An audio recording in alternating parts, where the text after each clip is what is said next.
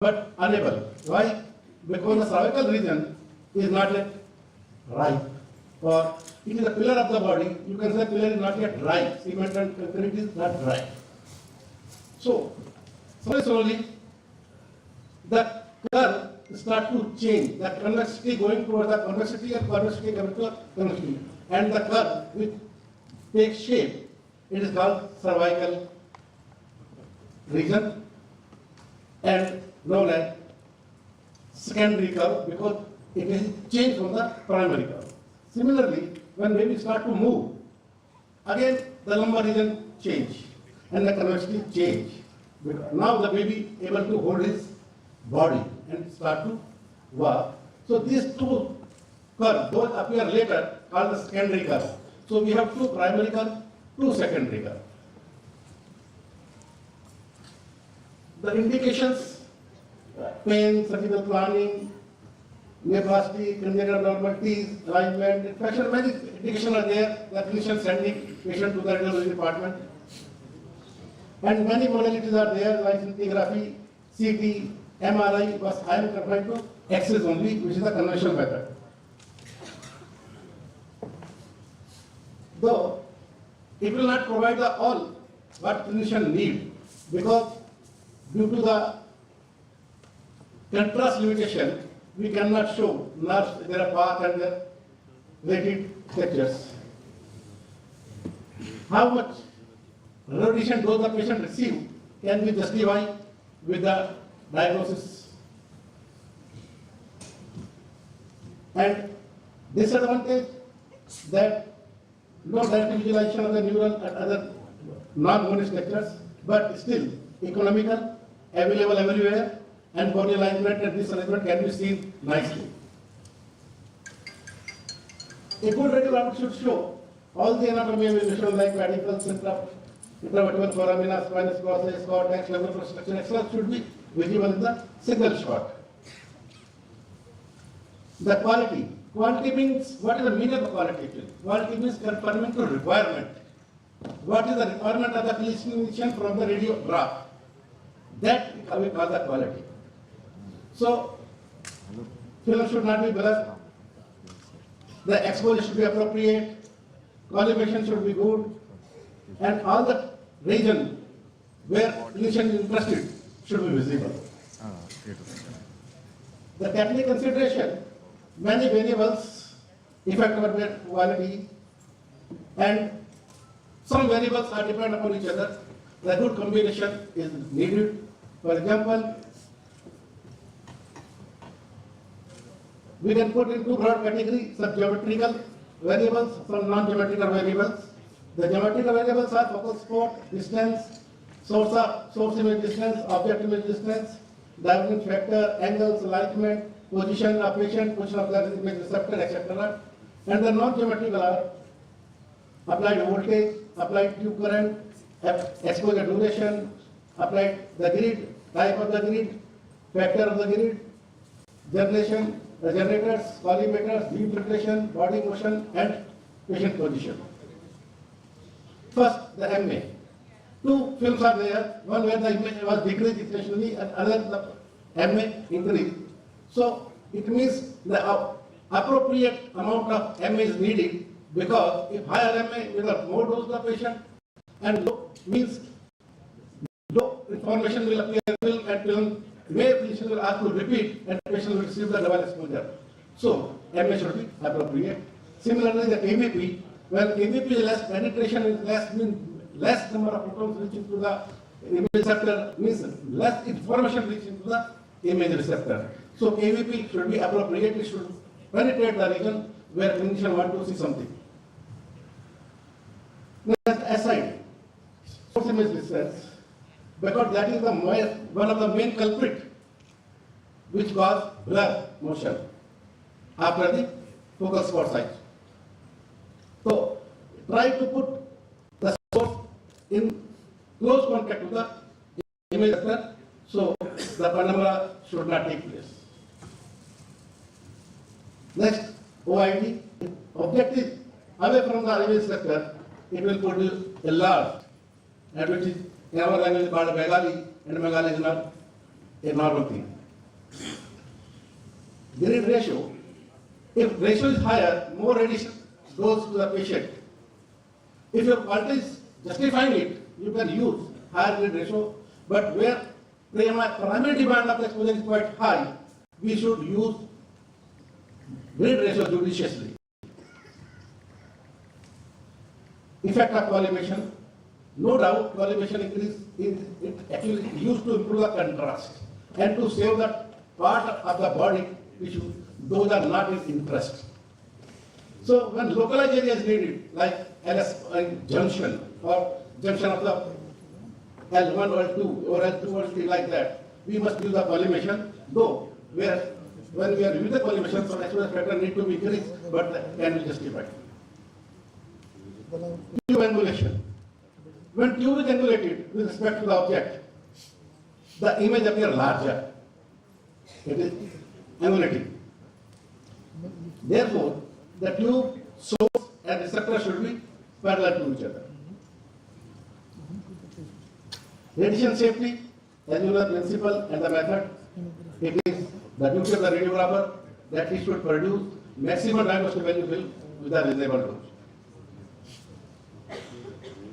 What is expectations? Image quality, area of interest, curvature of the spine. So I am particularly concentrated to the curvature of spine, normal anatomy, evaluation, and radiographic tube consideration. See here, what is the sharpness? Sharpness means absence of penumbra, absence of blur.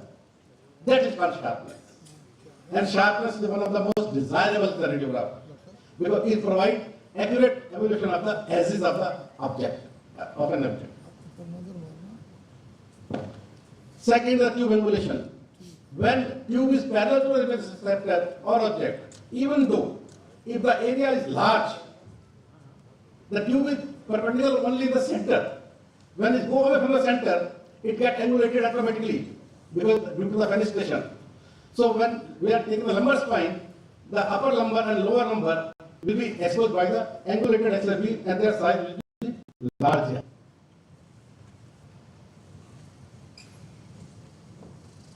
See, my study is based on, before this study, I visited about 64 hospitals, radiology departments, just to survey how the radiography is done there for lumbar spine. Not in a single hospital I found that taking the PA view. They are all are taking AP view. Moreover, they are asking the patient to flex the knees and hip. When I ask why, they say so the spine will come straight to the image receptor. Okay. When spine is straight, what will happen? As I told, only beam is perpendicular in the center region only, and the sideways it is angulated. God has given two secondary curvature, and you think that we are more intelligent than the God? No, we are not more intelligent than God. Why? God has created this curvature.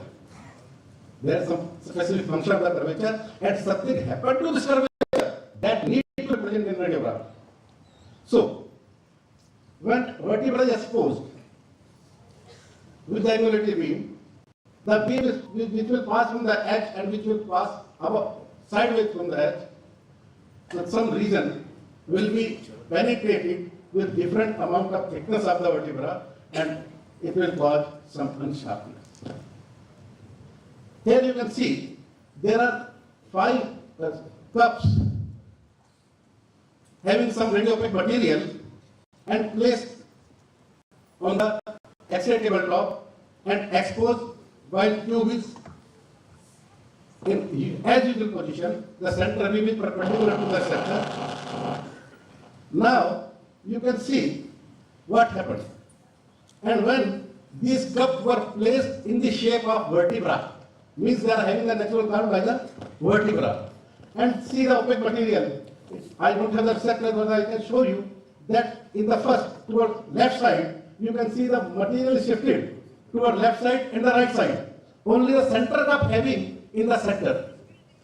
Why? Because the technician has given pad to the beneath the curve, and he asked the patient to flex the knee and hip to make the curve straight. But the second one, where the curvature as it is, in the natural form, all the opaque material appear in the center, whether it was right or to the left or the upward or the downward. So this shows not need to reduce the curvature. Don't ask the patient to remove or to press hip and knee. Here you can see, when the patient is prone, more primary beam is adjusted by the curvature of the spine because beam is fenestrated. Beam itself having some angulations, and that angulation is accommodated by the curvature of the spine. And when patient is spine, the concavity facing at you, more beam passing through the vertebra going away from the receptor, causing the magnification. So better ask the patient to lie down in prone position if medical condition permit. Then here you can see, when tube is angulated, you have no control over the unsharpness. Geometrical penumbra will be there, absorption penumbra will be there, and the total penumbra will be greater. Penumbra, as I told you, unsharpness. Your unsharpness will be greater, but when curve is there, unsharpness will minimize, because beam will take its path from the space between the vertebra. So now you can compare both. One film is taken in the PA position, other film is taken in the PA projection. And in PA, you can see all the information, even the sacroiliac joint too, are more clear than the AP projection. So that technique not only for the spine, even when you are taking the abdomen, if kidney is not in concern, ask the patient to lie down in the PA position, because due to the weight, excessive fat will go out, and due to the reduction of exposure, scattered will be less, contrast will be more, and information will be better. If patient has no other complications, medical condition allow you take the abdomen in PA position when kidney is not concerned. When kidney is concerned, because the lie posteriorly, ask the patient to lie down the AP position. Similarly, like skull, always take in the PA position, don't take in the AP position. When we are taking the PA position, the dose to eye it 200 times decreases. Not 200%, 200 times decreases. When we are taking the abdomen in PA position, the gonadal radiation is 260 to 400 times decreases to the reproductive organs. So always take this exercise in PA position. And when we are taking the lateral view, again, don't try to give pad beneath the spine, because the curvature will be lost, information will be lost. Use without giving any pad between the spine, the curvature will appear in the normal shape. Geometrical unsharpness will decrease, more information will be recorded. As you can see, the less the beam goes away from the center are more angulated, but still the curve will help you to accommodate the beam. So for the object, the beam is not angulated, because object also angulated in the similar way. So my message is, good treatment start with a good diagnosis. So you are the one those are representing the patient. Radiologists send them and adapt the patient. You are presenting the patient in the form of radiograph. So give maximum diagnostic value. A single shoot radiograph with reasonable X-ray room. That was my message. Conventional radiography is mother of all the newer modality. So conventional radiography still has its values. Like 62% of people of India still live in the rural area where CT, MRI is not available, and only modality those are helping the clinician is the conventional X-ray. So conventional X-ray was there, it is here, and it is going to be there. It will be present forever. Thank you very much. Thank you so much, Bhagavan sir, for giving very beautiful explanation regarding the spine radiography. Because it's nowadays it's very challenging to all the radiographers that during the trauma cases, taking a radiographs of the spine is very, very important. And this speech is very, very useful to us. Thank you so much, sir. And I am inviting our next speaker, Ms. Sayeeda Nahida Ahmad, technologist, bar tutor in Government Medical College of Anantnag. Welcome, madam. She is the most inspirational technologist for all female radiographers in India. She is from Kashmir, doing a lot of work for our radiographers profession. Please welcome, madam. Thank you so much, sir, for this kind introduction. Good morning, respected chief guests, special guests, and all the guests present in the hall, students. A very good morning to each and everyone present here, as my introduction has already given. And I'm Sayeeda Nahida, a technologist working in Government Medical College. And like you, I was also a student before few years. So I'll be, and I would like to thank the organizing team and AIIMS Bhopal for giving this wonderful opportunity to present in this very esteemed platform. Thank you so much. So I'll be talking about vagico-vaginal calculus, which is a rare complication of vagico-vaginal fistula. So this is vagico-vaginal fistula is actually, we can say, a common finding, but associated to VVF, having a bladder or a vaginal stone are very rare, and you do have few case studies regarding this topic. So luckily I also witnessed this patient, so I thought it would be my honor to present this particular topic in front of you all. So what actually the fistula is, before going to this particular topic, what fistula is? Fistula is an abnormal communication that leads to form one hollow organ to another. It's like there is a discontinuation between a normal passage or a normal communication. So if we talk about this thing, fistulas, we do have a number, different type of fistulas, which is a vast topic. So I'm just giving a brief intro about what type of fistulas you have. We basically have 4 fistulas. We have vagico-uterine fistula, vagico-vaginal fistula, which is very common, and urethro-vaginal fistula and recto-vaginal fistulas. So these urogenital fistulas will be like abnormal communication between the urinary, where you have the ureters, bladder, and urethra, and the genital part will be the uterus, cervix, and vagina.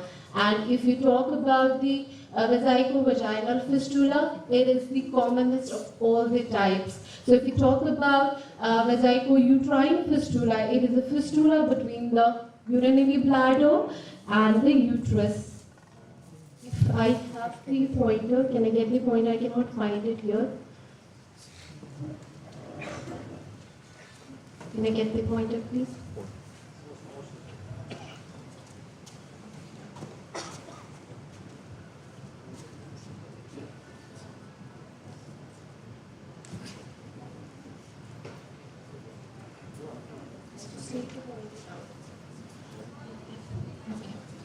So you can see the communication, all the types of the fistulas here.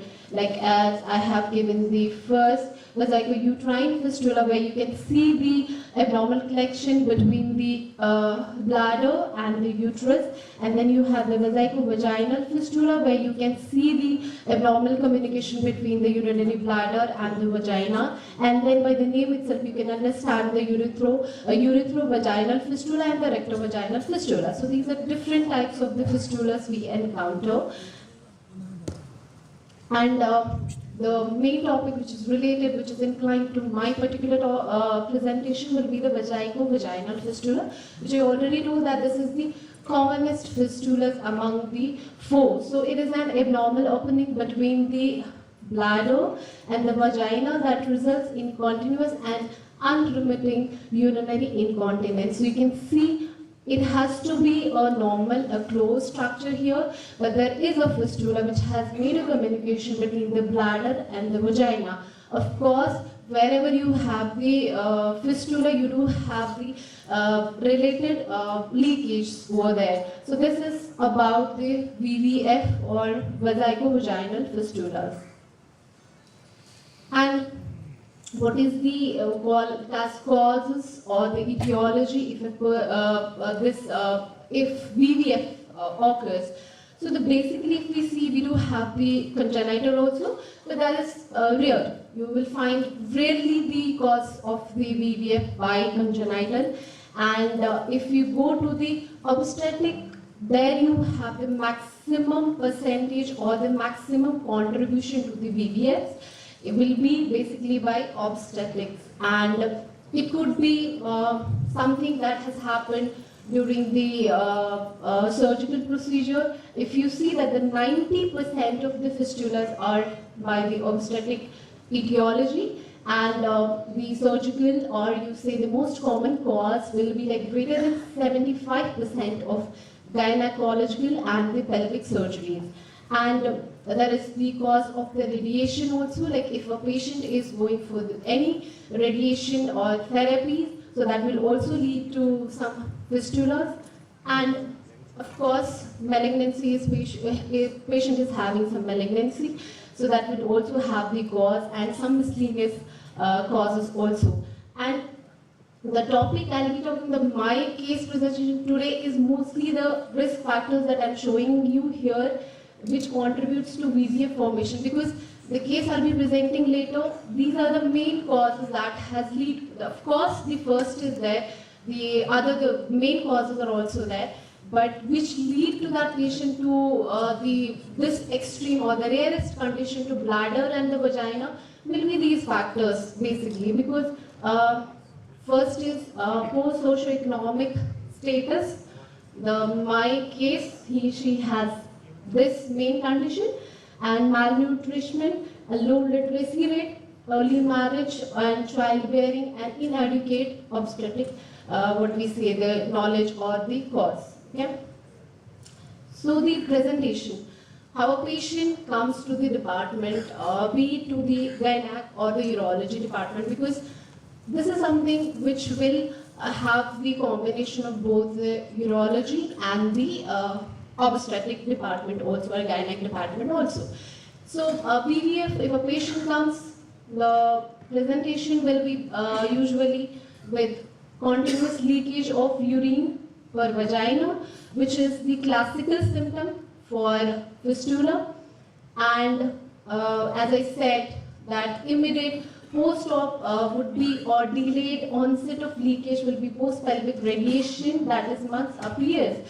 So the immediate one will be the post-op if something happened to them, as I told you already, that gynac surgeries.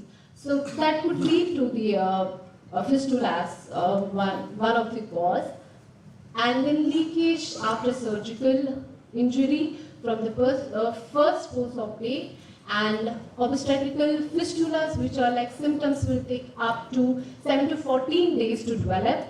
And if we talk about the fistulas, because that also has a classical presentation, what type of fistula it is, because I'm not going in detail about the tests we do to come to know about the fistulas, because there are some swab tests. I think most of you must be knowing to know what kind of fistula it is, and if it is large or the big fistula. So that is if it is a small fistula, the leakage will be in certain positions and can also pass urine normally, this kind of patient who have the small fistulas. And if the patient has large fistula, that patient will not be able to void at all. It will be leaking from this kind of patient. So there you don't need to go for the confirmation if the patient is having fistula, so like the basic test. So this will give you direct flow for fistulas. And then menorrhea, these are also the cause, so few cause for, or the presentations for this very patient. So the patient with vesico-vaginal fistula with bladder and vaginal stone. So there are many studies. When I went through this, so there are a lot of studies who have reported that intrauterine there are different, because calcium or the stones, you see that there is a calcium deposition, it happens around something. So there are different causes for this kind of finding. So several studies has reported that intrauterine contraceptive devices migrate through the wall of the urinary bladder and serve as the nidus of intravesical stone formation. So that also can have a cause. And stone formation can also be found due to precipitation of suture material within the bladder cavity and inadvertent intravesical suture during hysterectomy. So these are certain things that can lead to the stone formation. And if we talk about the large calculus associated with VVF, is relatively rare, as I told you already. The risk factors will be presence of foreign body. Presence of foreign body will be the same thing I told you, that either the patient has some device, it could be stent, it could be any catheter, so, or the patient must be having urinary tract infection, and some patients could have also the cause of prolonged duration of diseases. So the bladder stones are, we know all that they are the most common manifestation of lower urinary tract stones, which accounts for 5% of urinary stones and nearly 1.5% of all the patients in the urology hospitalization. And most bladder stones can be found among the patients who are bedridden and indwelling urethral catheter or the bladder outlet obstruction, and some could have the infection or some other similar characteristics. And of course, if we go, so the patient, if this kind of patient comes to the department with these kind of incidences or the presentation, what is our approach for this patient? Of course, the patient will not come directly to the imaging department, because it will go to the urologist or the gynec or the hospital, they direct it to the concerned physician. So, of course, the best imaging modalities for these kind of presentations or the patients would be ultrasound, because we always prefer that it is the first line imaging modality for the females. And then, of course, some patients might have the abdominal plain X-ray or IVU or CT, we can say the cystoscopy and vaginoscopy. These different line of imaging modalities, the presentation, the history presentation of the patient will lead to the different modalities to go for the imaging. And more this invasive and advanced techniques are generally not required, but may include endoanal ultrasound or subtraction magnetic resonance fistulography if needed. If the other modalities serve their purpose and you are adequate with the information, then there is no need to go for the rest of the imaging modalities. So now I have just briefed about what is fistula, how a patient will come, and what is the management we do for these kind of patients. So we got a patient. She was a 37-year-old woman who was referred to our urology department because the presentation or the complaints she gave, so she was directly referred to the urology department with the history of urine incontinence from 20 years and bilateral flank pain, which was to the right more, and pain lower abdomen, and the patient was with false smell as well. And then when the patient was being asked for the prior history, the patient had, the first incidences I gave it to you, you can see the patient had a history of twin pregnancy 20 years back, and it was stillbirth, and delivery was conducted by midwife, and soon after delivery patient started leaking urine per urethra or vagina. That was not because the patient, when we tried to ask the history of the patient, she cannot recollect the information. So we were limited, we just made some assumptions, not the assumptions, so we just got to the conclusion and we just had the information, whatever she can give us. And patient was admitted after 2 months when she started having complaints after the birth. And surgery was done. Nature of the surgery was not even known. She was not having any document, because what I told you the first slide, that the patient who are from the poor background, who don't have the resources available to go for this, so that is where they lead. So that kind of this patient was presented, and patient was continent for 6 months after surgery, and then urine leakage started again, but no consultation was made since then. So the patient was like, okay, whatever it is. So you can see that this was, and the fistula was not small, that can be neglected. This was so big that the patient was, when the patient came to our department, it was very difficult to handle the patient because of the smell that was because by urine leakage. So you can see the environment she was in with the family. Her family members were with her. So you can see the environment she was in. So when we went for the general physical examination for the patients, so patient was what we call as emaciated, and the patient was, she was, okay, so I'm sorry, I'm just going. So these were the investigations, general investigation and the physical examinations. If we see the tenderness was there, mucus discharge was there, persistent dribbling of the urine was there, and palpable large stone in stone. It was such a big that it was palpable, and it was advised to go for the routine baseline examinations. And when we see here, I'm seeing the HB, but initially the patient was with 6.8, and after that, after the 3 transfusions, patient reached to 9.9. So these were the general investigations that were made for the patient. And when the ultrasound was, and even with the general investigations, the imaging modality for her was ultrasound. And in ultrasound, the finding was there is a large hyperechoic structure within a linear and curvature part, whether it's a bladder calculus or bladder diverticular stone. And bladder wall was thick with associated grade 2nd hydroureteral nephrosis, and the patient was further recommended for CT urogram. So when CT urogram was done, the findings which were made was large VDF measuring 36 into 20 mm in between bladder and base of the upper vagina. There is evidence of mixed density structure with a spherical component in the vagina, and you can see the urinary, the linear component in the urinary bladder is seen extending between urinary bladder and the vagina.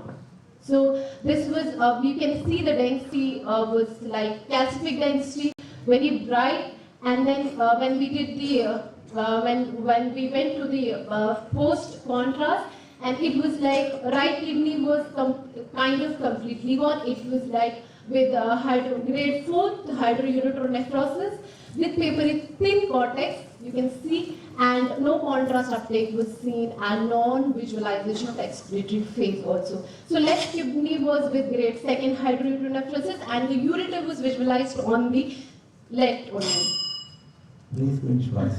Yeah, and that I said that possibly of the foreign bodies. So this was, we thought it's a calcification, but when we adjusted the windowing, so we saw there is something which has a circular linear structure. So we got to know there is possibility of neglected or retained stent fragment with super added calcification. And the patient was advised for the cystoscopy, and we did a cystoscopy where we found that urethra was narrow and the bladder was small. We found a large calculus and leakage this from vagina, which was fistula. And of course the vaginoscopy was done for this patient, and there was a large calculus completely filling the vagina. However, the bladder vaginal communication could not be visualized because of the large size of the calculus.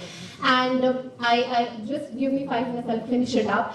Because of, as I said, that patient was very poor. Because of this thing that they were not able to go for the further treatment, can we have a round of applause for our Prime Minister who has initiated this process of what we call Ayushman Bharat PMJ Sehat, which allows these kind of patients to go for free as they use the golden cord. So that was the opportunity. We made them understand that treatment can be done without, like, for free, which would be paid by this, and then they were able to do.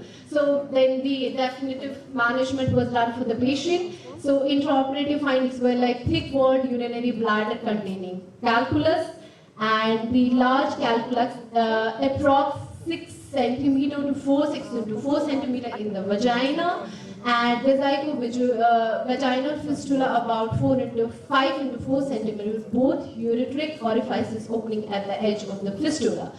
And this was dilated right upper ureter, approximately 20 mm with distal cutoff, and dilated left ureter, approx 15 mm. So then patient had right non-functioning kidney with small capacity fibrous thick-walled bladder, large VVF, both ureteric orifices opening into the edge of the fistula, and the right nephrectomy with cystohysterectomy was done, followed by the left cutaneous ureterosclerosis. And this was the post-operative image where we had cutaneous, and these are the post-operative image. And this was the calculus, and this was the dynamic team for this very particular case. So from radiology, it was headed by Dr. Saika, who's our HOD, and from the urology, it was headed by Dr. Shahid Hamid, consultant urologist. So thank you so much. Thank you, Naika, for your wonderful presentation. Thank you. Next, I invite Dr. Ajay Kumar Gupta. He is Associate Dean and HOD, Radiographers University, Mohali. Today, he will present the paper, Newer Emerging Technology in Digital Mammography. Welcome, sir.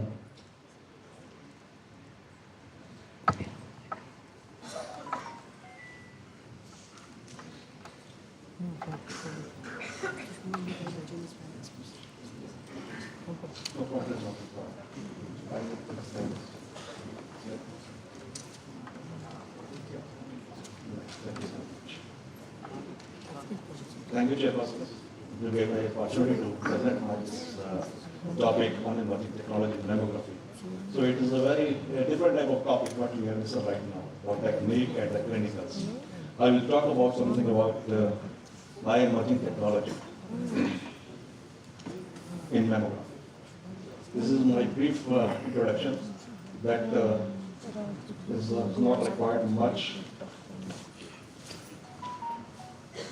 It's not working. It's not working.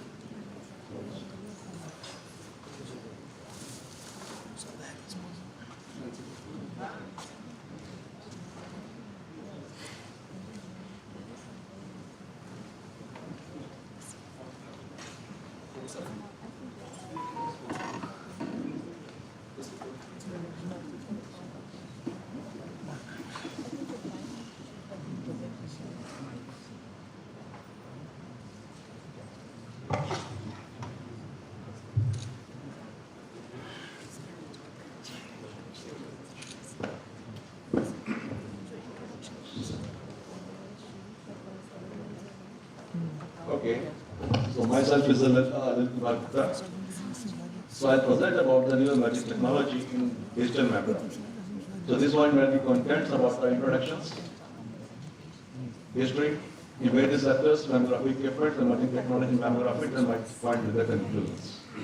So introduction is nothing but it's the mammography specialized medical breast imaging that use of low dose of X-rays, examining the breast for early detection of cancer and other breast diseases.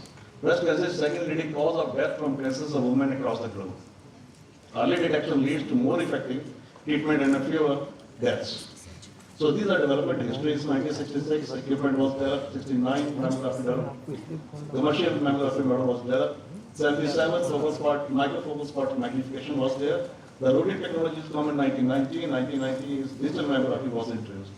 Then magnification view, needle localization, stereotactic routine imaging, interventions, guidance was introduced.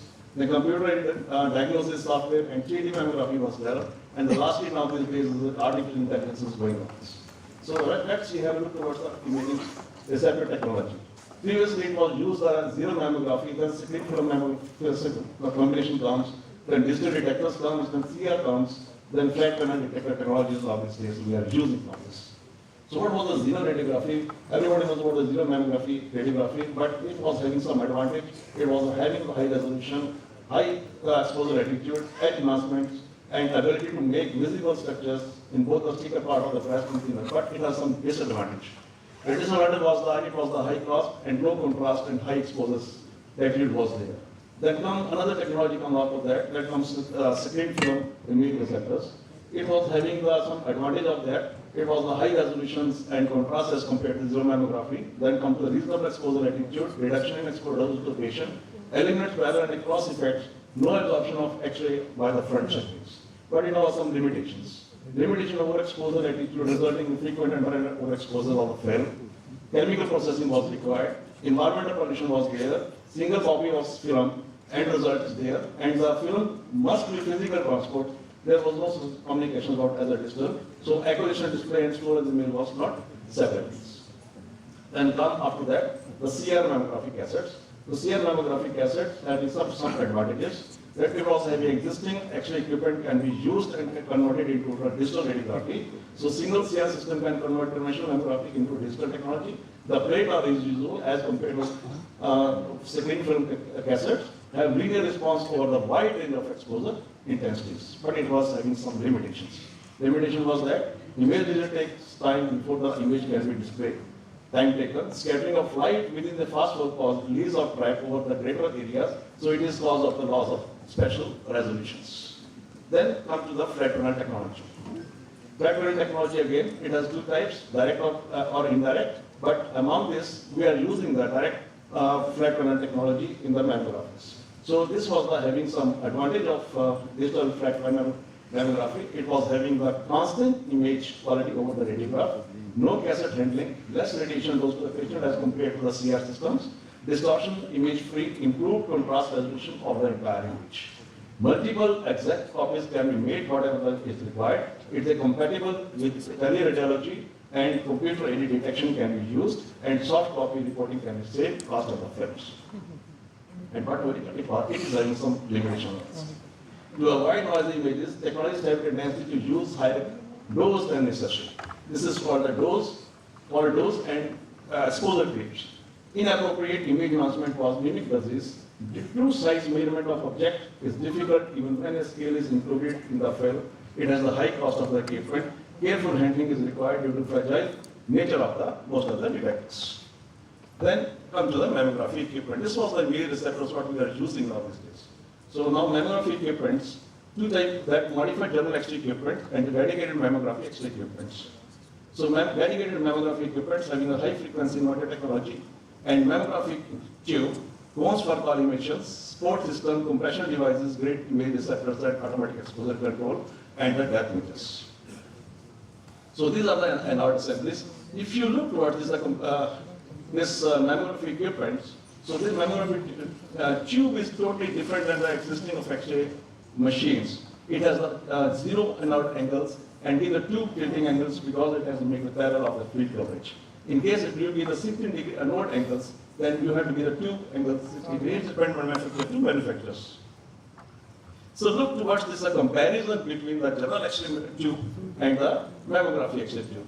The type of radiation what we are using in the general X-ray tube is the Benjamin radiations and mammography is the characteristic radiations. Target material is made up of tungsten and in mammography is a molybdenum. kV range is 40 to 150 kV and that is 20 to 40 kV. Filter is used in aluminum and copper. Here is molybdenum, rhodium and silver. The distance between anode and cathode is 3 cm in general X-ray machines, X-ray tubes, and here is 1 cm. Window materials, Pyrex materials, and is a beryllium, and source image distance 100 cm to 180 cm, and in this case 60 to 70 cm. Focal spot size in general X-ray tubes is 0.6 to 1.2 mm, or here is 0.1 or 0.3 mm. Anode angles 6 to 28 degrees, and here is 6 degrees, and tube grade is nil, and here is depending on manufacturer to manufacturer, either ranges between 23 to 25 degrees. So type of the grades what we are using the mammography. Presently we are using the HTC grade, that is the high transmission zero grade. The previously we were using only the normal stationary grade ratio was the 4:1 or 5:1 and 40 lines per centimeter. So now this days HTC grade is come up now with this. Now look towards the emerging technology in mammography. So current trend is photon counting technology, DVT, that is breast, digital breast tomosynthesis mammography, stereotech biopsy, breast ultrasound and elastography, automatic breast volume scanning equipment, thermography, then come to the electrical impedance tomography, then microwave mammography, then dedicated breast, MDCT, breast MRI, then computer-aided technology, and last is the artificial intelligence in mammography. The photon counting technology is a single, using single photon detectors. Detector consists a large number of crystalline silicon strip detectors. Beam collimated of fan beams matching to the pre-collimators remove photons, and pre-collimator transport beams similar equidistance line beams. And the silicon strip detectors match line of the breast reconstruction and display. So this is a general picture of this. The X-ray tube, then collimator, then object, then collimator with detectors and moving objects in 3D system and all. What is the benefit of that photon counting detectors? It increases the improved spatial resolution. PCD improves the iodine signal and iodine contrast because there is no downweight of low energy photons, increase geometric dose efficiency, and reduce dose for all body parts and reduce artifacts with the help of the PCD. So digital breast tomosynthesis, another technologies that develop to improve detection and characterization of breast lesions, especially with non-fatty breast. Multiple projections are reconstructed for all this. This is a tomosynthesis, what we are doing for all this. So we are doing like this, the tomosynthesis for all this, the breast. If you look towards the comparison between the full film digital mammography versus the DVT, mammography is acquired in 2D modes, and the DVT acquired the 3D modes. Overlapping tissues of scarce masses are lesions, no overlapping masses of scarce masses are the lesions. Image acquisition time is less, but image time is more. It is allowed with only 2D images. In a single view, image can be acquired on different modes. So this is the advantage of DVT and the advantage of. So better detection of microcalcification, improve the visibility of masses, reduce the summation of the overlapping 3D images, improvement in detail of non-calcified findings. So look towards these two pictures where we can see 2D mammography, where the lesion you can see very small. Here is can't see, but in this case the lesion 3D tomosynthesis we can see the lesion. Disadvantage of the 3D and the DVD cases. So some has potential limitations and drawbacks. It's a combined acquisition of full film mammography and DVT has the drawback of approximately doubling the radiation dose. So patients have compressed breast thickness of more than 2 centimeters. Therefore, some patients may not qualified for the mammography, so DVT. The cost of DVT equipment interpretation time is examination is required more. The next is a CAD.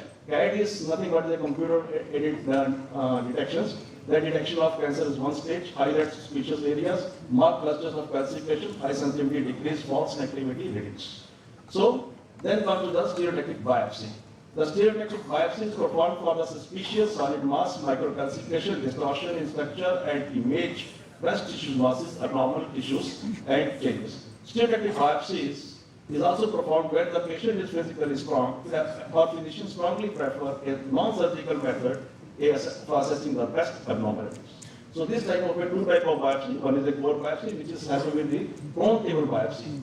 So this is dedicated equipment for the core biopsy, that is the prone table biopsy, this is known as that. And another is the vacuum assisted equipment biopsy, that is the vacuum in case the biopsy is all depend the physicians or the radiologist decide type of a lesion on the leg structure of the breast. So advantage of the breast biopsy is the procedure is less invasive with surgical biopsy. Excellent way to evaluate calcium deposits of masses. There is no visible on ultrasound. It is simple procedure can be performed in OPD patients. So compared with the open surgical biopsy, the procedure is about 1/3 cost. Very little recovery time is required and no breast defect remains. And like surgical procedures, stereotactic biopsies, needle does not distort the breast tissues. So it has some limitations also. What are the limitation? Diffused calcium deposit are difficult to target by a stereotactic biopsy. Lesion near the chest may be difficult. Breast biopsy procedure will occasionally miss a lesion or underestimate the extent of disease present. If the diagnosis remains uncertain after technically successful procedure, surgical biopsy will usually be necessary. Then come to the another technology is from the ultrasound.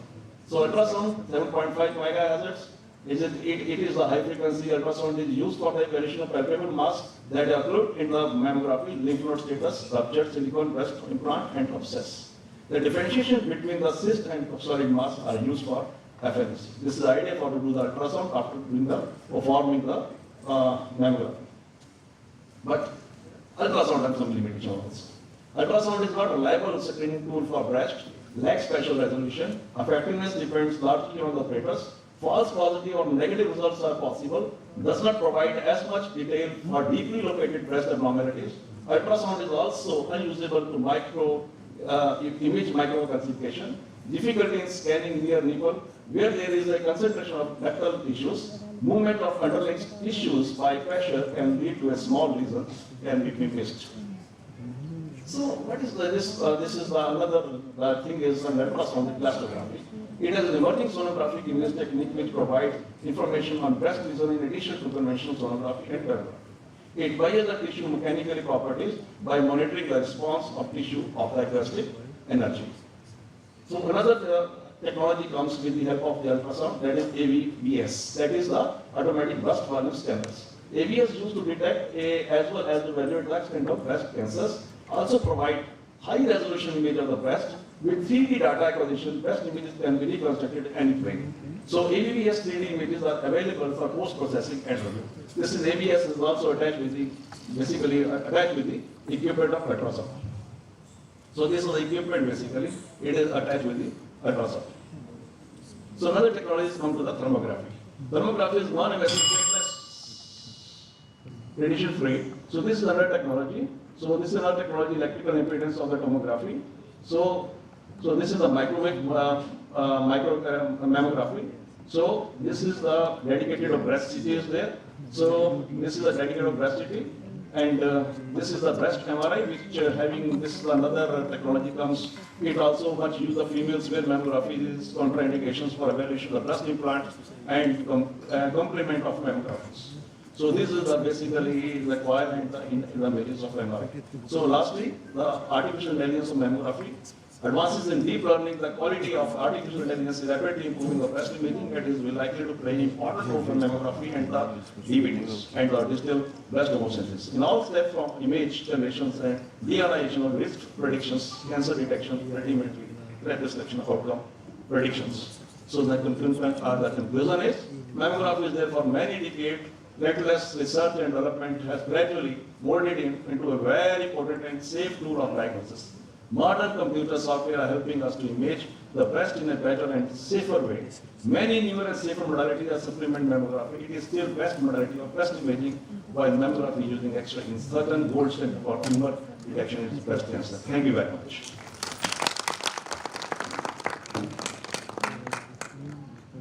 Thank you so much, sir, for that wonderful sessions. In a very short span of time, how much you summarize everything. Thank you so much, sir. I would now like to call upon the last speaker for the sessions, Mr. Palal Edhar, SKIM from Srinagar. Welcome, sir, and the topic he's speaking is on the evidence-based practice and identifications of research priorities in radiography.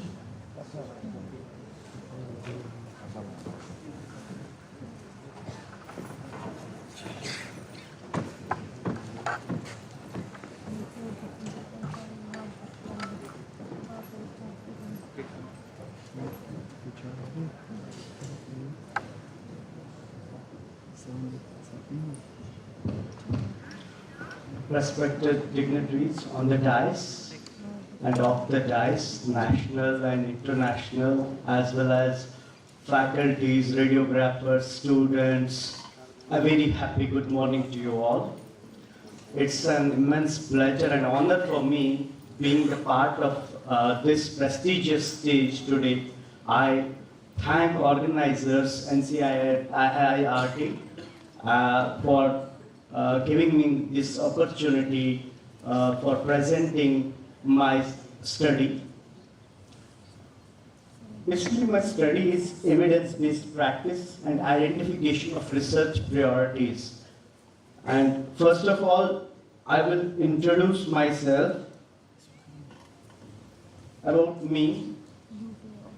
Myself, I am Bilal from J&K and I am working as a technologist there and more than 15 years of clinical practice experience in MRI and moreover board member of ISRT as well as academic club secretary in J&K.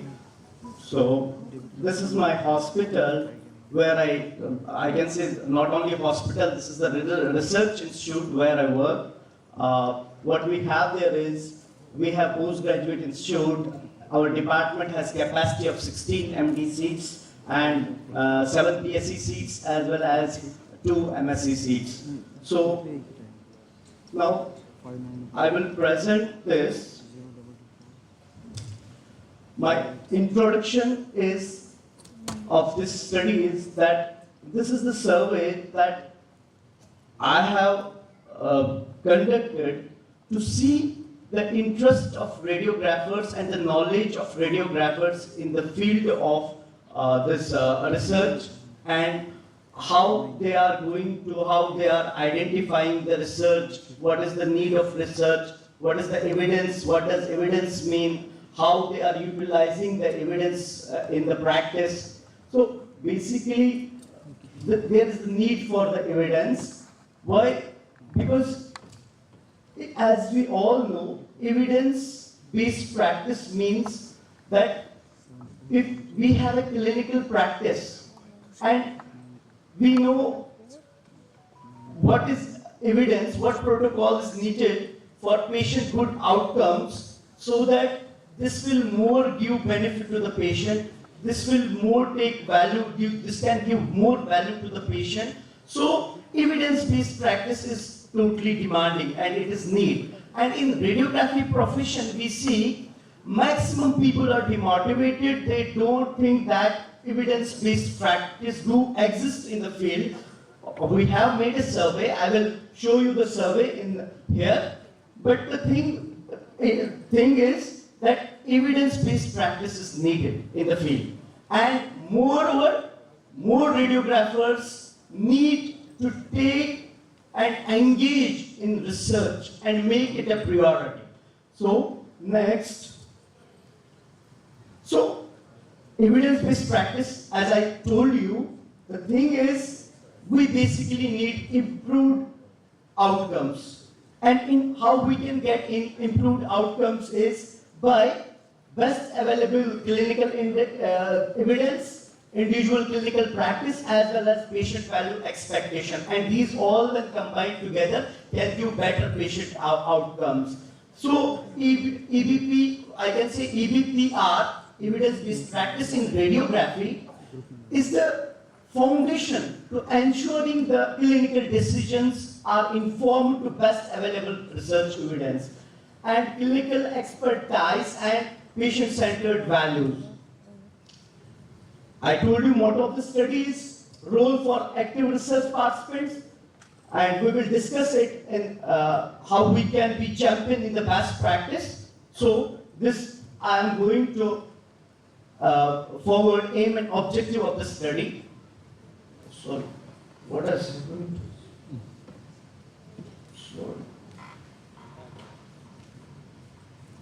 Sorry for interruption. Aim and objective of this study is research output for the radiography profession is currently lacking in India. Access the knowledge and attitude perceived barriers in the EBBR. Among the practicing radiographers, identify the factors associated with EBP. And Indian College of Radiological Technology, ICRT, must drive research to identify research priorities. Because we don't have any authority yet or any universities that have the curriculum or they are framing for the research priority, there is a deficiency. Formation of radiography research strategy and culture and targeted funds for the research. Methods and material, how this study was done. What we have did it qualitative manner and quantitative manner. What we think, we made a questionnaire and interviewed, conducted, assessed knowledge and attitude radiographers towards evidence-based practice. The survey targeted professionals in the field, those who are working, who have clinical expertise, who were fresh radiographers, who had experience of different, either from 1 year to 2 years, from 5 years to 10 years, from 20 years to 30 years. Different radiographers were interviewed as well as questionnaire was asked so that they will inform what is their opinion regarding evidence-based practice. The response rate of this was 38.6% in Union Territory of J&K. This study was not conducted throughout the whole India because time period was less, and I might conduct this throughout India, but what I presently got the data was only 38.6%. I got data from J&K that how many people answered, how many people were involved, that was only 38.6%. Both statistical and quantitative analysis were used. This is the demographic. Respondents revealed that individuals aged less than 30 years, they had maximum participation in the field. 62% of the people were of less experience and of below 30-year age. So they were more engaged in these type of questionnaires as compared to the seniors in the field, because I think the motivation lies in the seniors, motivation lies in the faculty, motivation lies in those who have more and more experience. But we lack of this system because we don't have this type of system here in India. So we have to work for it and to make a culture so that maximum radiographers get engaged for the research. Next, coming to the next slide. Only 11% females were engaged and about 89% of females engaged in this survey.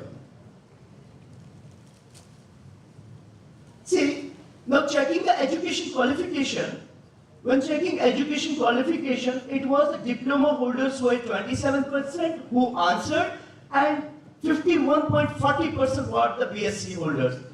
18.90 was MSc, Masters, and doctorate was 2.7%, which is very low. This survey also indicates that this is the present scenario of the qualifications in India. I can say this can be the scenario for India, not only in Kashmir.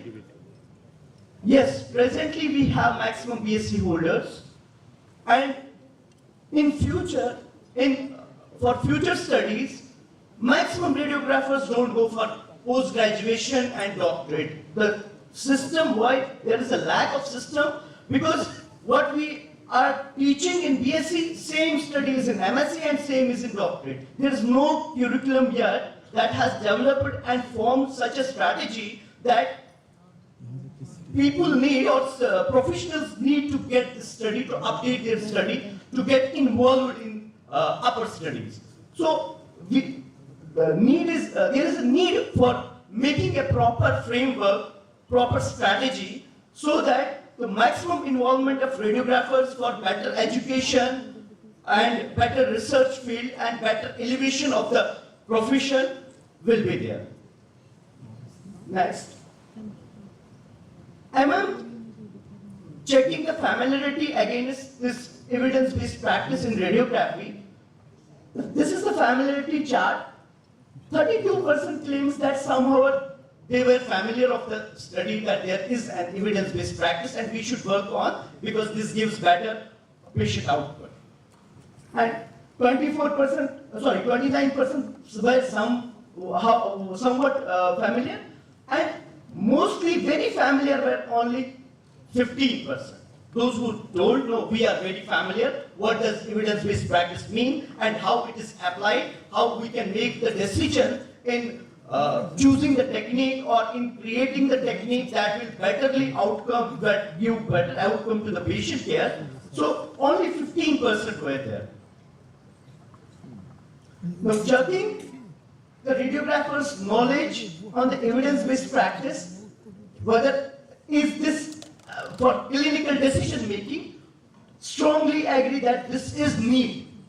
69% of radiographers strongly agreed that this is need. Why? Because when you have knowledge, when you have experience of the particular technique is for optimization, technique is for better outcome, technique is for making the protocols that the patient will feel comfort.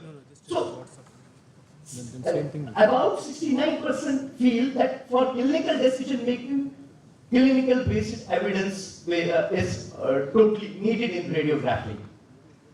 Next, coming to the barriers, 38.9% people agree that the difficulty to what they lack is difficulty in understanding the research. Why? The reason behind this is throughout the country there are the universities that are giving us the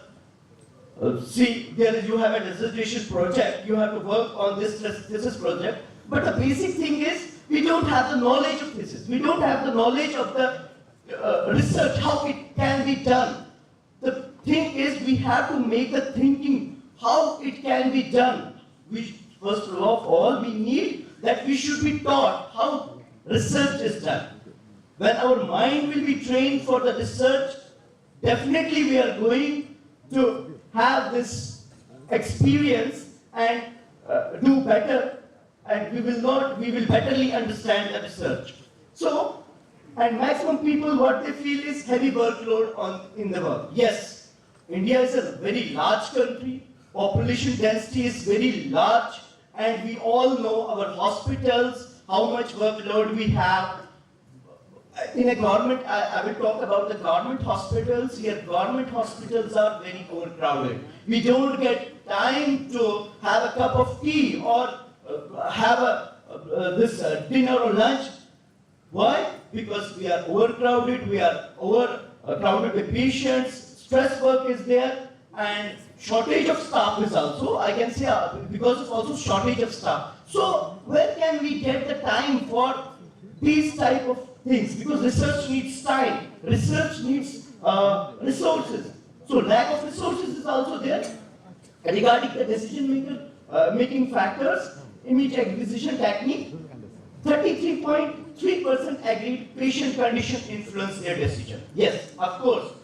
Whenever I was posted, it will not take too much time. Being an MRI technologist, time is the most important thing in MRI, because we know in MRI, patient undergoes time that is about 15 to 20 to 30 to 40 minutes. What we have to do is optimize the protocol, make it short so that better outcomes will be there and patient comfort will be there. So 33.3% agreed that clinical condition of the patient definitely makes that how we are going to take the decision for the protocol and all, how we can apply additionally. Additionally, 30.6% relied EBPR to inform the decision, and 47% of the respondents respondents improving the image quality, reducing exposure time, reducing exam time, what I told you, and modifying these image techniques. Only 30.6% relied on this. Time is very short, so I will go through this. So this is the factors influencing. 41% was the factors influencing particular imaging technique, how we can identify it, and 31.4% recommended that more training on EBPR. Similarly, 44% suggested that more time for research access, electronic database, training in research method, and interpretation would enhance the implementation of EBPR in the profession. Please conclude, sir. Yes. Now, what were the key findings? Knowledge of research, identification, the understanding importance of the research activities, research-oriented way of work that I was telling you, support for the research utilization. Support is very much needed. I request ICRT team that you should frame a work so that we can focus on research. And I also, we have international dignitaries here. those who are for our betterment of practice. President ISRT Napapong sir is also here. So we request you to help us to making the strategy so that we can go more and more, we can be, our more radiographers will engage in the research field. So same ICRT as well as ISSRT, both can go and collaborate and give better opportunities for the radiographers for betterment of the field. And coming to the next slide, these are the factors promoting the EBPR research utilization, that these journals, we have ALARA here, and there is also International Radiography Journal. So we can go through these journals and see the articles, what is the latest upgradation, because you know we are in the evolving field.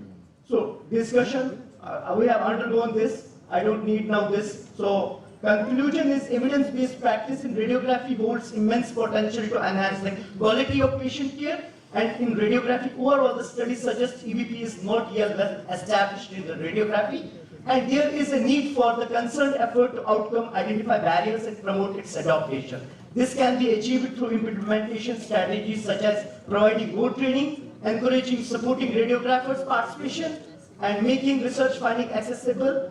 Summaries, workshops that we are doing presently today, creating culture support EBP organization include leadership support and allocation of research by existing. I acknowledge my family, my HOD, Professor Feroz Shaheen, my teacher, Mohanlal Bhagwat sir, and all the radiographers, especially my radiographers who work with me. I acknowledge them and who took participation in my survey. I really thank them. Thank you so much for your presentation. Your time is... My last message is elevate your professional status, and together let us make and take patient care to the next level, radiography, radiotherapy and nuclear medicine. Because evidence matters, because exemption doesn't work in healthcare. Thank you all. Thank you so much, sir.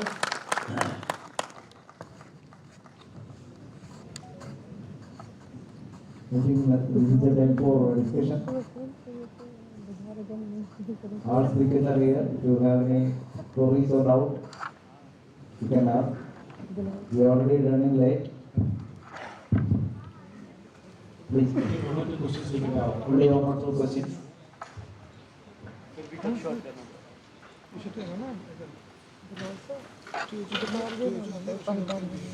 Good morning all. My question is for Mohan sir. Sir, as you said that PA view, we should go for PA view more than AP view because it reduces the dose. But our clinicians, they always advise us for AP view of LS spine because AP view reduces magnification of the object, because spine is posteriorly in our body. So in that case, we cannot go and advise we cannot suggest our clinician to go for a PA view. So what can we do? You are very much right that your clinician is asking. Traditionally, they are writing API character, but sometimes when they are asking access but taking also for respect, they are asking only respect only, but we are taking counts and letter object also. So you are authority the radiologist. Go to the radiologist and tell him that this is a clinical history and doctor asking this question. Should I go for the API or PA? They are the authority to decide which is much better. So you have the radiologist near you, consult him. And when you will show your study from the AP and PA, really you will convince them. They show what need from you. They need diagnostic value. They are not asking AP, they are not specialized in that. Only radiologist, radiographer specialized. Clinicians are not specialized in this way. Thank you, sir.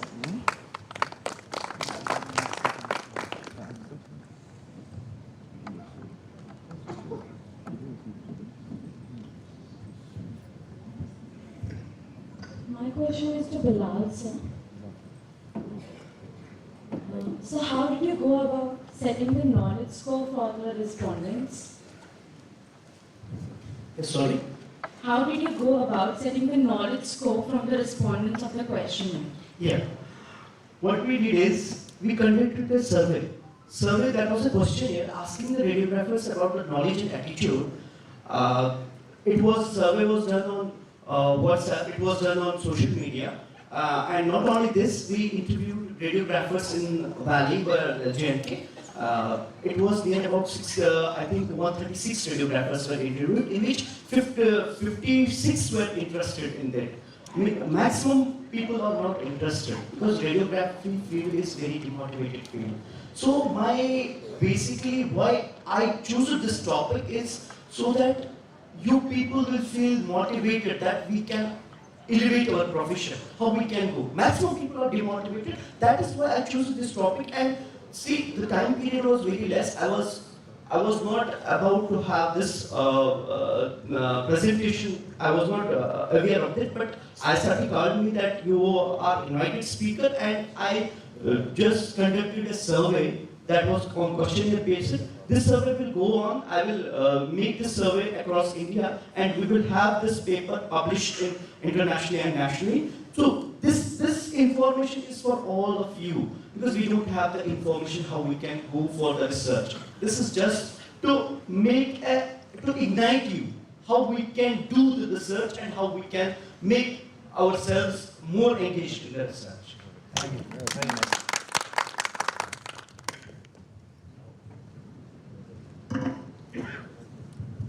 Thank you very much. I hope you can wind up this section.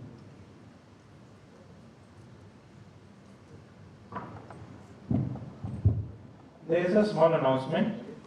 An ID card of one of our delegates, Abhindri Bachchan, was found at the food court area. So whoever it is can please collect it from me after the session or in between the session. Proceeding further, now I shall request our chairpersons to felicitate our speakers for the session. All speakers are requested to kindly come up on stage.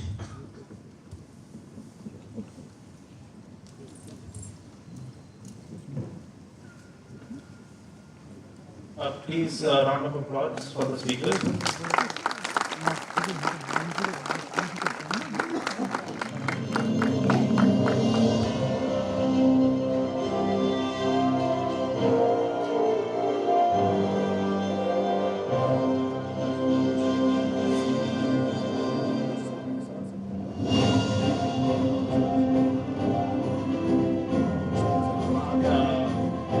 Mr. Ranga Rao, kindly come forward and present the memento and certificate to Mr. Mohan Lal.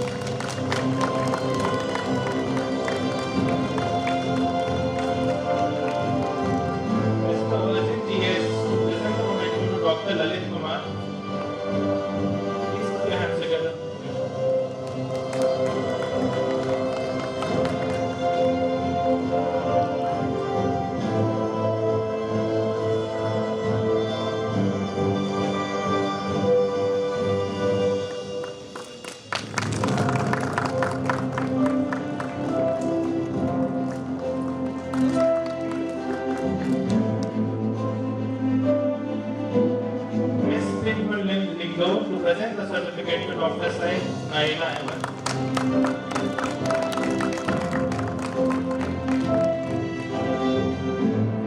Mr. Ranga Rao to present to our last speaker for this session, Mr. Bilal.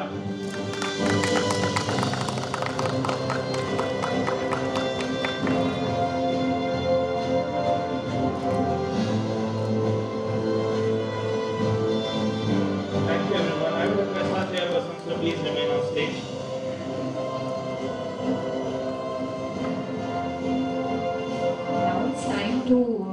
Now it's time for the felicitation of our chairpersons. I would request Mr. Vinod Chauhan, ISRT coordinator from Himachal Pradesh, to please come on stage and felicitate our chairpersons. Sir, please. A huge round of applause for Sir, please.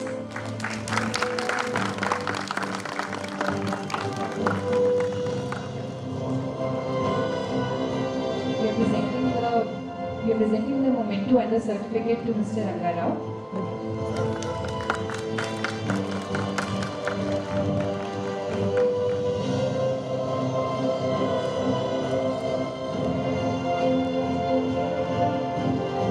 Please present the memento to Mr. Virgin GS. Sir, please.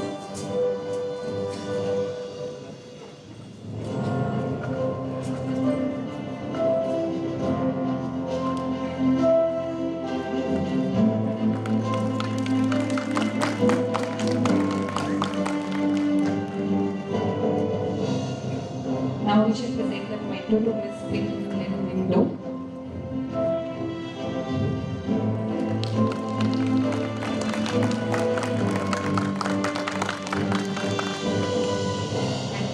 Thank you, ma'am. I would like to thank our chairpersons for chairing this session. Artificial intelligence and informatics are transforming radiology. 10 years ago, no expert would have predicted today's vibrant radiology. Moments of daunting transformation can liberate us to dream big. The technology and human combination is definitely a winning one, and it is going to be the same case in healthcare. A lot has changed since the very first experiment with the X-ray lamp. However, one thing has remained constant: rapid technological advancements in radiology. On this note, I would like to begin our next session on future of radiology. This session includes some very interesting and engaging discussions by our guest speakers. And surely by the end of this session, our minds will be booming with new ideas and perspectives. Firstly, I would like to welcome our chairpersons for this session, Dr. Nitin Kanthal sir, Head of Department Radiology, Chirayu Medical College, Bhopal. Sir, please. A huge round of applause for sir. Next, Dr. Vinitha Sharan, Senior Radiology Consultant from Philippines. Please, ma'am. And Dr. Kamlesh Tallisra, Chief Radiologist, Bunsen Hospital, Bhopal. Sir, please.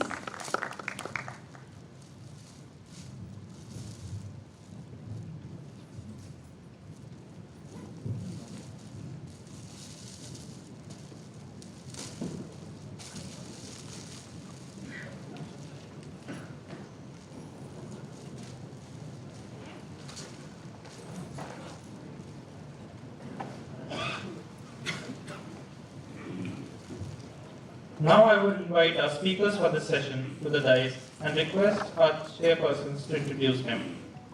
I would like to invite our first speaker for this session, Dr. Napapong Pongnapang, President ISRRT, to the dais and request our chairpersons to introduce him.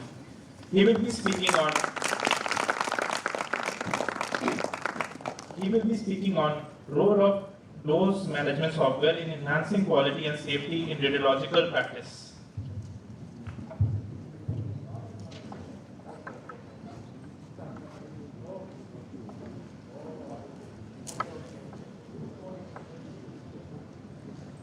So I am delighted to introduce Dr. Napapong Pongnapang.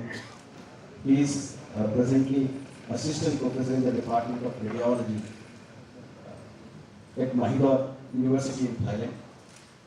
Additionally, he is a Senior Lecturer in Medical Imaging and Radiation Sciences at Monash University in Australia. He did his bachelor's degree from Mahidol University in Thailand and completed PhD, University of Texas, USA. He is newly qualified licensed radiological technologist and medical physicist actively practicing in Thailand. His primary in Thailand, he holds an honorary membership in the Royal College of Radiologists of the Kingdom of Thailand. He is an executive committee member for the Thai Medical Physicists Society and serves as educator director for both Radiological Society of Thailand and Society of Radiological Technologists. So now I just hand over the stage to him so he can go ahead with his talk. Thank you, Mr. Chairman, for your kind introduction. And my talk today will focus on role of dose management software in enhancing the quality and safety in radiological practice.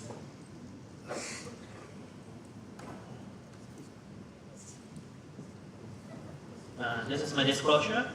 The content of my talk today, we will talk about why we need to measure and monitor the dose and why we focus on high dose modalities such as CT and interventional radiology. How do we start and benefit of dose monitoring? And I will share a little bit on the National Dose Registry, the way forward, which is the activity that we are doing in Thailand.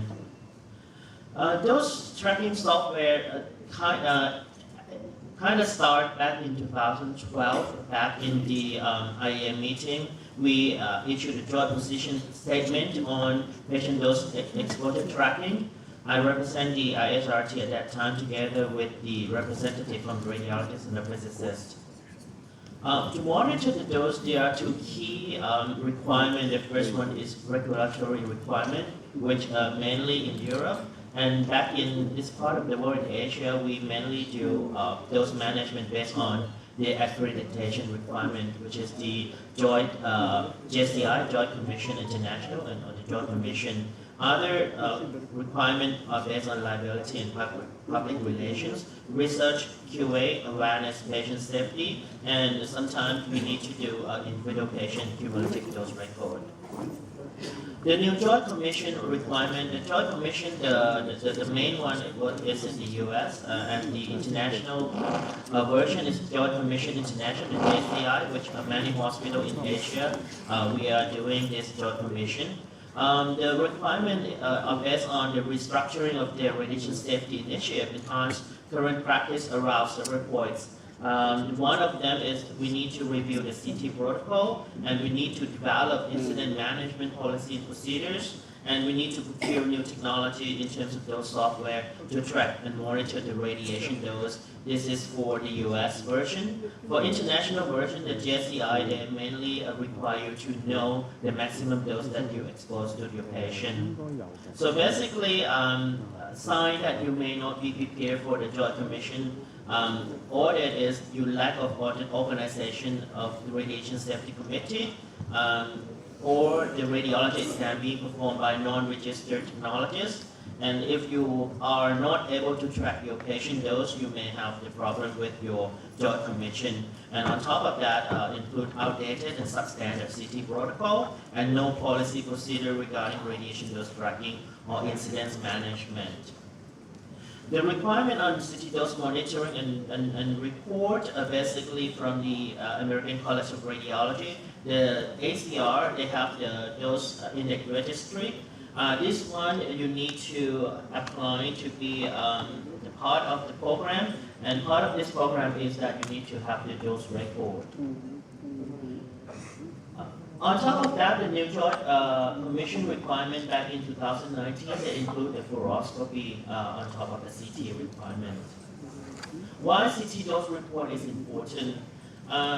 In Texas and California, the radiologists need to do report of CT dose based on the dose record, and that includes the dose DLP, the dose length product. And in general, this regulation requires that metrics representing CT dose is documented in a retrievable format for each CT study. And if you look at your CT dose report as a technologist, when you pull out this data sheet, you will see that information includes the total DLP, the dose length product, and you have like CTI volume and DLP, and it comes from different phantom size. If you scan the abdomen or body, it's from 32 centimeters. If you scan the head, it will come from your 16 centimeters phantom. So when we talk about patient dose metrics, we talk about dose and dose surrogate. If you want to do the dose measurement, then this one you have to really do the dose measurement. But from the dose surrogate, like cumulative exposure time, entrance accurate, dose array product, cumulative dose, peak skin dose, CTDI, dose length product, and SSDE, which is site-specific dose estimate. These will come from your data comparator. Then you can retrieve this data using your dose software. There are dedicated dose tracking software out there. Basically, they integrate those metrics from imaging system, either DICOM or the RDSR. RDSR is more on the patient dose specific requirement. This is radiation dose structure report. This one is important, especially in interventional radiology, because RDSR will give you information about the tube angulation, so that if your patient's skin dose kind of exceed the limit, then you can advise your interventional radiologist to use different angle to save the skin patch. I will show you later on my presentation. And those software normally provide you an analysis capability, and you can select the reference dose, and also they provide you the automatic notification. For dose monitoring in clinical practice, the point is when you perform the exam, the referral physician will not ask you to perform CT with those 3 milligrams. They just ask you to do CT abdomen, CT chest, CT brain without the dose. So when you never know how much dose you expose to your patient unless you monitor it or you measure it. So those values mainly in diagnostic radiology is for optimization. For example, if you do chest CT, you don't really want to know how much dose that you expose to your lung or your heart, because it doesn't really matter. The point is you want to know if the dose you expose to your patient is too high or too low. If the dose is too high, means you impose the risk to the patient. If the dose is too low, then you have to look at your image quality. So this one, I will show you something about this. So this is the dye contact. The dye contact, for example, 00100010 is patient name. But the tag number, some tag number involved with the dose matrix that you can pull out on the dye comparator, then you can retrieve the dose. Even if you don't have the dose tracking software, you can do this manually. You can extract it and put it on your Excel spreadsheet, but it's quite tedious to do so. This is the example of your dose tracking software if you have. You can pull out the data, then you can get the data like the DLP and the C-type volume that you scan your patient, then you can compare with the standard.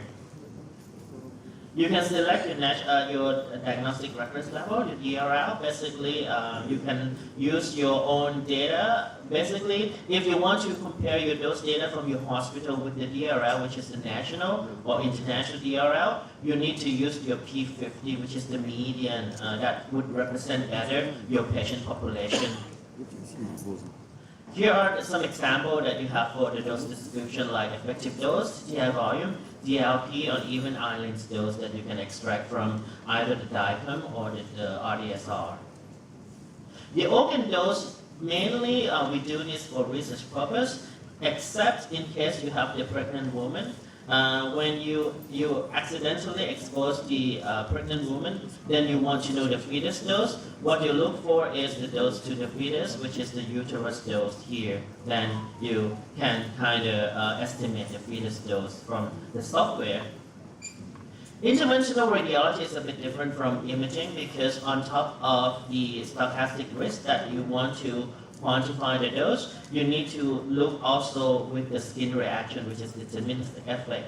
The threshold dose for the skin reaction is about 2 grades, and the RDSR will give you information about the dose. Then if you can track this, you can notify your interventional radiologist about the skin reaction of the patient. Normally in cardiology, they do 369 rule. The first 3 grades, the physician is alerted. So for example, the peak skin dose at 2 grades, you may see some early transient erythema already, but normally in our practice, we notify 369 based on the CAT, the cumulative edema at reference point, which is lower than the peak skin dose and at the patient's skin. So the first notification is 3 grades, next is 6 and 9, so that if at the 6th, the physician will be alerted again, warning them that maybe the serious skin reaction may happen. And if the dose is very high at 9 grades, then you may need to discuss about how to angle the tube. So diagnostic reference level for interventional radiology may be quite complicated, because even the same procedures, different experienced interventional radiologists, they may use different longer time of the procedures. So when you see emergency like this is the real case. I got consulted. This is like when the technology scan the patient, and then when we see this, then we know something really going on. Those software can help you, like the fetus dose calculation or organ dose that you look for the dose to the uterus. The ACR, the American College of Radiology, started this dose index registry years ago so that you can kind of track your patient dose record on CT. And the benefit of dose monitoring and dose tracking is the benchmarking. Because in diagnostic radiology, as I said, we don't really want to know like how much dose your liver will get when you perform CT scans, but what you really want to know is you scan the patient with too high or too low dose. So this is basically for dose optimization and protocol management. To start, you need to get retrospective data from different imaging modalities, and the challenge is how can you group the protocol?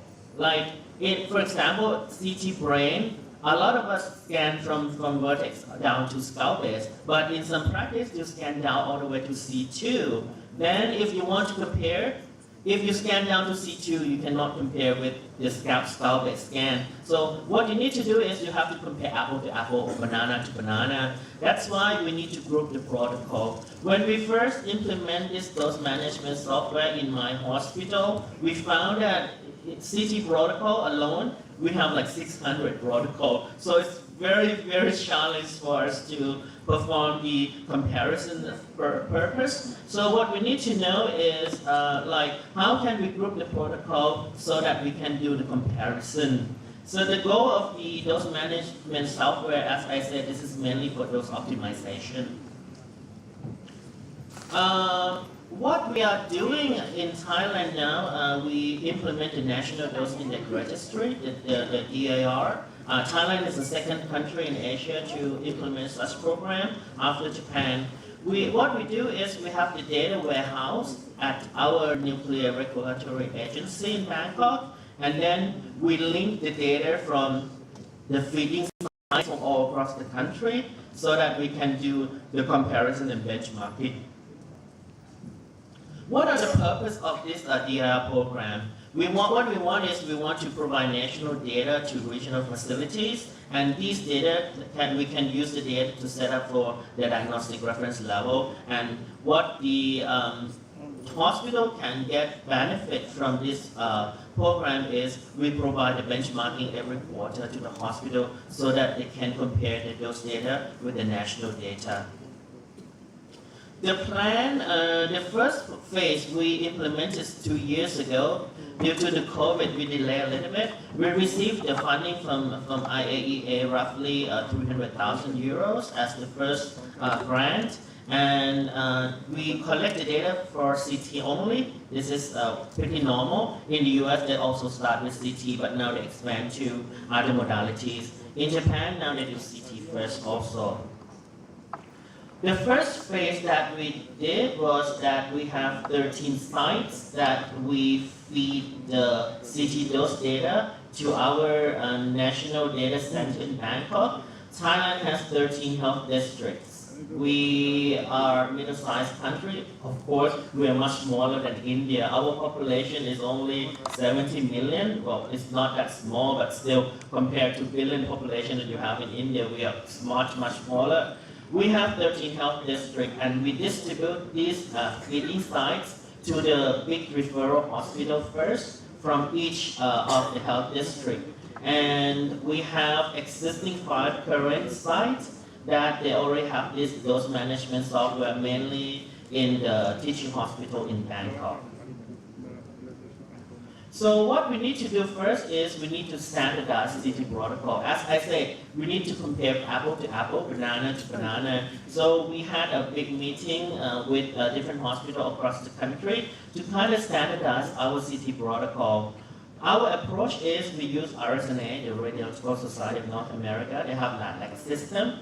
The ACR now, they changed already, they use the AI to group the protocol. So that's going to be our next step. So the past 2 years, what we did was we standardized our CT protocol based on the RSNA RADLEX just to enable us to grouping the protocol so that we can do the comparison. What we have done with the IAIA sent the expert missions to train the local professions, including radiologists, technologists, and the physicists on patient dose optimization and DRL. We host a seminar on standardization of Thailand's CT dose protocol across the country with the collaboration especially from the Royal College of Radiologists, the Society of Medical Physicists, and the Society of the Radiological Technologists. Based on ACR-DAR, we used the RSNA LabLex. We did total of 10 protocols based on ACR-DAR, but we add 4 additional Thailand-specific protocol because in our reimbursement scheme, we use different terminology and scanning so that we need to add 4 additional protocol. For the data collection in Thailand, there are a total of 14 agreed standard scanning protocol for CT dose metrics, and we collect the data including CTI volume for the protocol comparison and the DLP for the patient dose. The standard lexicon was adapted from the LabLex from RSNA. Total of 10 protocol. The code is RPID, which is similar to the ACR, and we have another protocol, which is Thailand specific protocol. We use THBD protocol. So here are the protocol that we have. The first 10 are based on the ACR, brain, neck, chest, abdomen, contrast and non-contrast. But for Thailand protocol, in our reimbursement, we do scan chest plus upper abdomen and chest plus whole abdomen also. So these are 4 additional protocol that is country specific that we do. What we do is, this is like, those register result is data-driven, data cycle-driven improvement process. What we do is, facilities submit the data. This is automated because they have the software. They send the data to the data center in Bangkok, and then we analyze the data, and then we send back the benchmarking to them so that they can do the comparison between the dose and the national dose data. What we are doing is like, this is the DLP data from 14 protocol. What we have is the number of exams that we have been collected, minimum, maximum, mean, SD, the median, which is the hospital will use, and then P75, which is the DRL, and P90. And this is the CTI volume. So what the hospital will get back is, we have the national DRL already. In Thailand, we run the 2 cycles already. Every 5 years, we update the DRL for different modalities. So we have Thailand DRL, we have USA, we have Korea and Japan, which the population size is pretty much similar to Thai people. And we have the Thai DRL project, which we collected the data from the 9 hospitals first. So what we get is the CTI volume and the DLP. So what the hospital will get is the national data and the hospital data. Then they can compare with the national data. We are there for you. Like first quarter that we submit the data back to the hospital, I got a call from the radiologist. This project cannot be done without the involvement of radiologists because they are very important because they take care of all the process.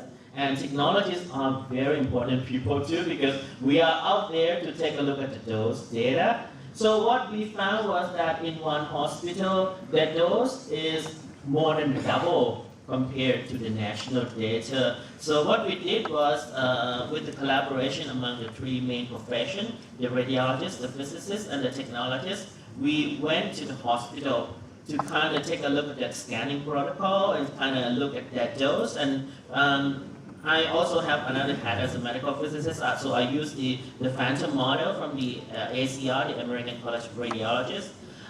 This is the model that we can quantify the contrast to noise ratio and compare with the dose, and then we can give the recommendation like how far they can go down in terms of the dose without losing the image quality.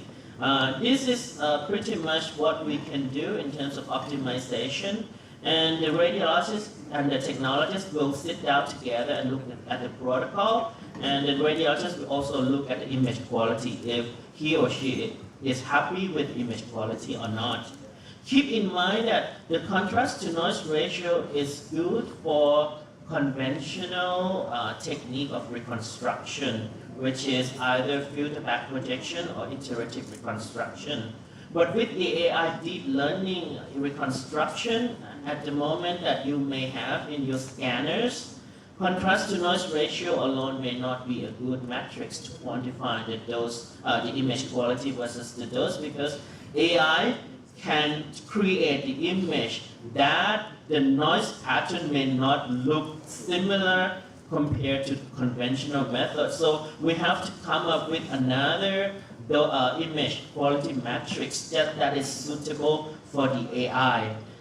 Again, technologists and radiologists are very important because protocol alone, they have to discuss between them how they can proceed with the protocol and also the image quality. The physicists will come in terms of dose management. So next phase, which is now, we have another 250,000 euros allocated for the expansion phase. This is under process now. We got the money already, and we are now installing the expansion phase of the data center in Bangkok.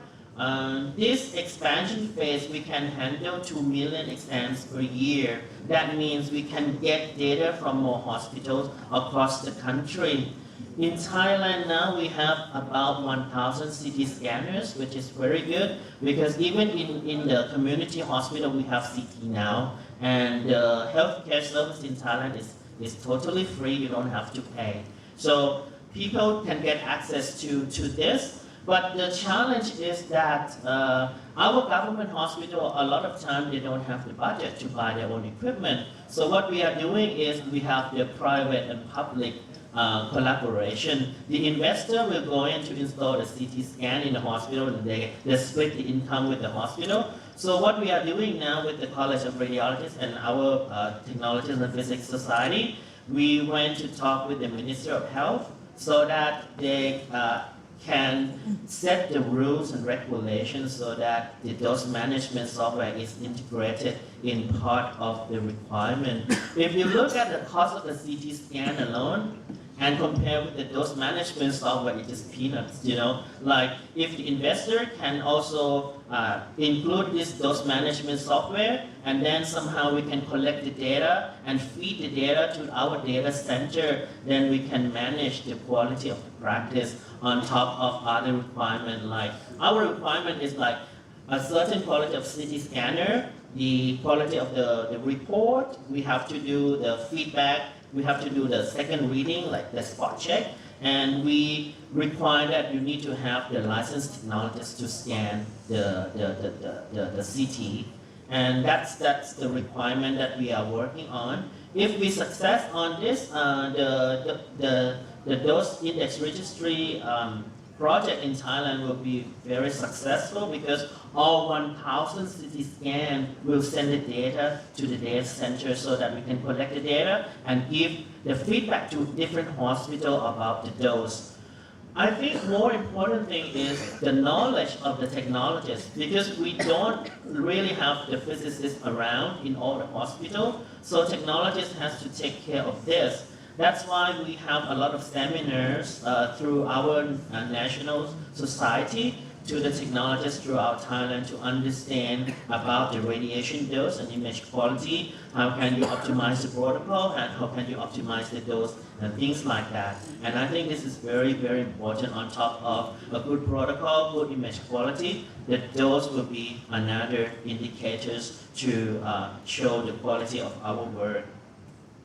Again, the challenge that we have, dose registry is very new to Thailand, let alone patient dose monitoring and audit, because we used to have the seminar and also the presentation in our national congress, both for radiologists and technologists. We talk about, in Thailand, the radiology service in Thailand started 90 years ago when we first have the X-ray machine coming to our country. But during the past 90 years, we never collected data about patient dose in diagnostic radiology. So when we want to start to do it, it's kind of very, very new thing that we need to learn together, especially in the education and training for radiologists and technologists about the patient dose. So now in the College of Radiologists, it's required that the residency training for the radiologists, part of this must be include the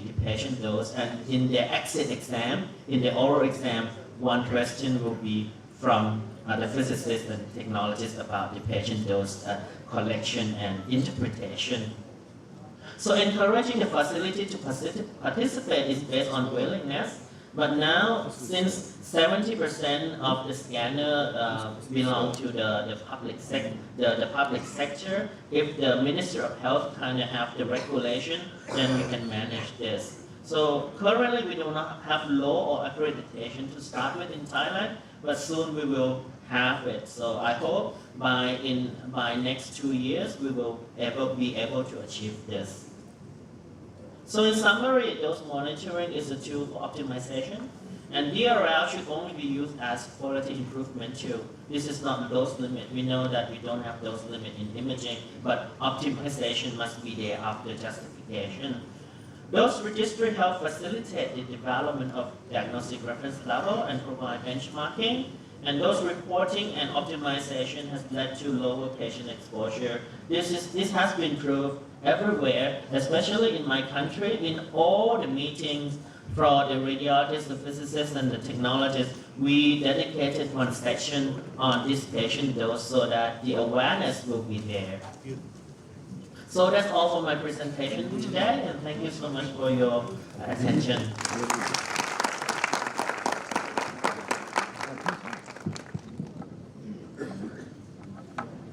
Thank you, Dr. Nepamon. So it was excellent, comprehensive coverage of radiation dose related quality and safety in radiological procedures.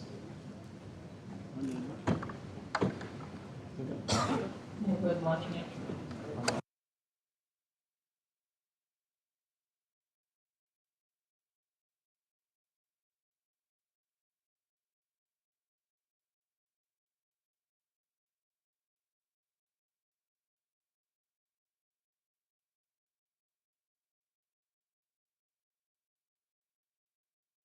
Involvement in hospital and healthcare sector. Currently serving as consultant CEO for ISRRT, Mr. Katfakis previously held the CEO position at Vostanio and Lemnos General Public Hospitals. Additionally, he provided advisory services to the director of the 2nd Healthcare District in Greece. His expertise encompasses healthcare management, medical imaging devices, dosimetry, radiation protection, and development of strategies aimed at delivering high-quality services to patients. Within ISRRT, Mr. Katfakis successfully secured 2 terms as Regional Director for Europe, demonstrating effective leadership. Before assuming executive roles, he dedicated his services as a radiologic technologist at Zanio Hospital of Piraeus from 1982 to 2009. Mr. Katfakis' commitment extended to holding the position of President for the Pan-Hellenic Society of Radiologic Technologists for numerous years, showcasing his dedication to the advancement of the field. So I now welcome Mr. Dimitris Katfakis. So I learned to pronounce his surname today. Thank you, Madam Chair.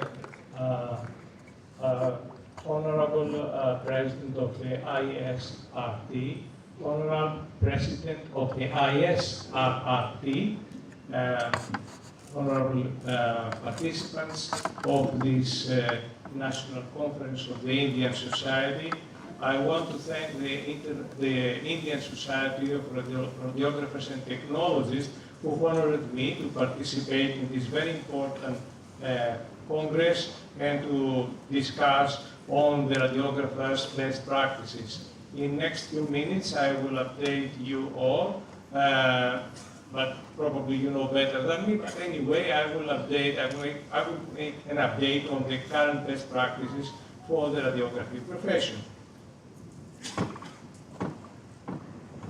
Okay. The radiographer, as you know better than me, is a vital member of the healthcare team, collaborating with other professionals to enhance patient well-being while also adhering to national laws, regulations, and scientific endorsed best practices.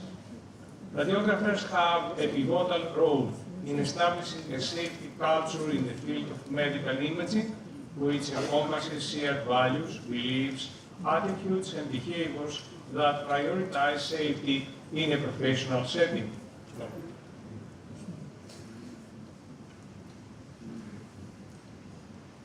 Recently, the Basic Safety Standards has recognized radiographers and technologists as essential team members responsible for ensuring the comprehensive safety and protection of patients during the entire process of planning and executing medical radiation procedures.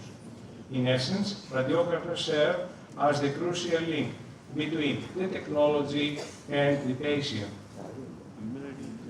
Today, let's explore some of the key practices for radiographers.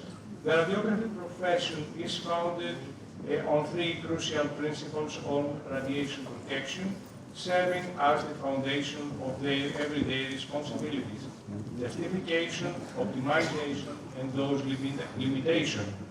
These principles, followed by radiographers, are dedicated to delivering the highest quality imaging results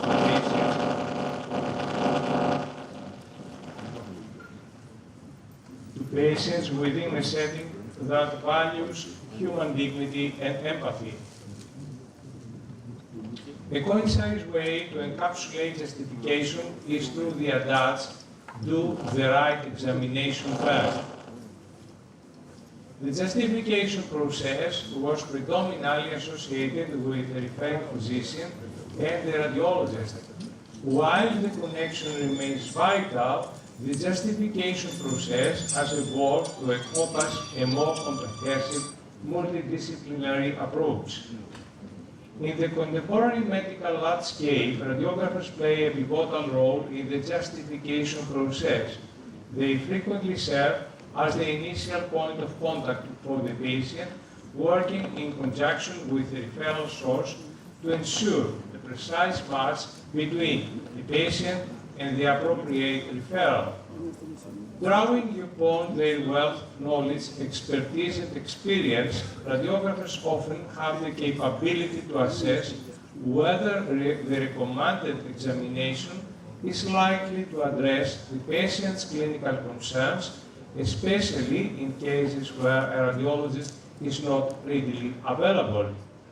In such scenarios, it is imperative for radiographers to possess the necessary knowledge and competencies to effectively convey the specific capabilities and limitations of the prescribed examination to the referring physician, always keeping the patient's best interest in mind. The main objective of a radiographer's practice is to employ the minimal essential radiation dose delivered to achieve the optimal image quality for an accurate diagnosis. Optimization can be encapsulated in the motto, do the examination right. Several investigations conducted in the last decade reveal significant variations in the radiation doses resulting from medical imaging. Additionally, a prevailing trend of increasing doses has been observed in several countries. During the period 2007 to 2010, CT scans accounted for over 50% of the collective medical radiation exposure experienced by the European population. Hence, the radiographer's primary responsibility is the optimization of each patient's imaging procedure. ALARA is is a guiding principle in medical imaging that emphasizes minimizing radiation exposure to patients while maintaining image quality. By following the ALARA principle, radiographers take steps to minimize radiation risks and protect patients and themselves. This involves using appropriate shielding, adhering to best practices in radiographic technique, and staying informed about advancements in technology that reduce radiation exposure. Optimization encompasses the adjustment or customization of imaging protocols. An IAIIMS study involving 40 countries and 141 radiographers unveiled that 90% of them possess and actively utilize specialized scanning protocols designed for pediatric patients. This represents a contemporary best practice adopted by radiographers. Optimization should be carried out following established and evidence-based protocols, as other speakers prior to me have highlighted. As mentioned in the IA study, it was found that indication-based protocols were accessible to 58% of the surveyed radiographers. A recommended best practice for each department and subsequently for the radiographers is to develop agreed-upon indication-based protocols for the most prescribed or highest radiation contributing examinations. Radiographers should take the lead in initiating this process if the department lacks such protocols, which can be a valuable practice. Once more, in the survey conducted by your compatriot, actually, Madame Rehani, it was noted that most radiographers typically do not prolong the scout image for an abdominal CT examination beyond the diaphragm. This approach is considered a sound practice in terms of radiation protection. Nonetheless, it is reasonable to presume that a minority of radiographers do extend it to encompass the breast area. It is hoped that they have a compelling rationale to justify this decision. Once again, it underscores that conscious behavior plays a pivotal role in defining good practice. A good practice for the radiographer is to collimate the X-ray beam to the area of clinical interest to reduce scatter radiation. Proper collimation proves the best practice performed by the radiographer. An excellent approach for radiographers involves aligning the X-ray beam precisely with the clinical area of interest to minimize scatter radiation. Effective collimation represents the optimal method employed by radiographers. Regrettably, in the contemporary digital era, some radiographers may not recognize that adjusting the primary beam's collimation yields significantly different exposure outcomes compared to post-exposure image cropping. Consequently, substituting collimation with cropping, often referred to as croppimation, is considered an unprofessional practice. Employee protective shielding, such as shields or gunwale shielding, when deemed suitable.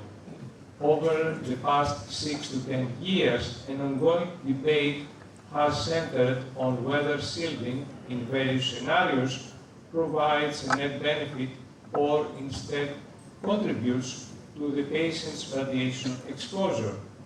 In some instances, it has led to additional exposure due to incorrect positioning of the image. In this context, the term appropriate requires further clarification. let's discuss a clinical scenario frequently encountered in our hospitals. Should we shield CT patients or should we not? This is a great debate, something like Batman versus Superman. Who do you think is best to protect from danger, from threat, and why? In similar fashion, we could argue that shielding is best to protect from radiation in CT, or perhaps it is not. It is a great debate among researchers, radiographers and technologists, and other medical imaging professionals in CT. Thus, in order to find out what works best in clinical practice, where we are faced with real patients' dilemmas, I will be presenting an example, a case of CT examination, where we should decide if patient contact shielding is appropriate or not. A patient during her third trimester pregnancy is presented in the middle of the night with symptoms considered with pulmonary embolism, sudden shortness of breath, most common, chest pain, usually worse with breathing, and feeling of anxiety and dizziness, sweating. Her doctor suspects pulmonary embolism and refers her to an urgent CTPA, as results from other tests will take much longer. We assume that the exposure is fully justified and go ahead. Do we optimize our protocol with personal contact shielding applications? Well, according to the 2021 European Commission on patient contact shieldings for this case, out-of-plane shielding is not recommended because actual dose savings will be too low. Even with the placement of a lead apron around the patient's abdomen and pelvis, it is impossible to limit scatter radiation from internal organs tissue to the fetus or embryo, which is approximately 70%. Yeah. There may be risk with this apron being included in the topogram and interfering with the automatic exposure device, leading to an increased tube current and dose. Also, helical scanning most often requires over-scanning up to 7.5 centimeters before and after the volume selected to interpolate images. So, if the patient contact shielding is near the edge of the scan, the administered patient dose will be higher. However, as well-educated professionals, we are all aware that for CTPA, we do not need to include the entire field of lungs. We should opt for a shorter scan to image the pulmonary arteries and veins only without including the lung phases. The practice in combination with patient contact shielding will reduce the patient effective dose and mean absorbed dose to the fetus, since the dose from scatter is less, while the apron may also provide patients a sense of reassurance and protection. Certainly, effective communication and explanation of the procedure to the patient and her relatives will further reduce patients' anxiety of the radiation risk. Effective communication is key to maintaining safety culture. Emphasis on patient comfort, clear communication on the examinations procedure, and informed consent is a best practice. Radiologic technologists should involve patients in the decision-making process and explain the procedure and potential risks. This, in turn, leads to a more successful outcome. Radiographers are responsible for evaluating and appraising the images they produce for diagnostic quality before concluding the patient's examination. If an image fails to meet the predefined quality standards as set by accepted norms, it should be retaken to guarantee a clear and precise diagnosis.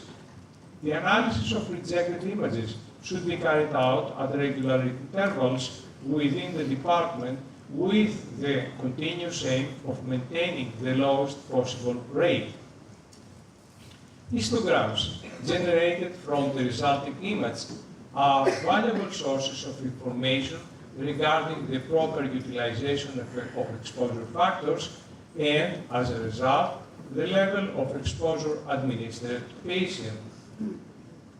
Radiographers should often use histograms to evaluate and adjust the exposure settings when capturing images to achieve the desired results and to ensure proper diagnostic quality in medical imaging.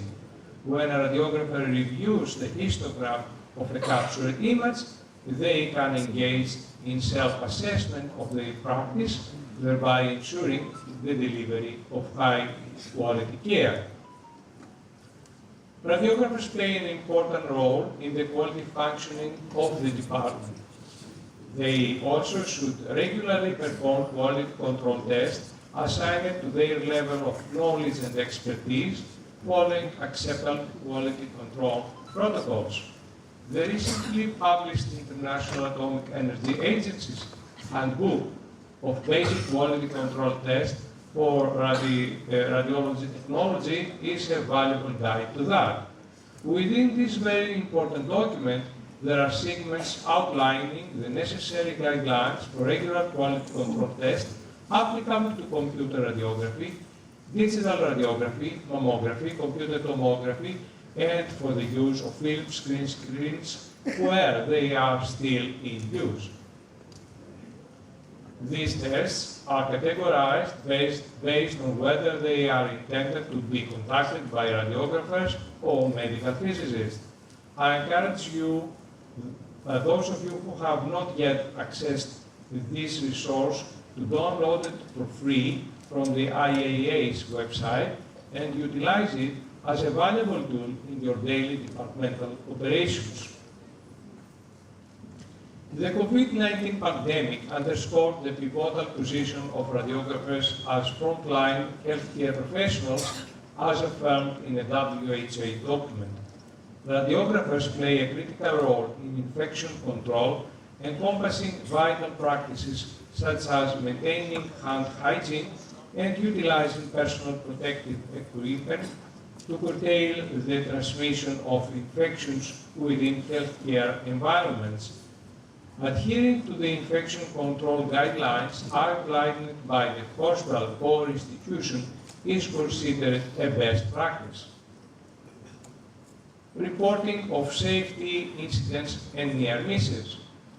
Radiographers should actively participate in the incident reporting system to help identify potential hazards and improve safety practices.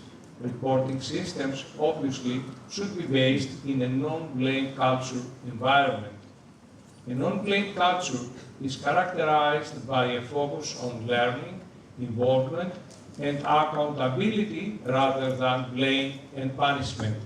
It creates an environment where individuals feel safe to report problems and work collaboratively to find solutions, ultimately contributing to a more effective and harmonious organization.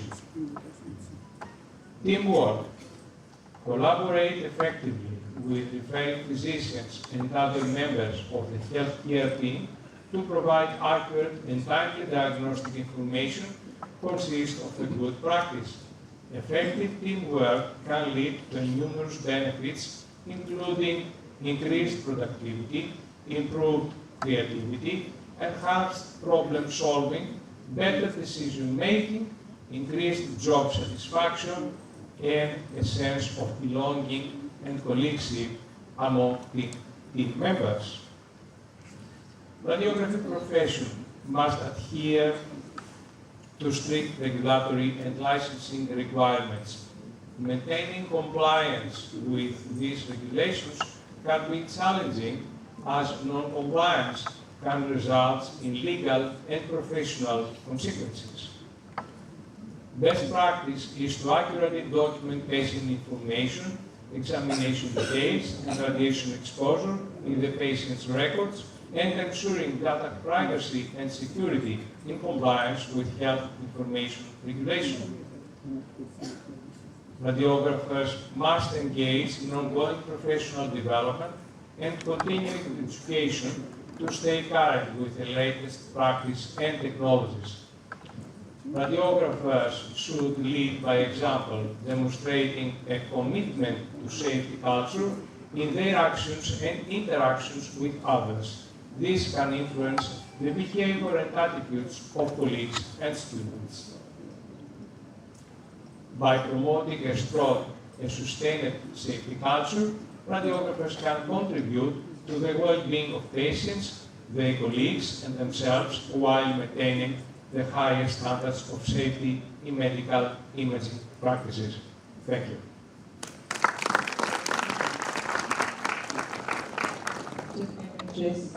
This was very valuable information on the best practices required for radiography. Thank you very much. Good afternoon, everybody. Now the next topic is artificial intelligence and the radiographer, radiological technologist. Profession is joint statement of ISRRT and EFRS by Dr. Edward Chen, Global Director of ISRRT. Dr. Edward Chen currently serving as a senior radiographer at the University of Hong Kong, Shenzhen Hospital, also hold the position of Vice President at Hong Kong College of Radiographer and Radiation Therapist. Additionally, he is presently served as a Director of Professional Practice. Thank you, sir.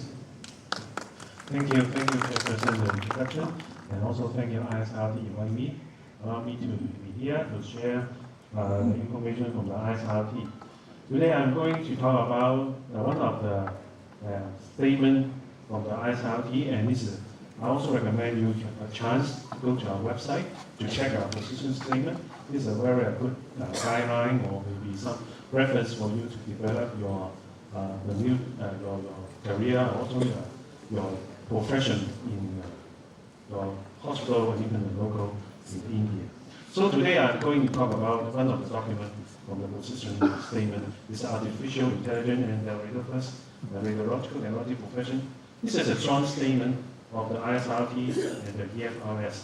So this statement actually developed by experts of the radiography and also in the IT field. So you can see that from this line at your left-hand side, this is expert. 4 from the EFRS and 4 from ISRT. Today I'm just doing the easy job to summarize this document so to share with you. So this is an outline of my speech. So from this document, we are divided into, actually it's a 4 parts, but I add one more part, is the new development of AI. So I want to share with you now. First of all, I have to restate our basic role as a radiographer. So actually from Demetrius and Bhopal have talked about a lot of our basic role as a radiographer in the healthcare setting. But I want to restate again, is that radiographer is an interface between the technology and the patient. Actually, not just between the technology and patient, but between the technology with the radiologist, between the technology with the clinician. We also have a role to play with. And we also have a very strong roles in professionally accountable for patient, especially their physical and psychological well-being. And we also, as we have mentioned many times about the roles of the justification and optimization. And the last one is we have to just talk about by the Demetrius is that we have the vital position to the safety of the patient, to the carer, the relative, and all the personnel in the healthcare setting. We have to follow the basic principle of ALARA. But when the AI coming out, we have a new role should be to perform in the healthcare setting. From this slide, your right-hand side, I have collected some information from the research center. They have done some research about the AI in the medical imaging, the revenue. So if you for the short-term prediction, you can see that from now on, 2022 or 2025, 23, you see that most of the investment to the AI market in the medical imaging is double.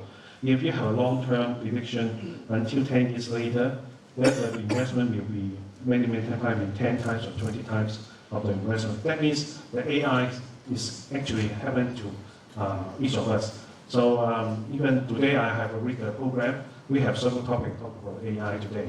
So it's a very hot topic and we have to face it. So the first one I say that is the increasing integration of AI with medical safety and the equipment operation, the image review, and the treatment plan process of the radiotherapies also. And the real rules is, one of the important rules is, we have to ensure AI is implemented and used regularly, appropriately, and based on the high quality research evidence and maximize the benefit of the patient. That means we still, just like the radiation dose, we have to use it wisely and with evidence base. And on the other hand, one of the most important things, because it's quite new to us, so in our education training, we have to involve it. So I think most of the school, the basic for the basic training, have involved the so-called computer science or the medical informatics. This is very important for us to know that. And even though we are practicing, we have to do something about the AI learning from our continuing education. So we have some of the basic rules. We have the rule that have stated, and how can we use it, or what we should use it. So in the document, we have some recommendation for us to use the AI for different aspects. But I divide into two aspects. First one is the clinical aspect. So when we use the AI, we have to know that the validation and proven the AI tools are beneficial to the patient by robust research evidence. Again, we have need the evidence-based support why we use the AI in certain extent. And we also have to understand that AI is a clinical decision support tools for appropriate justification of exam. Somehow we have some AI system that can help to avoid some repeated exam and something like that. So this is one of the chances to help us to do the justification, to tell other clinicians that this examination is valid or not, or justification or not. So, and we have also mentioned about, just on the point I mentioned about some, nowadays we have the AI to optimize the image. So we have the optimized image, that means some radiation dose can be reduced. So the third point is a greater dose reduction and optimization in all the modalities involving ionizing radiation. Just like CT, we have some AI now, we can reduce the dose further. So we have a more better image quality, but with lesser dose. But we have some small point we have to point out that now automated quality assurance that may offer indication for the repeat. Yes, and also I have some experience about the QA of the pain X-ray. The AI can do that. When I work in China, some software company can do that. And but we have to some good information for the AI system to do the training, just like this. Another small point out. We have a clear protocol to develop for the AI system to support implementation of consistent high standard AI. Okay. And the last point I want to mention about using the AI in the clinical setting is that AI technology is in order to improve the planning, deliver consistent high quality and personalized planning process. This point is applied for the radiation therapies. So now they have very good so-called planning system with the AI. They have to do the better, to localize the lesion and do the better radiation therapy plan. But the last slide is talking about how to use AI in the clinical setting. But on the other hand, as a radiographers, we also have to manage the workflows of the department. So the AI sometimes can also help us do the daily operation. Just what first one. The AI, if you apply it in the department, suppose we can release the radiographers and radiological technologies from non-clinical role. For example, for further optimizing image and radiography workflow. For example, sometimes we can streamline the appointment and scheduling and prioritize the examination and shortening the examination time. That means that, for example, in my department, we start to use some, not just AI, but some IT tech to to to book the appointment for the patient automatically. So just the doctor just send out the request, and the system will give the patient the most earliest appointment for the patient. So, and then the patient is okay about this appointment, we will going forward about this appointment for the patient. But we have to concern about something. Ensure that appropriate outcome measure are used, and also efficient is not at the extreme of the staff, the patient, the well-being, and the quality of care. So I think it's one disappointment is a really, always talk about the AI is replacing the staff. But if we're using the AI, if we have some doctors, we have to point out that it's improving the quality of care, and actually we have more time spent with the patient. It's not going to cut down the manpower or something like that. We just want to do better for the patient. This is one of the points we have to remind our hospital management, or we have to keep in mind of that. And the second point is to minimize and eliminate the potential bias of the AI, ensuring the equitable healthcare for. That's what I mentioned. For example, the automatic appointment system. Is it giving the criteria? Is it will some of the patient kind will be not quite good for them? For example, in some of the criteria, for example, we have give some criteria about the age of the patient. This is some kind of we have to put in the system of the algorithm to kind of this should have a priority. And some country or maybe some local culture may be okay of this, but for the clinical aspect, age may not be a very critical point to be how to prioritize. So we have to point to remind that we're using this for our operation. So the last one is maximize the role of the river, improving the patient pathway and outcome. One of the examples here is the image interpretation immediate result would facilitate the GR of the patient. Just like we have some image interpretation happen in some country, and actually AI can help the referrer to do the image interpretation, especially they need the referrer to do interpretation for triage the patient, just like we do it in the A&E department.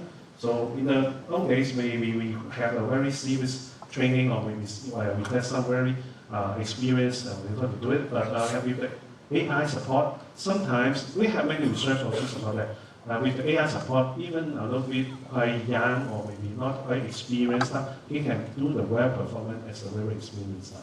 This is one of them we have to consider when we're doing for smoothing our operation.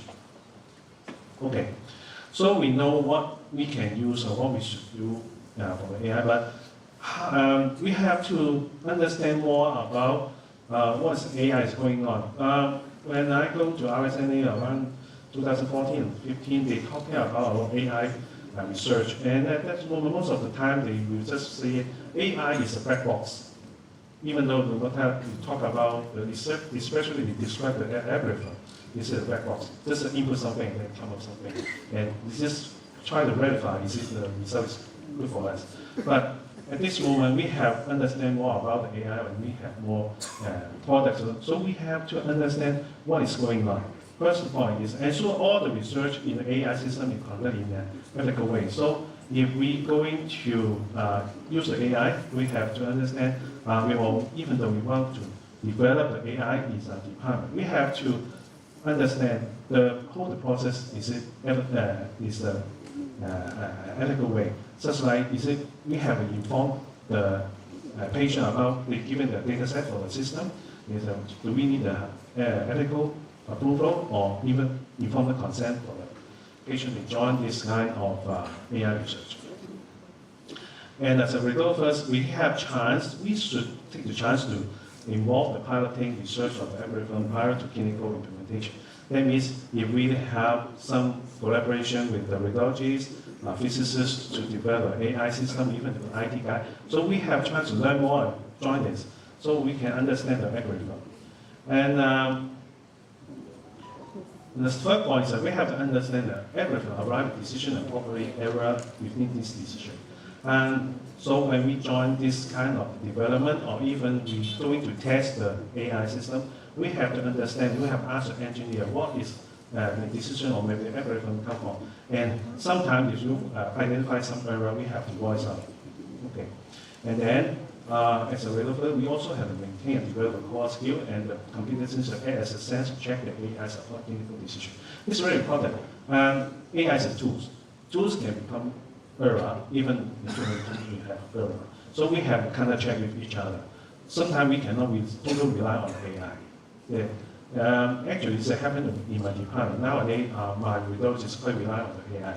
But I always remind them, if you really rely on AI the result, please, you also have to make your own sense to check it's really good or not. Sometimes we have a lot of, sometimes we have error, especially the false positive sometimes.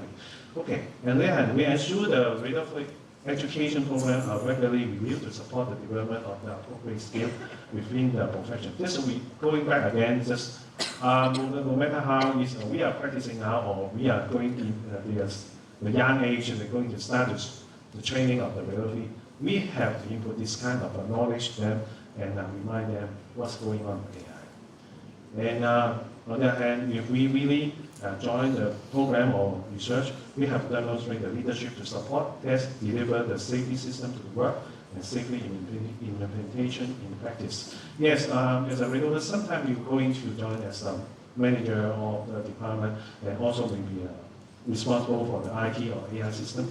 So if you're doing this role, you have to show up the leadership. Just like I'm doing my, I have set up the quality and safety committee for the IT system and the AI. So I'm trying to manage the AI usage to monitor if it's good or not, or any difficulty happen on the AI system. So we have we know the usage and we have the knowledge. So we have to the new role and how to apply the new role in our department. The new role just same again. We are going to the optimization, the use of the AI tools. So in this topic, I will divide into two considerations. One is the ethical consideration. So when we use the AI, or maybe we want to use it optimally, so what we should do? So we have to ensure that the practice is evidence-based and based on the patient benefit. Again, evidence-based, please. So we have to understand what we're using. Is it really good for the patient and for the staff also? And use AI as supporting tools, not a joint tool, not a replacement for the clinical judgment and professionally accountable decision making. Again, just to say what I said before, AI is a tool, but not going to replace the human. Because most of our the image we capture, the report produced by the radiologists are responsible. The radiologists and the radiologists are responsible for the report. So finally, it's going back to the person to produce this report. So we have our own decision to make, to believe or accept or not accept the result of the AI. And the third one, we have to go into work with the industry and other healthcare professions to ensure AI solutions are developed to solve current and future medical imaging problems. Yes, because as a radiologist, we are working in the healthcare setting, may not understand all the things happening in the IT field. So we have to work with them, to learn from them and understand them. So, and then we can ask them to develop the AI, just should we solve the problem with us, just like what I mentioned. For example, we need an AI system to do the automatic booking system. So this is a problem to solve our manpower problem, or maybe convenient for the staff, for the patient. They have good, better quality of the service. This is very important, and sometimes it's very innovative idea can be happen, and we can mention a bit about this. But before we talk about some very innovative idea, we should ask ourselves: is it really good for the patient? If we were not very important at this moment, we can let the more important happen first. Okay, and we also have to develop a broad understanding of how everything works, apply the implemented clinical practice to be aware of the limitations. Just going back to the same point, when we going to use the AI, so we have to understand the limitation. Just like in the 2 slides later, we talk about we have some new technology coming out with some problem cannot be solved before, but nowadays we can resolve. Okay. And the last one is, also have ensured the algorithm are using the good patient experience as a working condition for the results and recognize the need of multiple outcome measure. The main point is the multiple outcome measure for AI system. For example, if you have implemented AI, so I think most of them are, sometimes the hospital management ask, how the AI improve your service? How can we answer that? We use report turnaround time, we use the patient satisfaction survey, or we use the staff satisfaction survey, or anything like that. So these are different dimensions we can measure the AI is really improve the service. For example, I have produced a paper. I use the report turnaround time as an indicator to measure really the AI can help the department. Thus, I use the report turnaround time before we implement the AI, and after that, we have implemented AI for half a year later, we measure the report turnaround time again. So we see is it really help. Some module, for my papers, some module can be helped, but some module cannot be helped. We obviously know sometimes you delay the service. But this is quite local experience, cannot apply to all, but it's good to share with all of you. So, and the second part, how about our role in the optimization and use of the AI is going to prepare. And the last line, we will go, a lot of point we're going to, sometimes it's not pushing the AI development, just pulling, slow down the AI development. But this line again, this line is going to give you some pushing the AI development. For example, first collaborate with the multidisciplinary team, industry, and the wide regulatory committees such as designing, develop, and validate AI for using clinical practice. That means we have to work with the other discipline. For example, even though we work with surgery, we work with the medicine doctor to say, or even in the vendor, to say how we can join the designing and developing of the AI.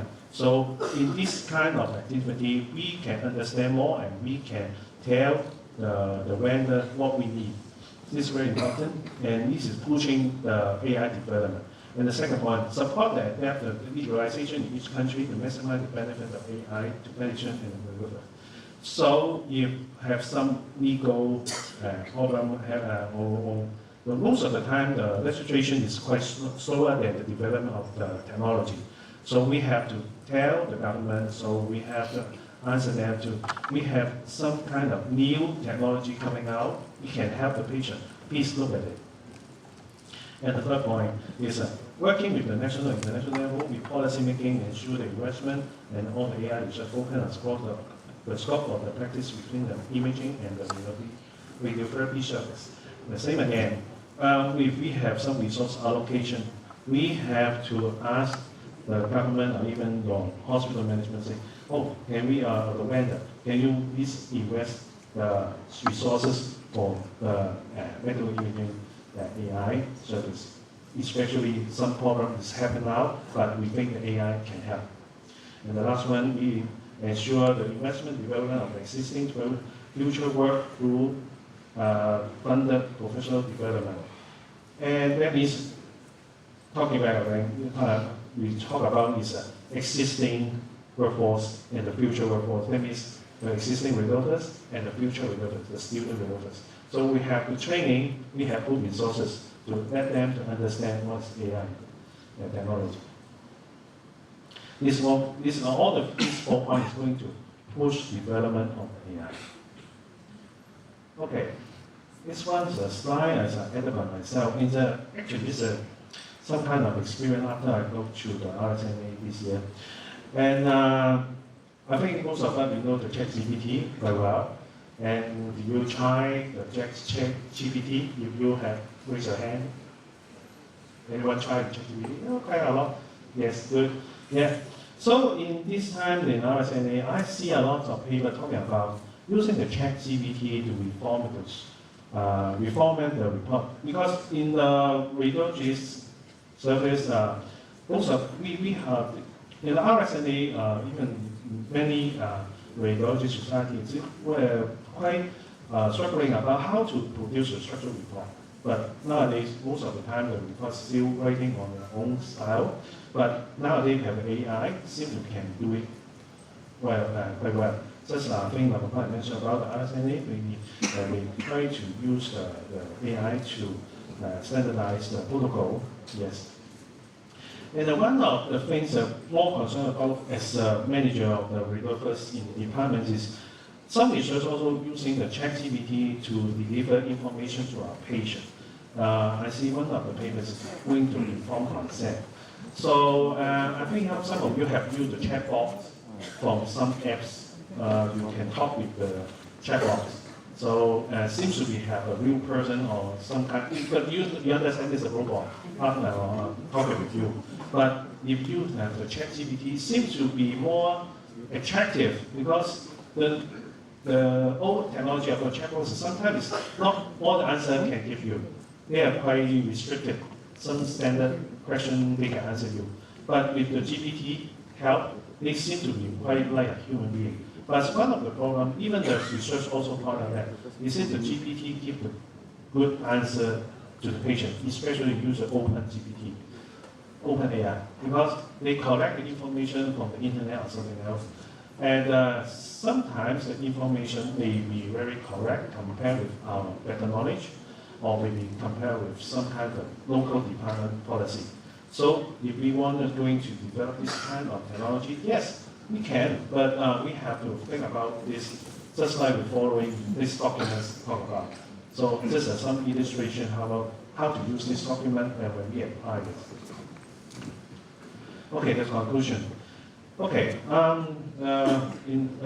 as a radiographer, there's a new AI era. So we have the playing an active role in the planning, development, implementation, and use the validation of the AI application in medical imaging and radiation therapies. That's what we have to do is when we have to get involved.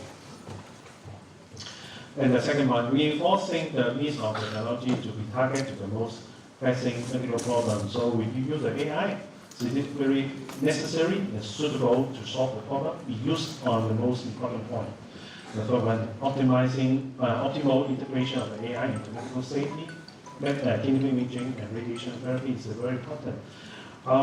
Through the appropriate education, just what I mentioned, the existing radiographer and our student radiographer have to understand it. They have to learn about it and have to have more chance, put more resources for the training of this kind of knowledge. And we have to actively engage of the AI advancement and going forward. This is what I want to bring for you in this talk. This is a reference of my presentation. So actually I say AI is very new, what I said before. So if you have any comment or any suggestion, please you can email to me and I will tell my colleagues that. So we have some new consideration of this document. This document should be updated time to time because just what I said before, we just have some AI for the image review or some appointment booking, something like that. But nowadays we have new coming out just like the ChatGPT start of 2022 become more popular and we are going to start a lot of research on this. So is it really we need to review the document again? Yes, I definitely think so. So if you have time, also please go to our website to check many position statement of the ISLP. It's good for you for the reference. Thank you very much.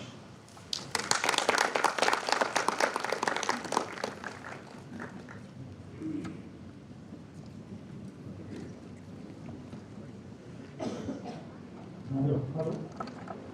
Thank you, sir, for delivering excellent talk on AI and role of AI, that how to reduce the workload of radiologists as well as radiographers, and how to improve the quality of radiology. Thank you so much. Now the hall is open for the question and answering.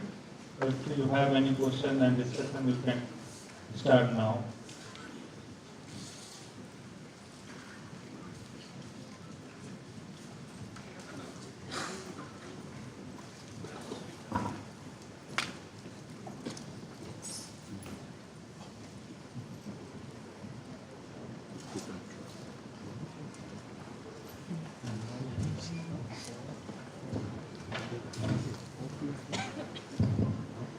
Good afternoon. My name is Jiya Jaiswal from Symbiosis, Pune. And my question is for Napapong sir.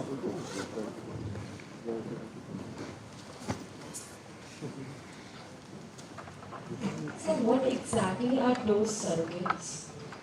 Okay. Dose surrogate is not really like absorbed dose, but it's the dose matrix that represents amount of dose that you expose to the patient. For example, CTDI volume is the dose to the phantom, correct? It's not the patient dose, but we use this as the indicator if the amount of radiation we expose to the patient is too high or too low, because the symmetry diagnostic radiology is for optimization. We don't do the symmetry just because we want to know the absorbed dose to the organ.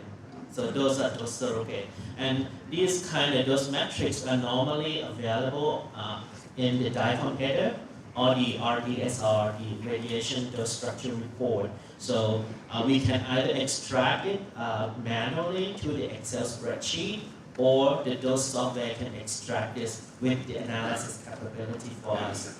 Thank you, sir. And I have a question for Edward Johnson as well. Yes. So can you give me an example of an AI implementation in radiology that had a good impact on patient outcome? Okay, just what I mentioned. In my department, just sharing my experience in hospital. So we have applied, we can say a smart or AI system to do the automatic booking system. And I think about 6 or 7 years ago, we have some hospitals say they also have a smart system for booking, for making the radiology booking for the patient. But at that moment, I challenged that if a patient have 2 requests, for example, one is barium edema, another one is CT abdomen. Okay, if 2 appointments, okay, do they know which one go first? And at that moment, the system manager say, sorry, they cannot do it. They have to do it manually. But nowadays, because we have a better AI, we can learn from many cases. They understand. For example, the barium edema should go last, and the CT abdomen should go first. And in between, if really the animal is more important, they have separated the appointment about 2 weeks or more. So this is a different this technology going on, and they can learn from our experience. Even though, of course, we can give the sole criteria for the system to manage. But at that moment, the system cannot do it quite well. But nowadays, because the technology changed, so they can understand, and sometimes in the so-called autonomous deep learning or something like that, they can understand why the reason had to do this. And on the other hand, sometimes a lot of clinical indication we may not know, and they may not know from the radiology. So they can search from the background of the patient, so they can do it well. Yes. I think I also have a question for Dr. Napapong. Yes. When you do the calculation or reading for the CT dosage, do you make any adjustment for the generation of the CT scan that is being used? Because I think in most developing countries, you still have the old generation CT machines and the new generation machines. So how do you make sure that you have an average or a better thing to compare with? Okay, so basically the dose metrics that we extract is CTI volume, which we use for protocol optimization.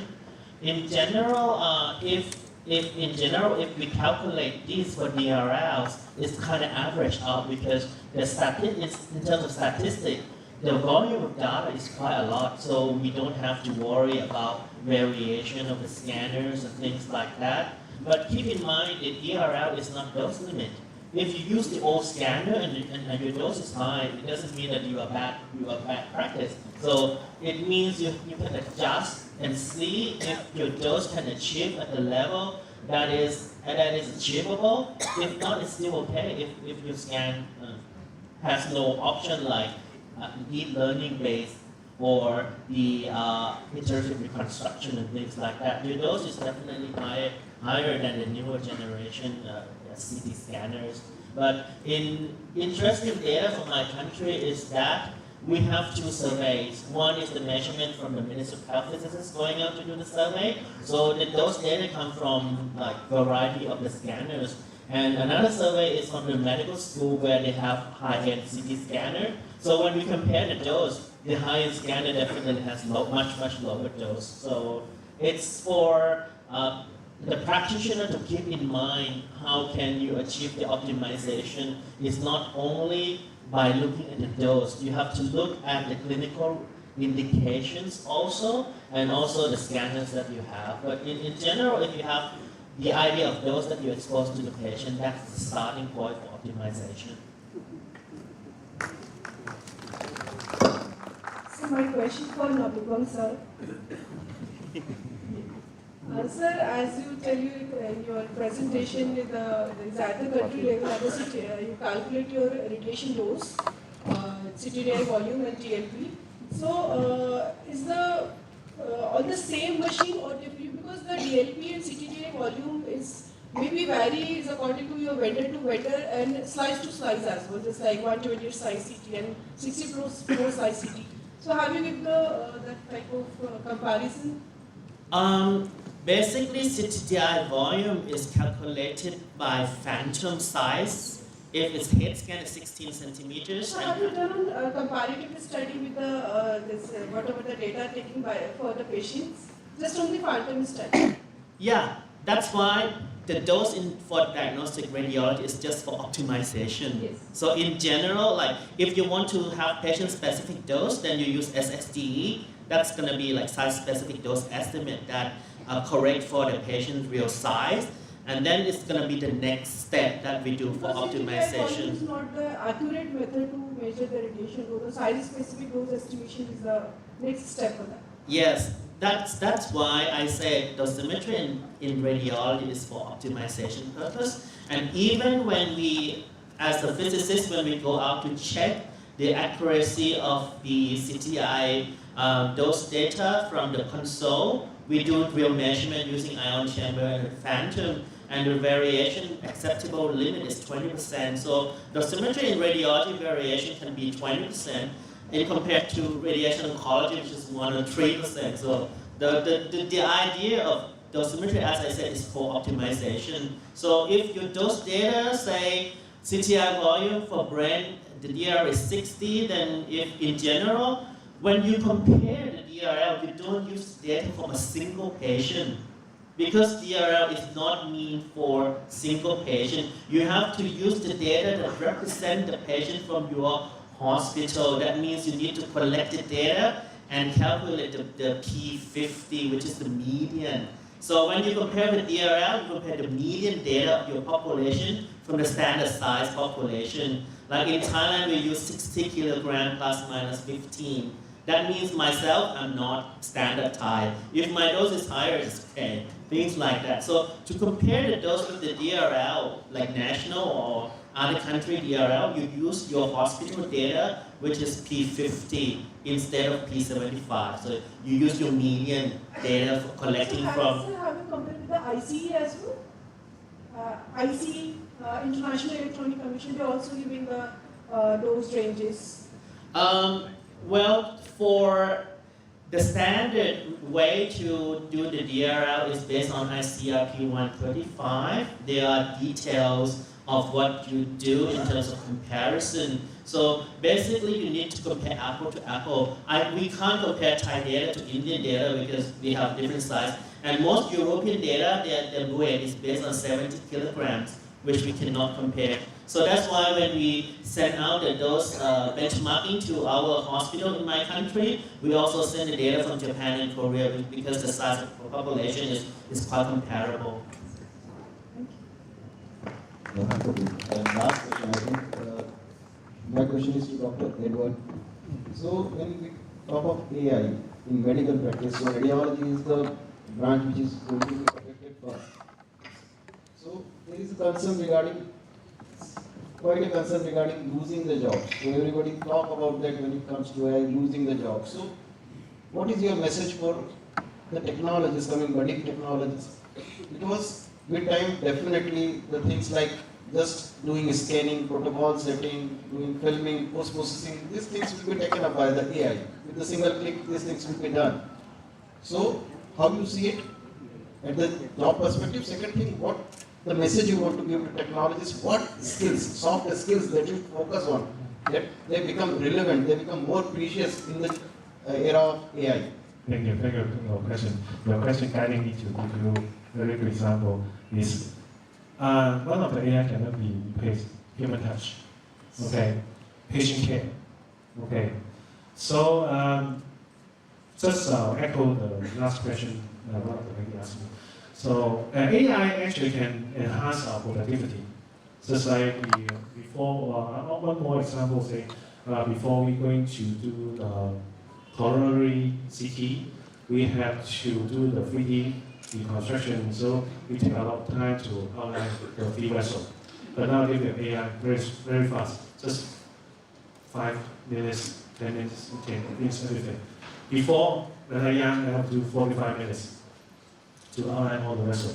So that's an enhanced productivity. We can do more patient, but our patient, I don't know in India, but many countries have an aging population. We have more patients now. So, but the healthcare staff may not increase and can match with the demand. So AI really can help. We are not going to lose a job if the patients keep increasing. But what I mentioned before, this patient care, human touch, AI cannot be replaced. So I'm as a patient before, if you say, oh, AI can replace human touch and the patient care, it's really ridiculous. And even you have a robot to replace the physical human, but I don't like the robot to treat me, okay? So don't worry about that. As a radiologist, we face the patient every day, every time.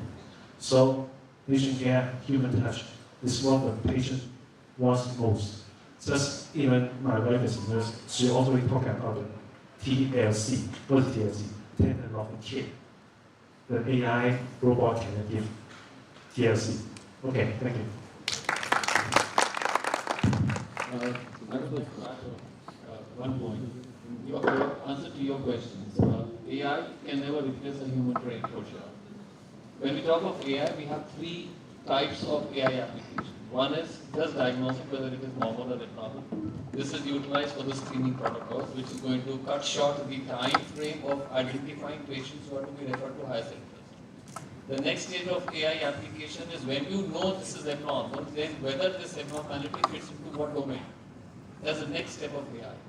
The third step of AI, where now the work is major work is going, is targeted therapy.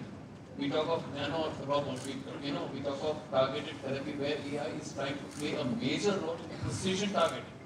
So these are not going to replace the human minds. So these are basically going to help you sharpen your skills, like there was an example of a robot.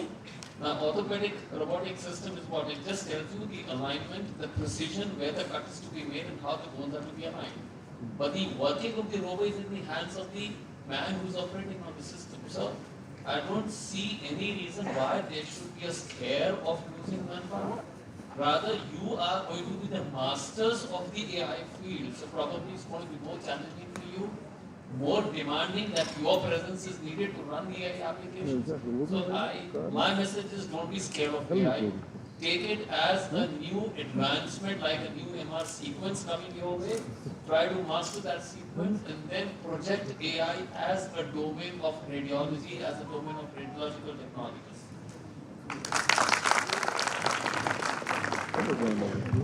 Absolutely agree, sir.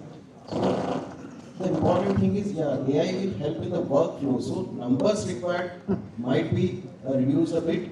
Most important message everybody can take from here is you in the coming future. Better as early as we get used to AI, that's better. So people who don't know AI might be having problems, who are not comfortable with taking up the new technologies, the part of the AI, they may have some issues. So be flexible as early as possible, get into it. So you with AI will be an excellent person. Means you will be more required, you will be more precious, more worthy. something May I ask one question? Yeah, it's with Edwards. Thanks for the nice talk.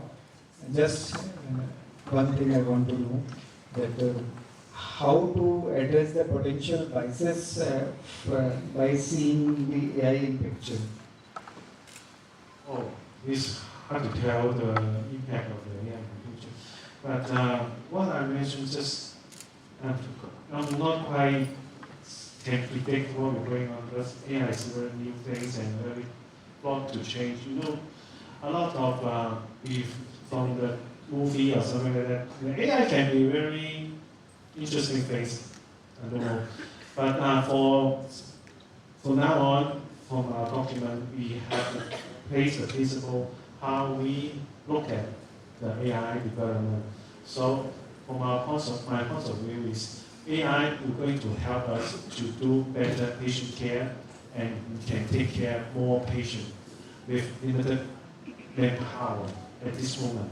So in the later on, maybe, for example, we really have more manpower, or we have more students coming out. Is it the AI may be going to develop another channel to help in another way? So, for example, what I mentioned about the new coming out of ChatGPT, they're going to doing something for a little bit more taking care of patients to the communication. This kind of job may be doing from front desk at this moment, not professional staff, but later on they will take care this kind of job. The AI may be take care this job of the professional staff. But no matter how, we are professional healthcare in a healthcare system, right? In the statement also say that most of the decision is taken by the human. And at this moment, no company really can say that their AI can really responsible the treatment or the patient management at this moment. Fully responsible, no.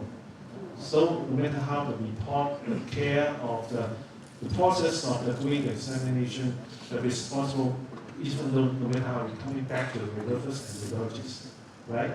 So we still have the role to take care of patients, no matter how they are going on, because our training, our knowledge, our decision making still at this point still superior than the AI. Okay, but I don't know. You see that too much. The American movie, maybe you have some very interesting imagination, but I'm not going to in this way to develop. Okay. Thank you.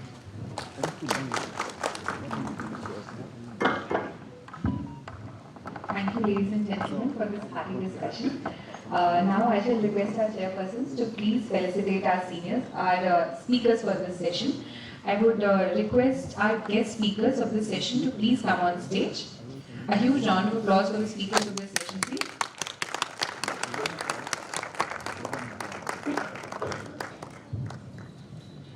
I would request our chairpersons to please be on stage.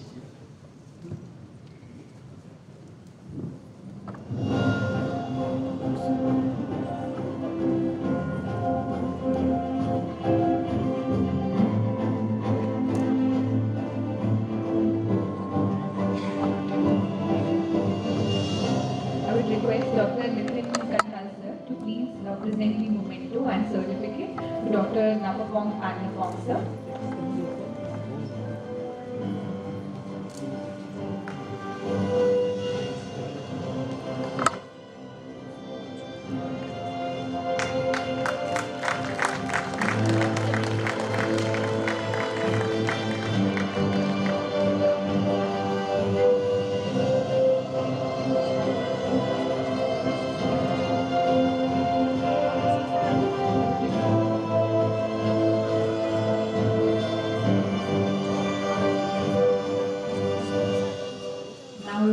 Dr. Vinita ma'am to please present the memento and certificate to Mr. Dimitris.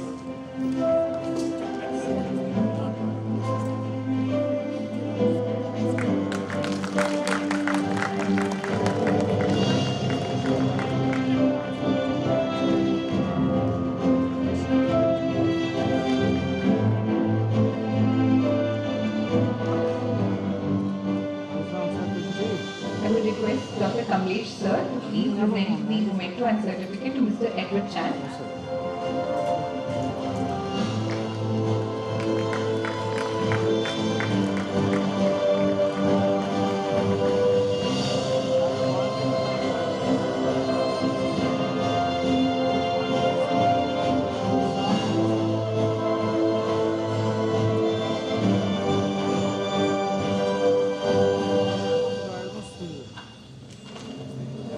Now it is time to felicitate our chairpersons.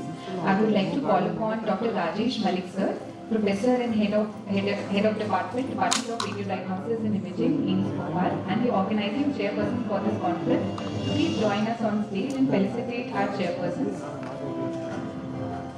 I would request sir to please present the memento and certificate to Dr. Malik sir.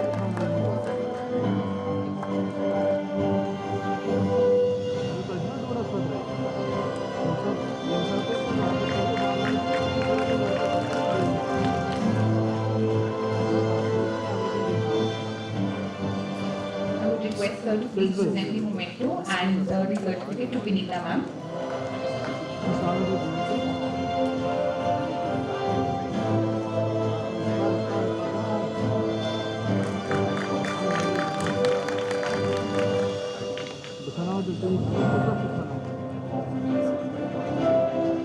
I would request sir to please present the memento to Nitin sir.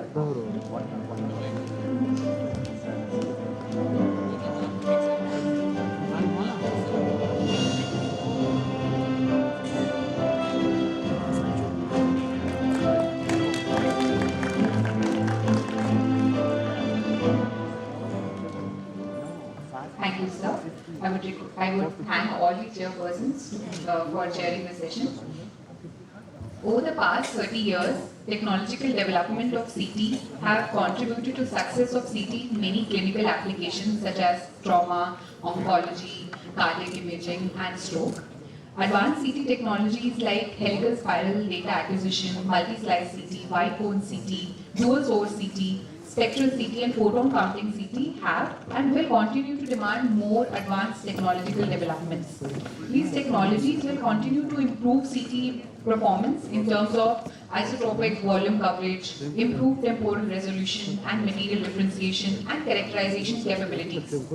On this note, we would like to begin our next session for the topic CT imaging perspective. I would request and I would welcome our chairpersons for this session on the stage. I would request Mr. Vinod Chauhan, Secretary of Himachal Paramedical Council, Himachal Pradesh, to please join us on stage. A huge round of applause for sir, please. Next, I would request Mr. Shri Kumar R. Chandran sir, Governing Body Member, Senior Radiographer, General Hospital, Trivandrum, to please join us on stage.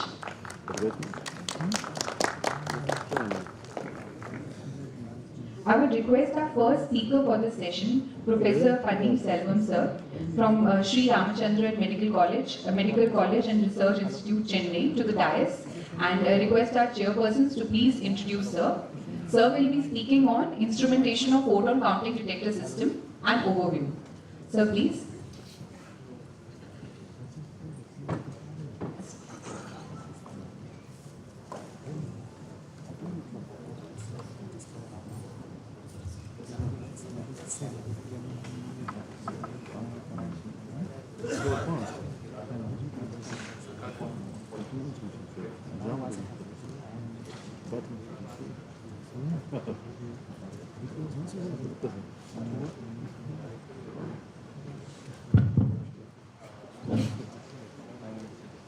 Good afternoon to all.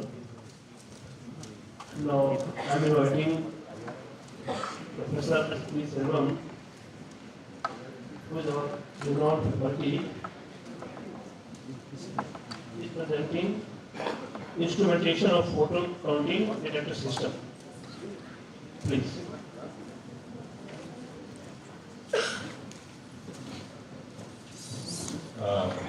Thank you, Chairperson. Very good afternoon to all of you. Today I am going to talk for another 10 to 13 minutes about the newer technology called as instrumentation of photon counting detector system, as well as the working principle behind that. It's a greeting from our institute called Sri Ramchandra Institute of Higher Education and Research. The topics which we have planned for the 10 minutes is a little bit about the instrumentation of PCD, working principle, advantages of PCD, and finally the potential clinical benefits of PCD. Coming to the CT instrumentation, all of you know that you have an X-ray tube here, you have a detector system. So the detector system is the key component in the CT system. That's how it physically looks.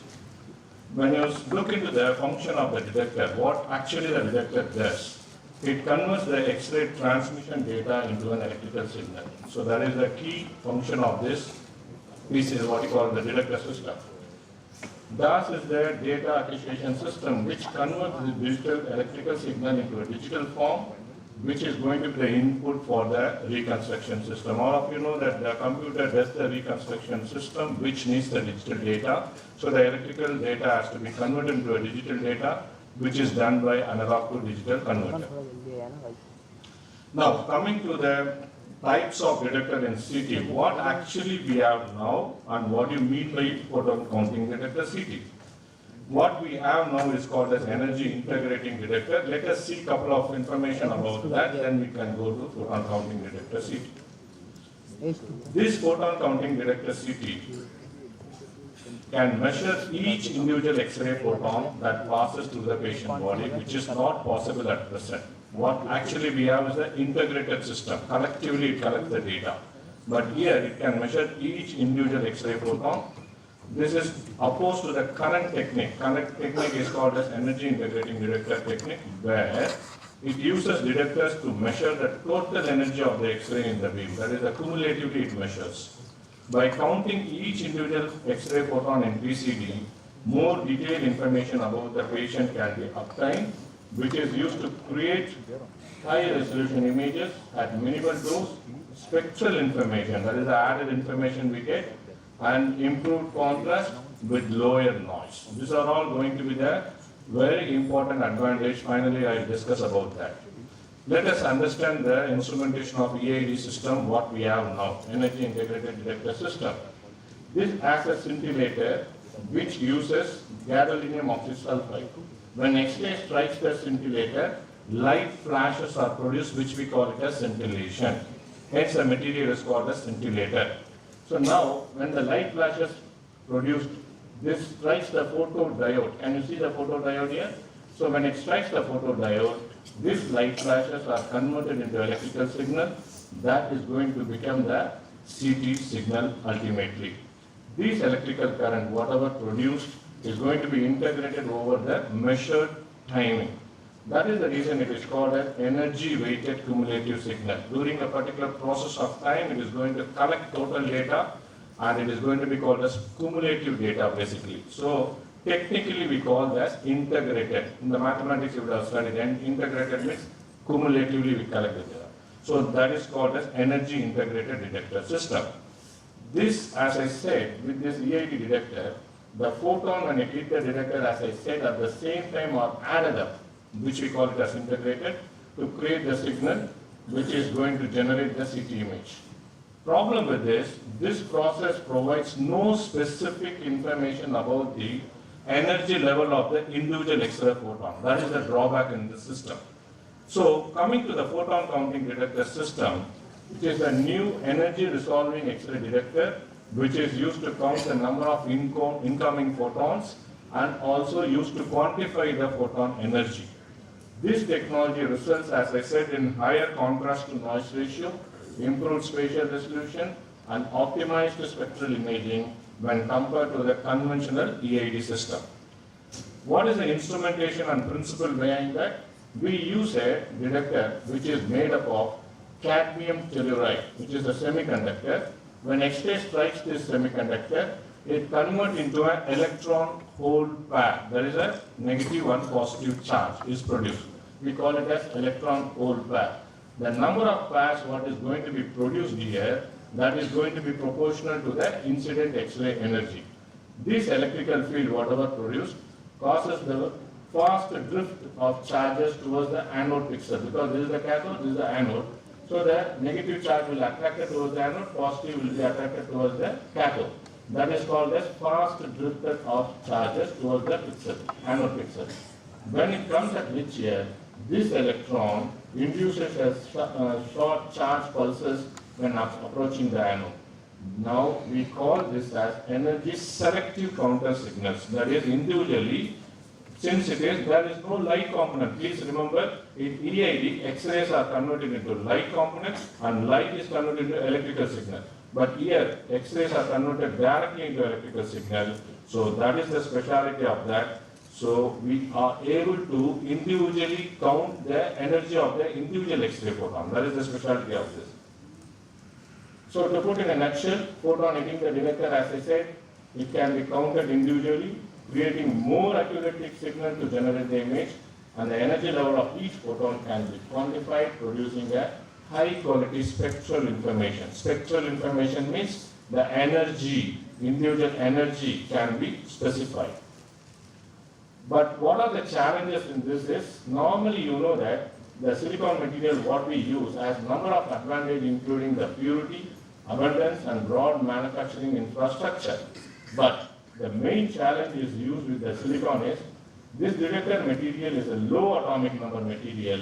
So when it is going to be in face-on geometry, that is like this, what happens, it is too thin so that sufficient X-ray photon may not be stopped and we may miss some information.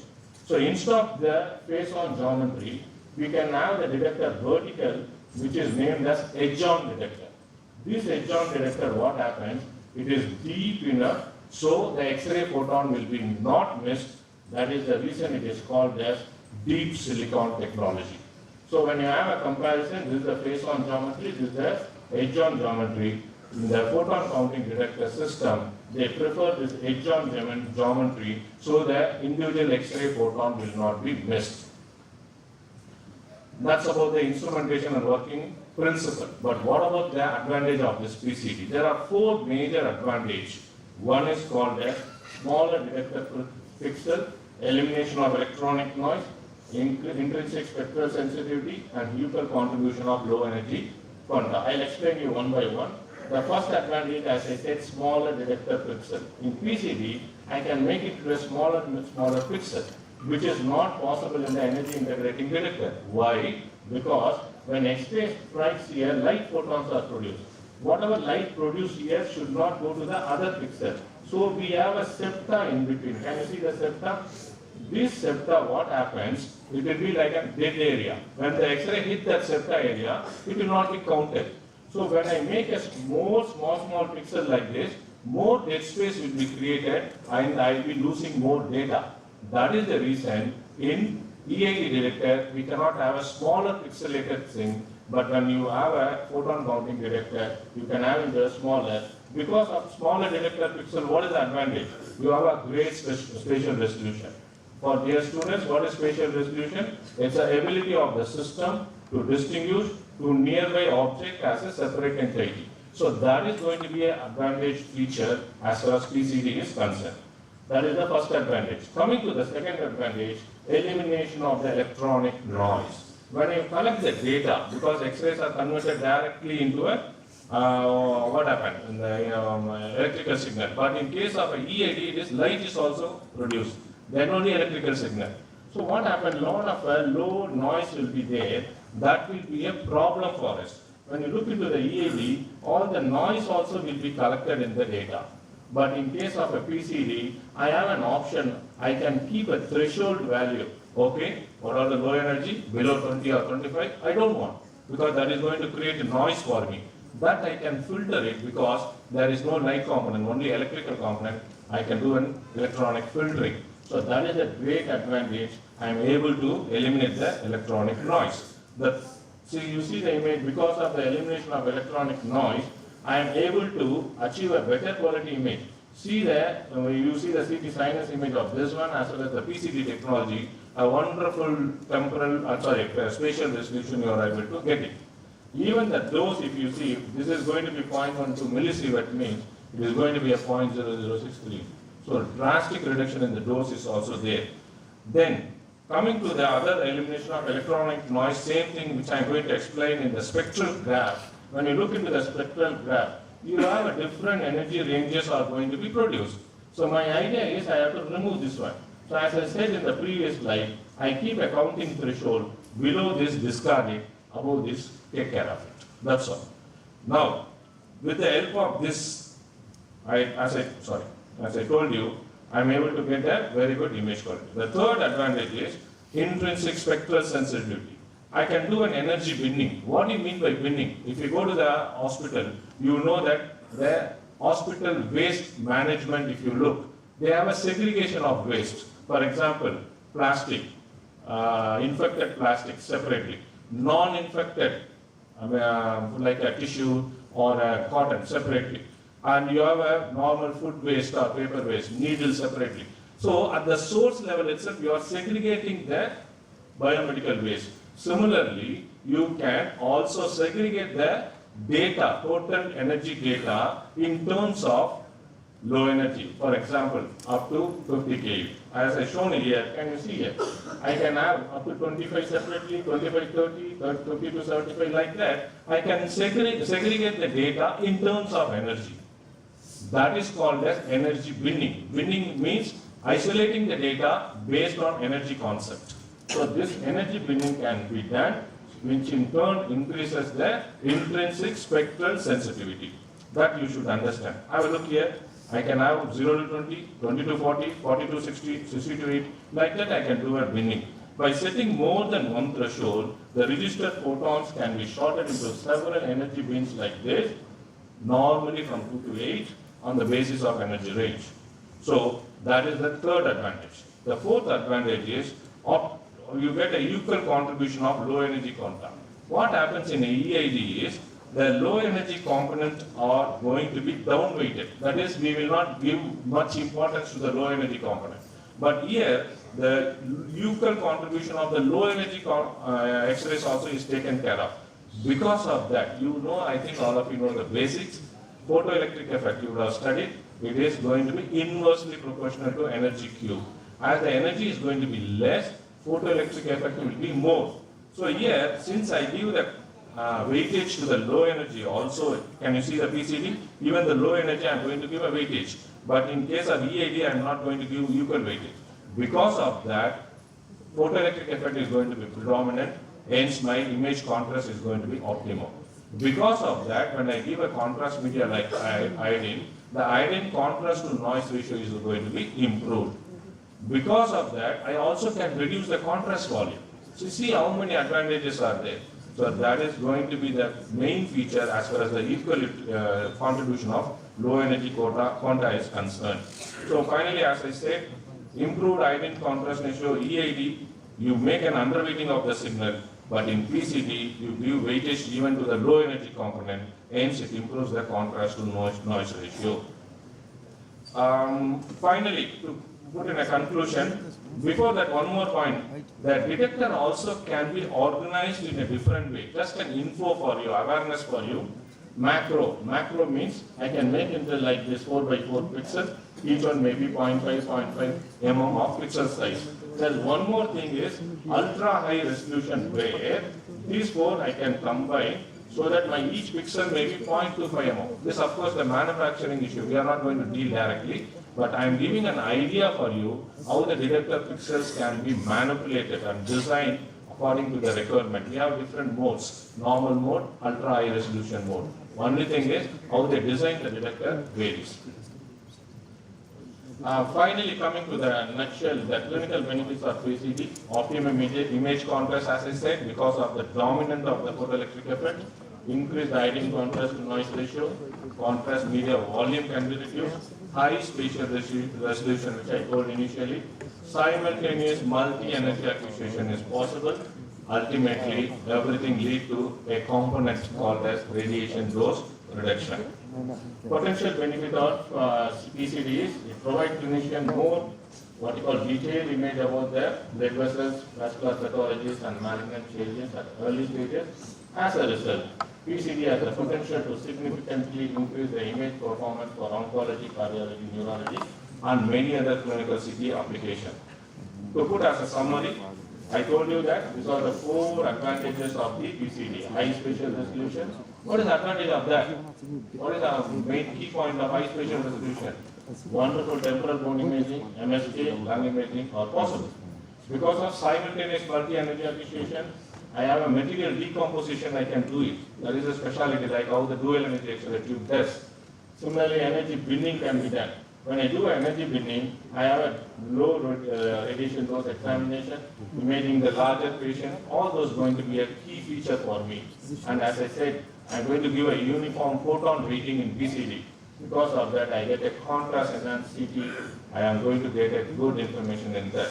So to summarize, PCD CT is an emerging technology that compared with the conventional EIT technology.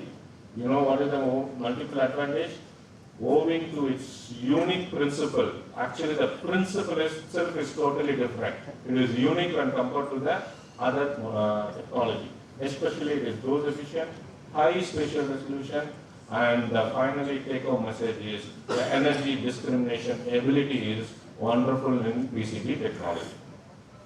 So, of course, the images and theoretical content courtesy from Siemens and GE. Any queries maybe at the end of the session. Dear students, simple message, ready to learn. That's very important. As the previous speaker said about AA, you should be actually gear up yourself to look into that. Similarly, I am trying to say put in a nutshell, ready to learn. Definitely grow in life. Thank you very much. Any question from your side? I think end of the session we'll have. Thank you, sir. Thank you, Chairman. Thank you, Professor Please Selvam, for the presentation here.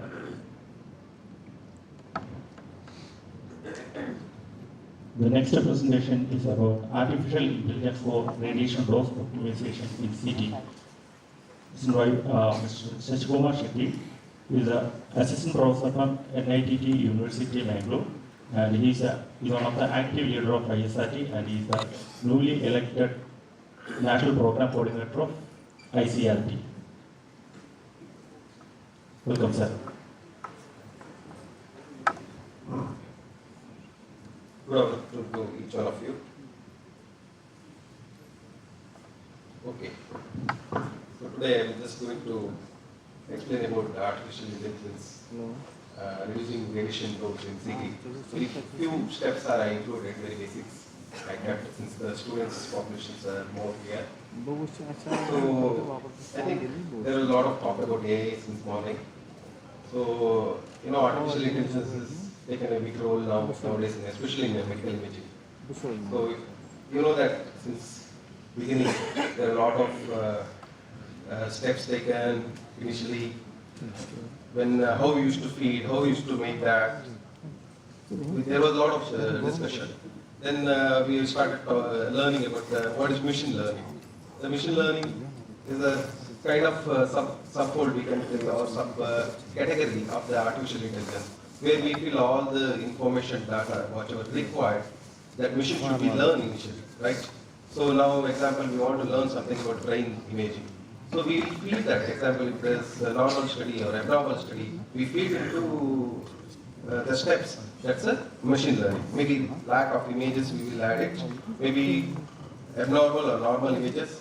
And at the same time, then the subfold of the machine learning is called the deep learning.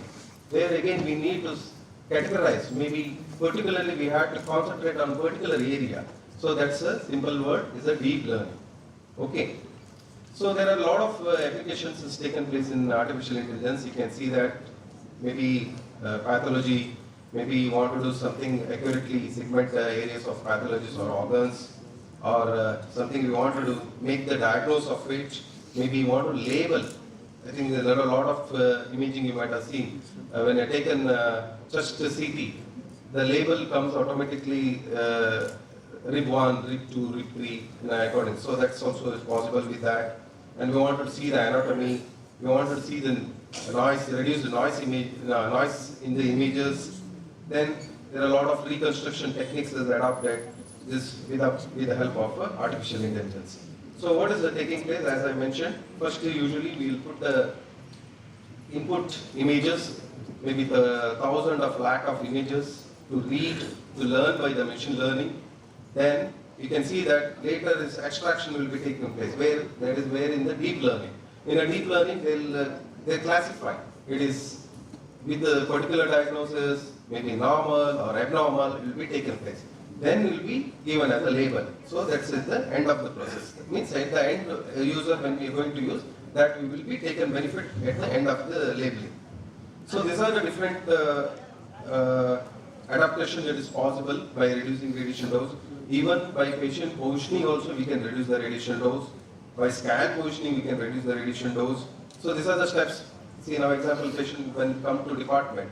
First what we will do, we will take the history of the patients and all, we will take the patient's details, then we will put the patient in the positioning, then we think about scan positioning, then we think about protocol selection, what protocol to be selected, then what are the parameters to be selected in the particular protocol, then what are the different image reconstruction can be taken place. These are so few steps here I am going to explain with in a short time. I'll see in a patient positioning, in our example, when the patient is come for the CT scan, we will place it in the, we will ask the patient to lie down on the gantry, maybe example head CT or abdomen CT. Now here is given example of thorax CT. See, centering of the patient in the gantry is very important. So this will be, based on that only automatic exposure control also will take place. That's a very important. So this is recently, you can go through that, a lot of articles is coming out. Even in the automatic exposure control also, when we adopt that, patient positioning is very important. So you can see here now, I'll give an example, see, with one of the study. See, if it is patient is placed, if it is not in ISO center, okay, if the patient is closer to the tube, you can see that the radiation exposure, you can see that around 25 CTDI, right? If it is ISO center, patient is exactly on the center of the gantry, you can see that is around 15 CTDI. Means you can see that below that is given 36 centimeter, wherein low, where the patient is closer to the tube, it is around 40 centimeter. What will happen when it's taken a topogram? Okay, when it's taken a topogram, the machine will misunderstand the placement of the patient. So that's why ISO center is very important. So this, to avoid this ISO centering, sometimes this is a technical problem.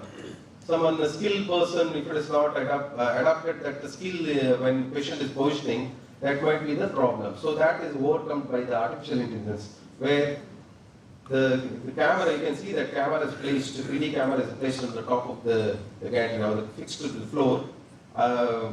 So this will decide, patient automatically will calculate the patient height, the table height, where exactly to the ISO center of the patient, that everything will calculate and it will, you can see that the images are shown here.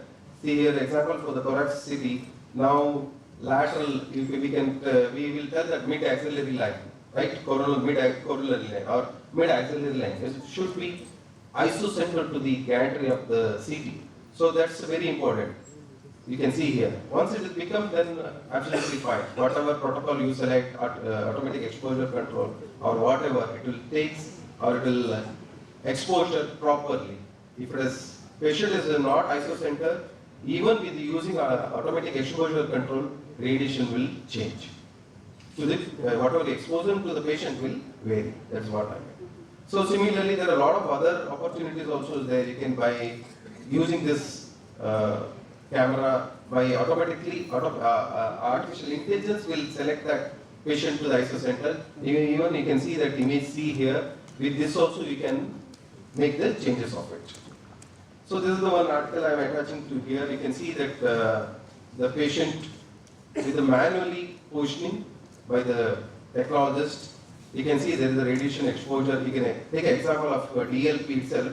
Around 523 standard deviation and mean is given there. You can see that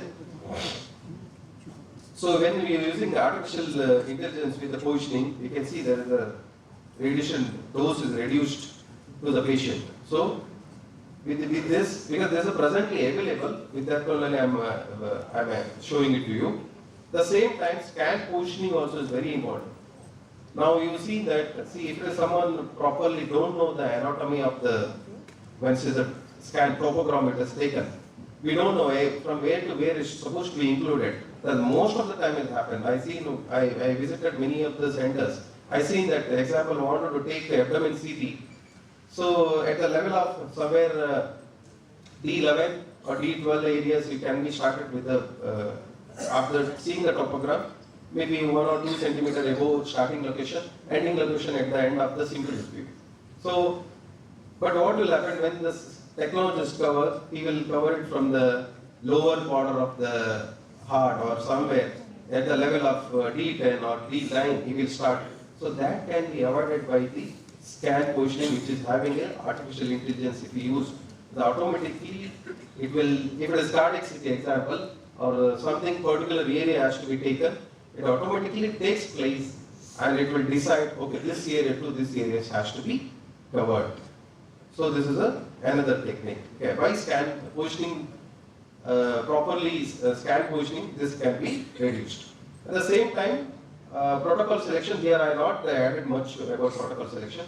I thought I'll give an example. Now example, when patient comes with a trauma of the head, maybe fall history or some road traffic accident. When it comes to, so what protocol we supposed to select? We supposed to select the trauma protocol. See, then we have to go, we have to enter the details of the patient and all. Then we have to select the trauma protocol. The most of the time when they select, there might be chances, I see that they will not select the trauma protocol, they might be select the routine one.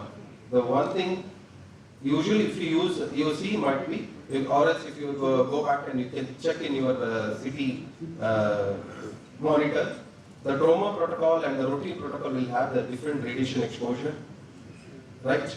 The faster the scan, because trauma patient, we wanted to finish it quickly. We wanted to see the quick diagnosis of that. So that time we can, if you are having certain this thing, where this artificial intelligence, when you enter the patient data, there is a very mandatory thing. You have to enter the history of the patient. When you enter the data in the console information, patient information, or someone radiologist wanted to have the particular protocol. You don't want any other protocol. So such time that if you mention that the radiologist name, so example, if you're taking abdomen CT, someone wanted artificial arterial phases in 8 seconds, someone wanted 10 seconds. Okay, so now depends on the radiologist, right? So what you used to do? Okay, sir, for this, sir, this patient will be 10 seconds delay. So artificial intelligence, when you enter the radiologist name, automatically abdomen scan will start in 8 seconds. If we prefer 8 seconds for the every patient, it will start with the exactly at the 8-second delay of the audio difference. So that's a possibility in the having the artificial intelligence. So that's what I said, parameters selections. Here I give an example like the trauma. We don't need to bother anything about that. So that's, but only thing, as earlier even chairman of the chairperson of this organizing committee also sir mentioned, there is technologist's role is a big, because he has to enter or she has to enter the details of the patient initially. That's very much mandatory. With a proper entry, only then artificial intelligence will take place. So there are image reconstruction, by using different image reconstruction also is possible. You can see now, if it is stimulated 25% dose images, you can see that the images bit grainy, but definitely spatial resolution is good. But when it comes to the, you can having the artificial intelligence, you can see that the below images, you can show here, having the different, the quality of the image is something, definitely is a different image quality. So that's a possibility of having the artificial intelligence adapted with the reconstruction technique. But is this kind of, you're using filter, that's all, okay. So here there is another example, you can see there are different, when you use the denoise 25% of data of the below images, you can see that the quality of the image it is entirely changed. When it is easy to diagnose, that's the benefit of. But there are a lot of limitations are there. As you can see that usually in earlier we used to get, you can see around 46 milligray exposure, but nowadays we have 11 milligray exposures. But at the same time, as I mentioned, when we feed into artificial intelligence all the information, that's very important. If it is, nowadays whenever I interact with the engineering student especially, they will tell that data is available in the net, pay some amount and you get the data. No, it is not actual data. The actual data has to be taken from the original images from the original center where exactly happened. The collaboration from the engineering and the hospital should be have that. So then only we can we can get the actual data. If it is available in the Google, available in the server, then we are taking data from that. It's not actual data. So what will happen? There will be chances of misdiagnosis or chances of misinterpretation by using the artificial intelligence. So at the end of my presentation, as I mentioned, AI techniques can be used in every stage of the CT examination to get the benefit of the result of the good image, to increase the workflow more efficiently. It will help the radiologist to and the technologist to do the scan quickly, and you can reduce the image noises, and also you can reduce the radiation dose to the patient. So there are a lot of protocol also can be optimized, can be adapted to reduce the radiation dose. As I mentioned, selecting optimal scan protocol. So this will enhance the the image quality, improve the diagnostic value of the CT images. So that's the possibilities are there. So at the end, what I would like to mention that with having the artificial intelligence, definitely the radiation dose can be reduced. So with having the different techniques, what I mentioned about the patient positioning, about scan positioning, about selecting proper parameters or protocols when you are conducting CT, and also by reconstruction also you can avoid the radiation dose to the patient. So these are my references. With this thanks, I like to thank for the organizing committee for giving me the opportunity. Thank you. Thank you, Mr. Sachimkumar Shetty. You have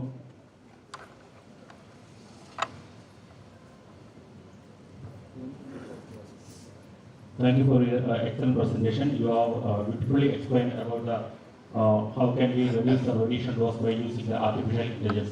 Thank you, sir.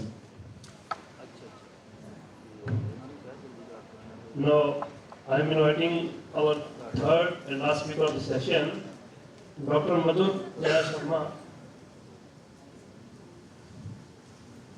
from Mizoram. He is presenting basic non-vascular intervention in chest. Welcome, sir.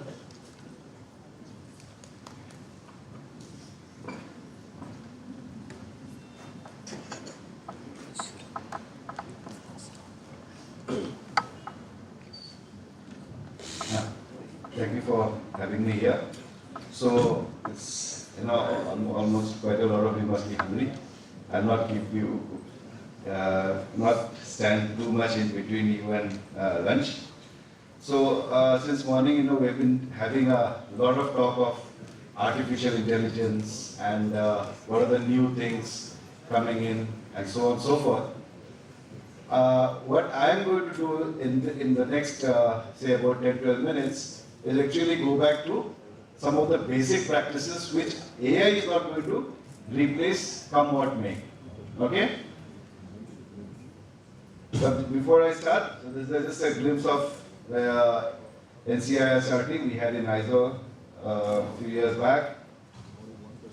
So I'll just be quickly leafing through these things. I will be looking at some of the basic things about anatomy, about radio diagnosis and all that. And then as shown over here, I think. Yeah. So this is the area of focus for today. Radiographers have always been a very important part of the health delivery mechanism, and this slide just tells us how important it was from way back. Chest anatomy, I'm not really going to go into the details on this. Most of you, I think, will be well versed with it. So it includes all these things. So what is diagnostic imaging? I mean, I just want to highlight a couple of points here. That we are using technology to peep inside the human body. Some technology, like you can open the bonnet of a car and go in there and peep in there and see the engine. You can't do that with human beings. So we use technology. And first we have to figure out whether it is, when we see an image, is it normal, is it abnormal? So that is for detection, picking up a lesion. Next comes characterization. So you got to characterize the lesion or the pathology. So we use contrast, and depending on the imaging, presence and absence of certain findings and this and that, we characterize the lesion. It's infective, it's malignant, it's benign, whatever, so on and so forth. Now this characterization is not always possible, but just by the imaging part of it, and that is when we require certain interventions, and basic interventions. Many of you will be pretty familiar with it. So any intervention, when we are performing it, but using any of the diagnostic tool which is available with us, we call it a part, we bring it as a part of intervention radiology. Now, when we say pre-requirements, machine has to be available. I mean, if you want to do a CT imaging, you need a CT. So, experience, yeah. And today this is being exceedingly being used in modern healthcare delivery system. So, common chest interventions, the vascular, I'm not touching the vascular part because those are sort of high-end stuff. As I said, I'm going into the basics today. So the non-vascular ones, these are our area of interest. We do commonly, FNECs are done, aspirations are done, drainage, biopsies are done. The purpose, histopathological or biochemical examination of the samples. And in many cases, like they have a therapeutic part and or a palliative part. It's symptomatic relief to the patient. So these are some of the, again, I'm just naming them, a bit of a repetition here, sorry. So what is the idea? We need to get a sample for histopath. Now, where do we get the sample? It will depend on the origin of the lesion. So if it is a soft tissue thing, you can feel it, you can just sample it without necessarily going for an image guidance. Deep lesions, we use ultrasound guided or, now here, fluoroscopy can be used, but the radiation factor is high, and since, when Mr. Devite also talked about the best practice methods, ALARA needs to be followed, your radiation allowance alone will not be a compensation for not adhering to radiation dose. It's for our own safety, I'm not talking about the environment here. So aspirations, pleural aspirations, pericardial, we can do, we can put a needle and get a small sample. However, we do catheter drainages. This is the Celtic-Cutter, we must be all pretty familiar with this. So these are the common points we have when we go in for an intervention. So which modality to choose? So that will depend on the availability, number one, as I said. Number two is the comfort level of the person who is performing it. Some people are more comfortable with CT, some are more comfortable with ultrasound, so it will depend on that. So, and whichever modality will help us to visualize that lesion better.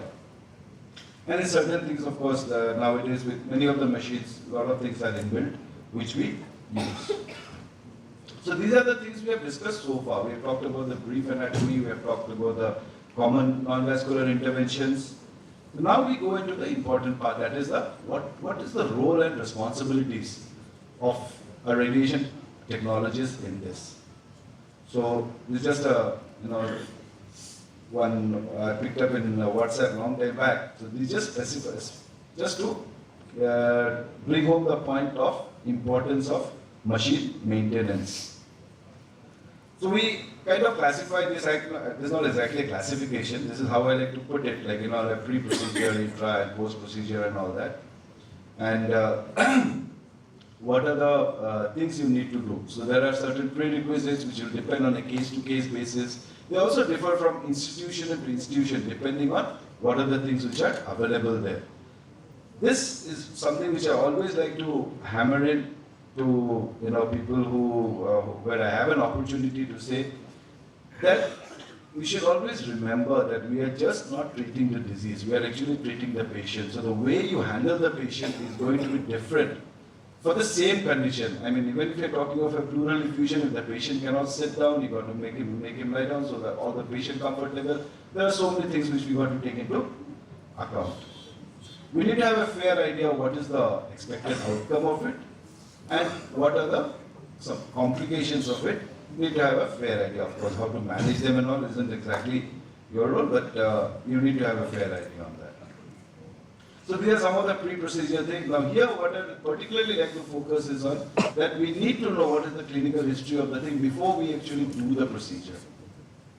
Why are we doing it? That is important. And then this is something which we tend to miss out is the crash card. You make sure you have your crash card is ready in your department, in your unit, whatever you are doing. Whatever the basics you need, basic support, medications, instruments, items that you keep on the crash card for rehabilitation or any complication. Now, intra-procedure, again, when the radiologist is doing it, as I said, it's more important from the point of view of how comfortable the person who is doing it with whatever is the equipment. Like in my case, for example, this is again a more of a private thing. Where possible, I prefer using USG over CT. Why? Because the in and out time is much faster and it is giving me a real-time guidance. But we need to use CT quite often when we are doing deep lesions. Now here, this is a skill which I think you all should try and develop as you progress in your career. This is something which I have seen it being lacked in some of them, so that is why I thought I'd put this up. It's a big help. Just an example, so there's a lung mass and so depending you do the positioning, however, again, there's some of the examples. Now, post-procedure, see, if you have done a FNAC, a simple thing, what do we need to know? We need to know how to make the slide. You make the slide, you fix it, you do an air dry. Or are you going to fix it in put it in alcohol? The AI is not going to do this. So no fear. So these are basic things which we need to know. Whether we need to put the sample in formalin, do what with that. Then there are some possible complications. Of course, I'll just check on the hemostasis check and so it's always good to have a small checklist. So this is something like a best practice method. Just come to that. So these are some of the common complications that we see. Again, pain, that is the most common complication. So, and in 95% of the cases, just simple reassurance, bone compression, these are more than enough. Swelling, hematomas can happen, vascular, if there is an arterial puncture or a venous puncture, how to differentiate between an arterial puncture and a venous, depending on how the blood is oozing. So these are just some of the basic things, basic clinical knowledge, which I think is very important for a radiographer. And this is what I think at times we are missing the bus, We need to remember that we are a paramedic. So when you are a paramedic, you are a healthcare worker, you are a very integral and important part of the healthcare delivery system. So when when you're a part of the healthcare delivery system, you need to have basic ideas about first aid, instrumentations, items in the crash car, resuscitation, asepsis, maintenance of asepsis. These are some of the common materials. You need to just have a fair idea what do they. I mean, most of them know. I guess I'm just trying to reiterate the fact that these are important as your practice in the clinical environment goes. So, just to take home, you've got to be aware of the procedures. Clinical history of patients, that's always a very important part. Don't miss out on that. Prerequisites and requirements, they vary institution to institution, the person who is doing it, so there'll be a lot of variables here. So you know your equipment, you know the importance of maintaining asepsis. So simple things, how to wash your hands, just when you are getting ready and washing your hands, and you're putting it up like that so that the water is dripping down. It's a very simple thing, but all those things make a lot of impression, and they're very useful in management of an aseptic and management of a infection-free environment. Keep updated. We've already heard a lot about how updation is important over the last few lectures in the morning, and we got to innovate. And as Mr. Demeter had also outlined, it's always a teamwork. The team is always important. Every spoke on the wheel has to be functional. Innovation is always required. You look at the cricketers, that's an example, it's quite obvious. Roles will always bring responsibilities also. So you have to take certain responsibilities with your equipments, with the environment, and with the procedures. And as I said, to make anything from good to great, the teamwork will matter. It is just a thing of what we should not do. We should not use Photoshops. This is teamwork, then and now. So thank you, and wish you all the very best for this conference. And it's really nice to see ISRT progressing over the last years that I have been involved with it. Thank you for giving me this opportunity. God bless.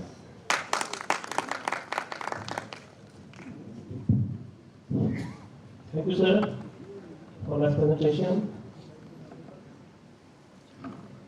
Any question from audience side? You can ask.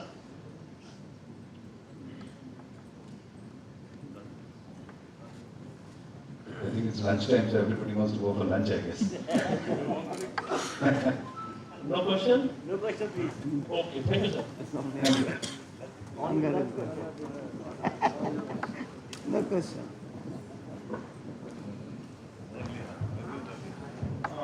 Now I shall request our chairpersons to kindly felicitate our speakers for this session. I would like to request our speakers to kindly come on stage.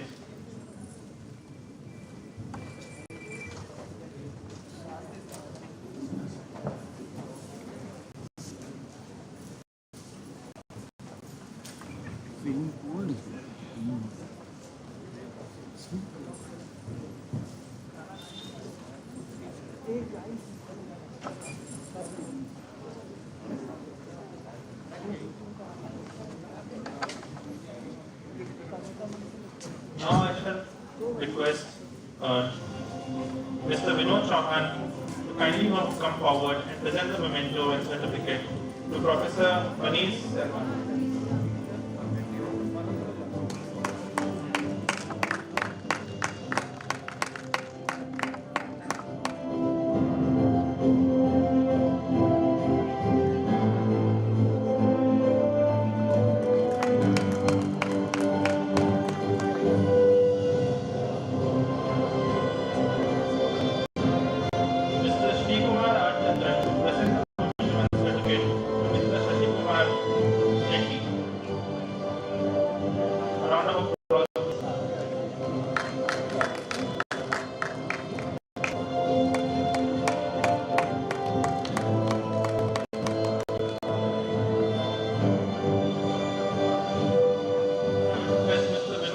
Again to present the memento and certificate to Dr. Madhurya Sharma.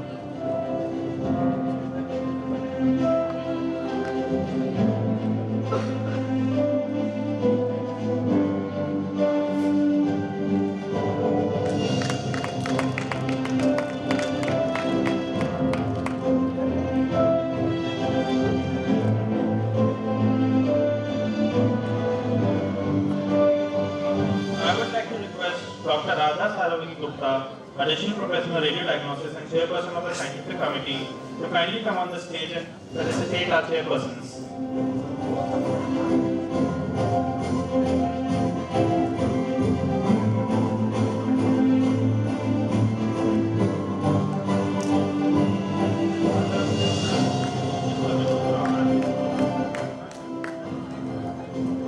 Please a huge round of applause for the chairpersons.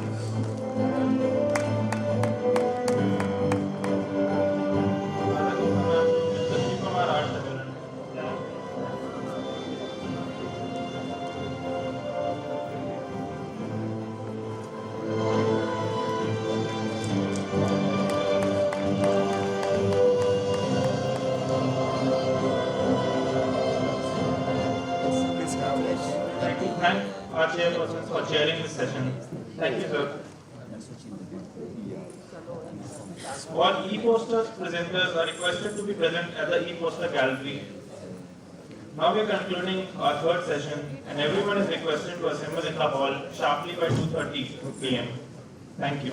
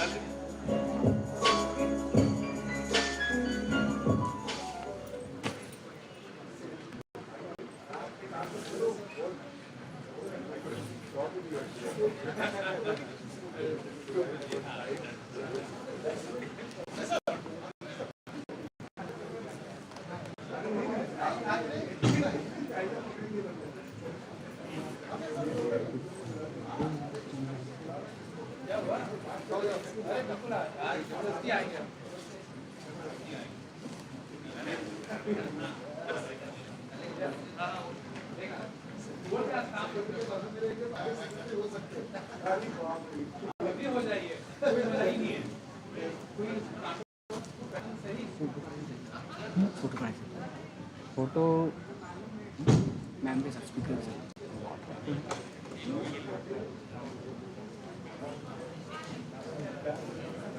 ये बताइए क्या बोलते हैं फिर जो YouTube का link वगैरह आप ही लोग देख रहे हैं ना। हाँ देखो यूट्यूब का अपना चल रहा है वीडियो वॉल पर, तो जैसे ही यूट्यूब जो है अभी बंद हो गया जैसे कार्यक्रम का, तो उस पर क्या डिस्प्ले कर दिया आपने? वो बातें कर रहे हैं।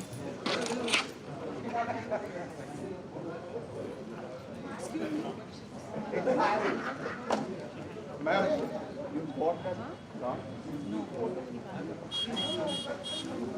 Your name is there. I think somewhere.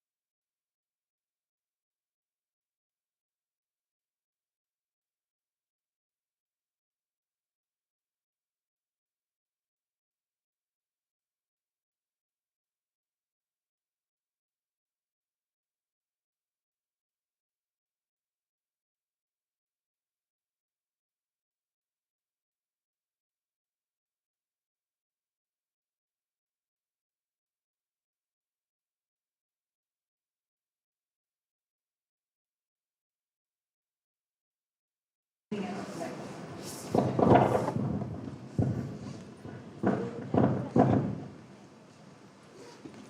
can you hear me? Yes, ma'am. Can you hear me? Yes, you're audible. Yeah, so I will just begin my presentation. Can you start with the presentation?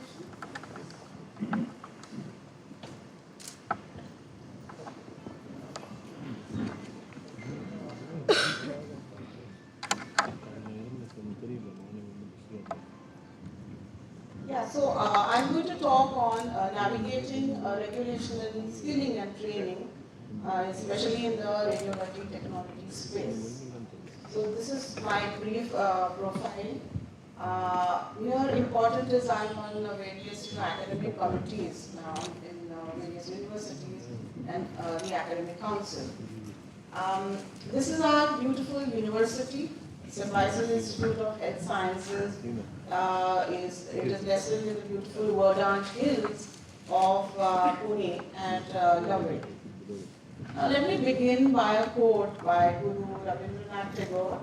Everything comes to us that belongs to us if we create the capacity to receive it. Briefly, I'll be taking you through the current landscape of education and training in imaging sciences, regulation, the current acts and immediate policy, challenges in training the radiology technologists, traditional and new radiology, simulation, the way of it. Imaging technology is a very important profession, and it is known to increase in numbers, in knowledge, and the current landscape also proves that we are very important in patient care. If you look at the healthcare trajectory, we have a lot happening in the imaging industry. Let us look at the various stakeholders engaged in radiology, right from the central government and the state government and the policy makers. I don't think so the pointer is working, but anyway, administrators such as the program managers, the regulators, associations like the Indian Society of Radiographers and Radiology Technologists, the healthcare professionals, maybe they are from the modern medicine, allopathic unit, Ayurveda, Siddha, homeopathy. They all conglomerate to become engaged in the healthcare industry and of course imaging. Allied health professionals is a huge group that is also imaging sciences, technologies, one part of the group, and health tech companies like Philips, GE, international companies, and of course now the Indian capacity is also increasing. And diagnostic centers and hospitals are finally the providers of quality healthcare to the patients as well as of course the citizens of India. And now because of the medical tourism, international patients are coming to India. What is the scope and practice of radiology technologies we've been talking about? X-ray, mammography, fluoroscopy, ultrasound. Unfortunately, in India, it is now still under the purview of radiology. But internationally, ultrasonography is under the purview of technologies also. Computer technology, the MRI, and the various technologies in interventional cardiac cath and radiotherapy. Now, it is the most sought after profession, and I find the numbers of students, especially good students, are coming into this industry. So we are at crossroads of getting a good manpower in the industry. Diagnostics has become an integral part of patient care because of the use of evidence-based medicine. And the demand of radiographers is increasing. Now let us look at the opportunities for these technologists. Why are the opportunities increasing? This is because of affordable care, accessible care, available resources, as well as the improved access to good quality affordable care. We find that in 2022, we had about $9.54 billion of the industry, especially in the diagnostic imaging industry. If we look at the growth from 2022 and forecasted to 2032, which is almost to the tune of 6% employment for radiology technologists and MRI technologists. We have about 16,600 job opportunities as I talk now, and 273 radiology institutions, and more are mushroomed in different parts of the country. Now, let us look at whether these institutes are just localized to certain states. No. They are also available in states like Assam. I did meet few technologists who have come from there, and institutes are there all over the country. This is the source. I must talk about the source. This is the source of radiology and imaging sciences in paramedical colleges in 2023. Now let us look at the radiology market. A global market is expected to account for $43.04 billion by 2029, whether it is in North America or it is in Europe, Asia Pacific or South America, Middle East and Africa. Data has been culled out from the Bridge. Looking at the diagnostics industry, currently in 2023, India is projected to have USD 0.65 billion. If you compare to US, we have comparison of 11.26 billion in 2023. What about the CAGR? That is also improving exponentially, and the projected CAGR is 20 by in 2030. That is forecasted. It is 17.54, whereas if you compare to 2022, it was just 9.54. So the CAGR is almost to the tune of 7.3%, which is huge, extremely huge. So we must wake up. I mean, I'm just projecting this because I would really like to bring to the notice of youngsters who should come to this career. Now let us look at the regulation of the imaging technology education. We have the University Grants Commission, that is at the AIIMS. May the speaker move away from that. So the University Grants Commission by the Act of 1956, they are actually looking after and regulating the education of different universities. And since imaging sciences education is a part under the ambit of the universities, this is an important apex body. And of course, we have the recently, the act that has emerged in 2021, the National Commission for the Allied Health and Healthcare Professionals of 2020. Unfortunately, the implementation still to happen. The new education policy was launched in 2020, so that also gives us lots of guidelines for having, a better education status for not only, UG but the PG programs.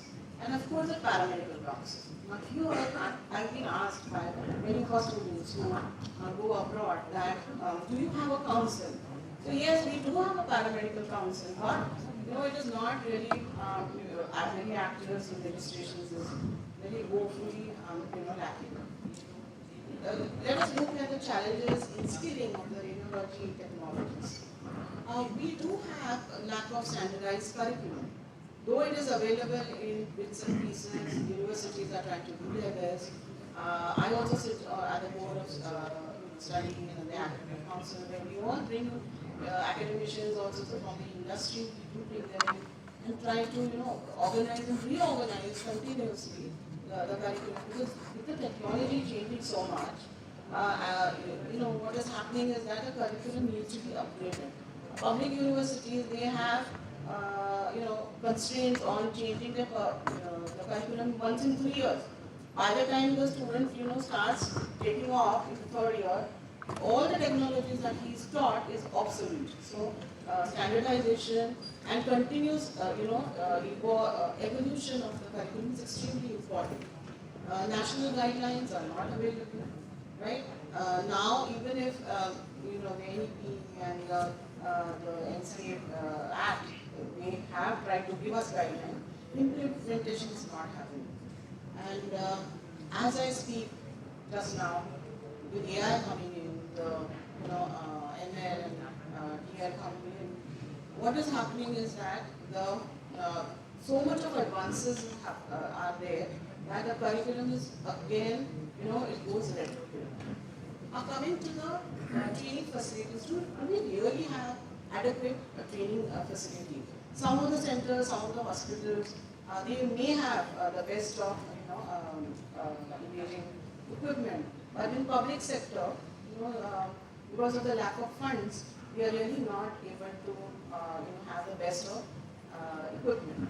Coming to the manpower, right? Are we having adequate teachers? Are we having adequate senior technologists to teach our new students? I think that all of us know that that's still not. Programs are overcrowded. I was just talking to a few of the technologists, and they said we are coming from a college which is a standalone college, and there are 350 candidates who are appearing year on year, and they don't have any facilities. They don't have a hospital of their own. The hospital training is taken in different parts of that particular state. So, this is something that we really need to look at. Now, coming to the financial constraints, because they have limited resources, even if the private sector does have resources, they are not giving it to us, especially for the training. Faculty development programs are just not happening. Proper training of the students is not happening.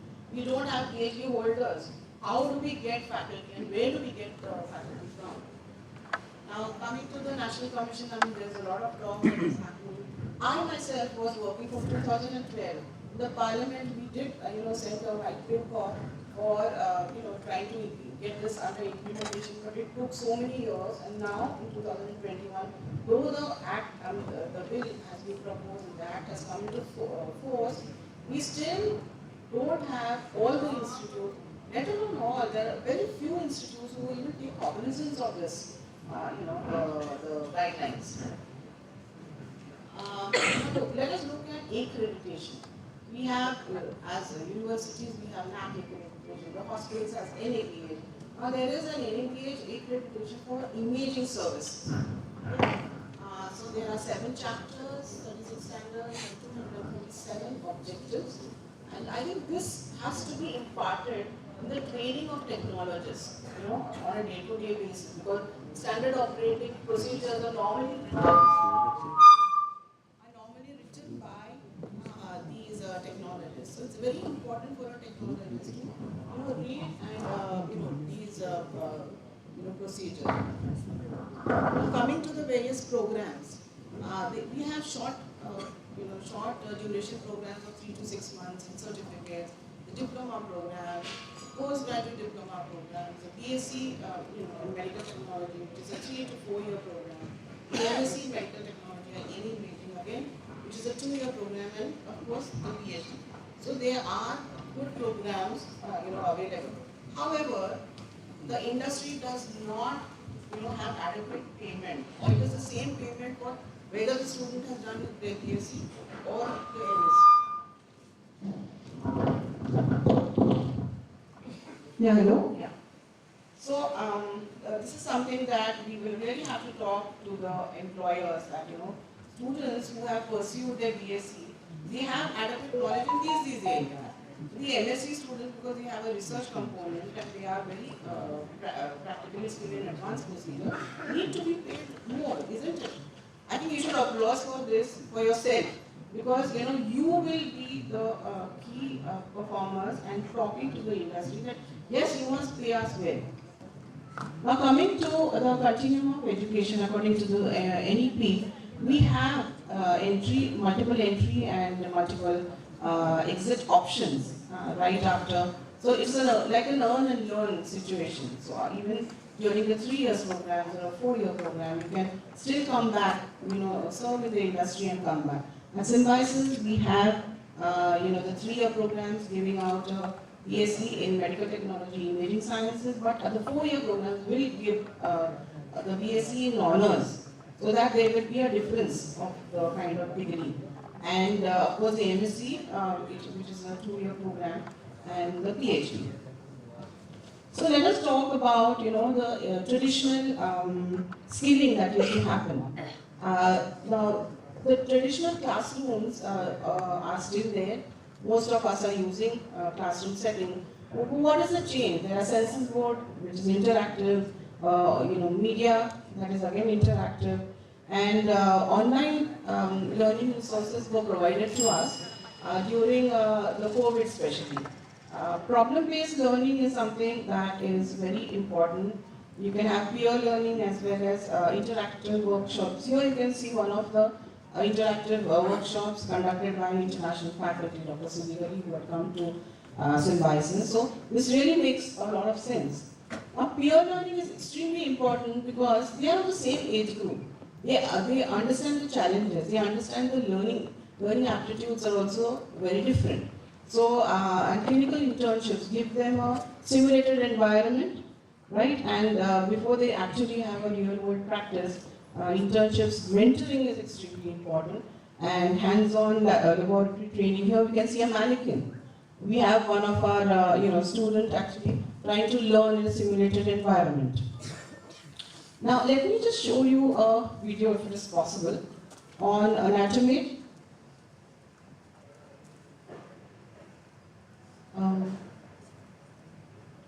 Is the video being played? Can you just check out?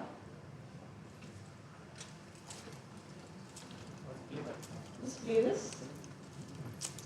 This is a simulated pedagogy that we are using, especially to teach anatomy, to understand the structure of the body, and it's a three-dimensional virtual kind of imaging technology that we have used. I wish you could just see a little bit of Just start it off.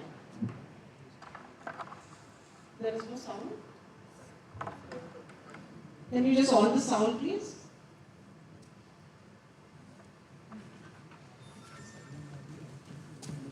I just have to talk.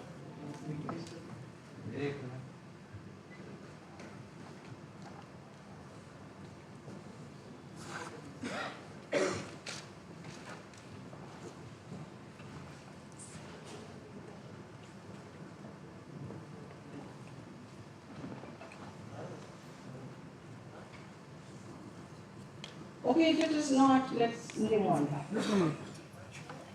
Yeah, it is.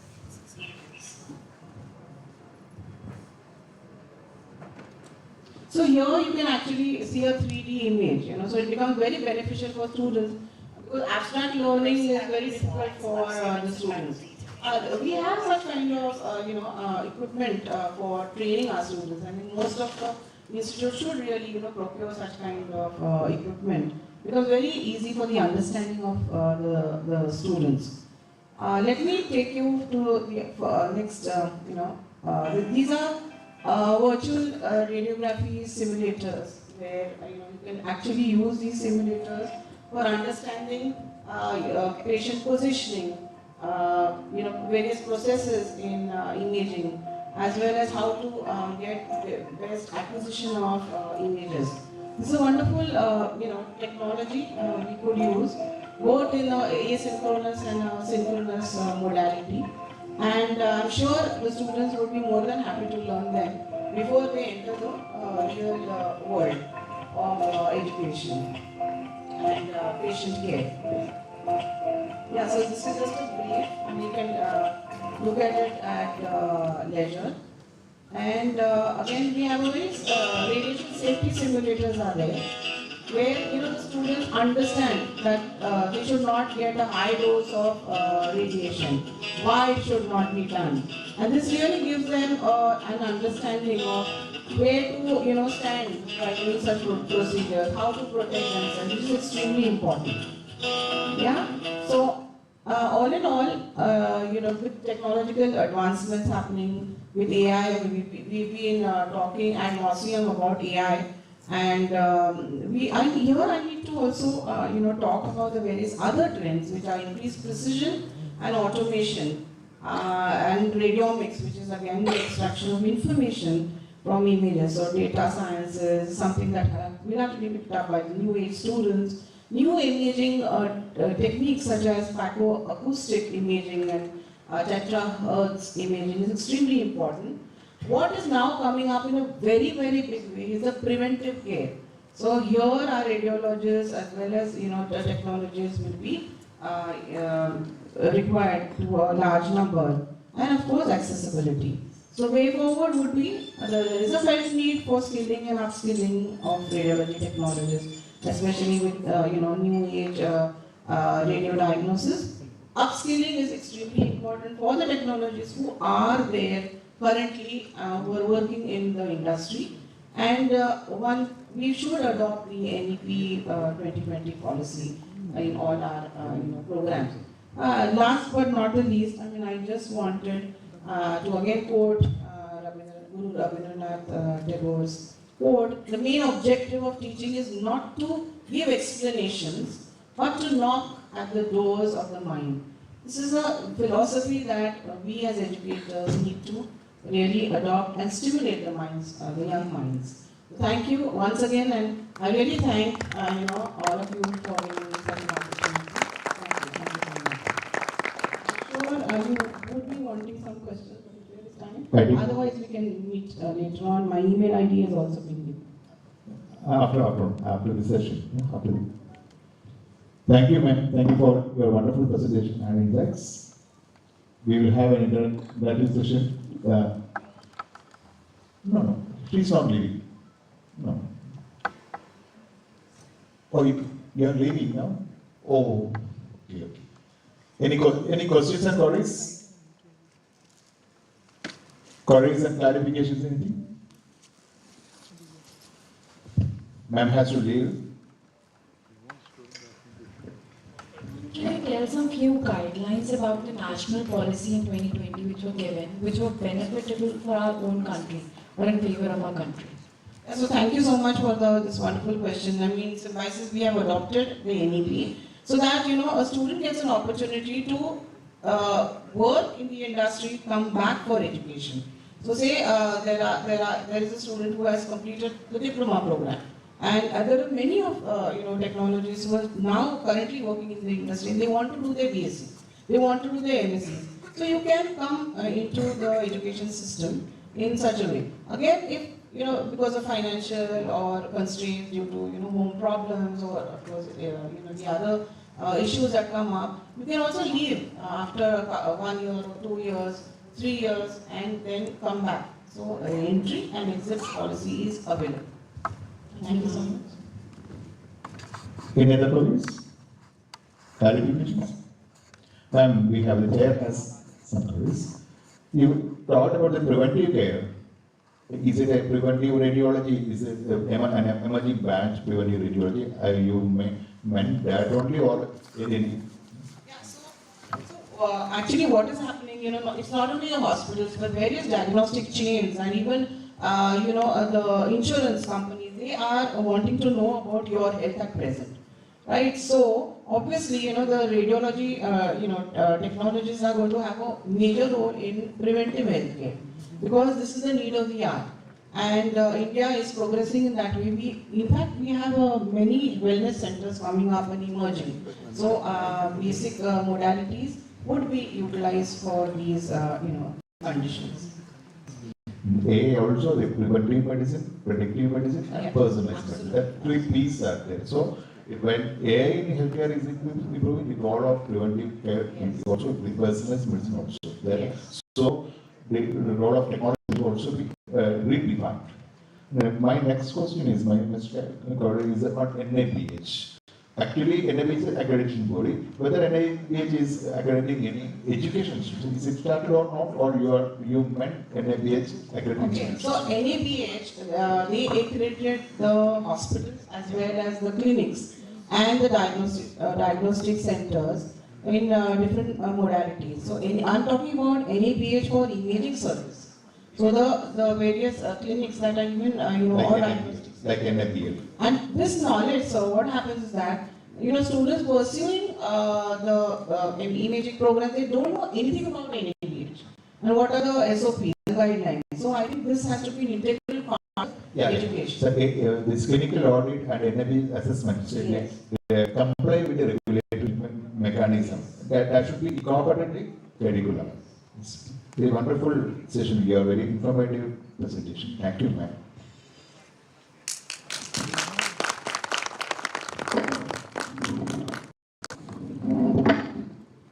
Thank you, ma'am. Now I shall request Mr. Suresh Malaya, member of the chairperson, to felicitate Dr. Samita Jadhav. Ma'am, sir, please, if you would come.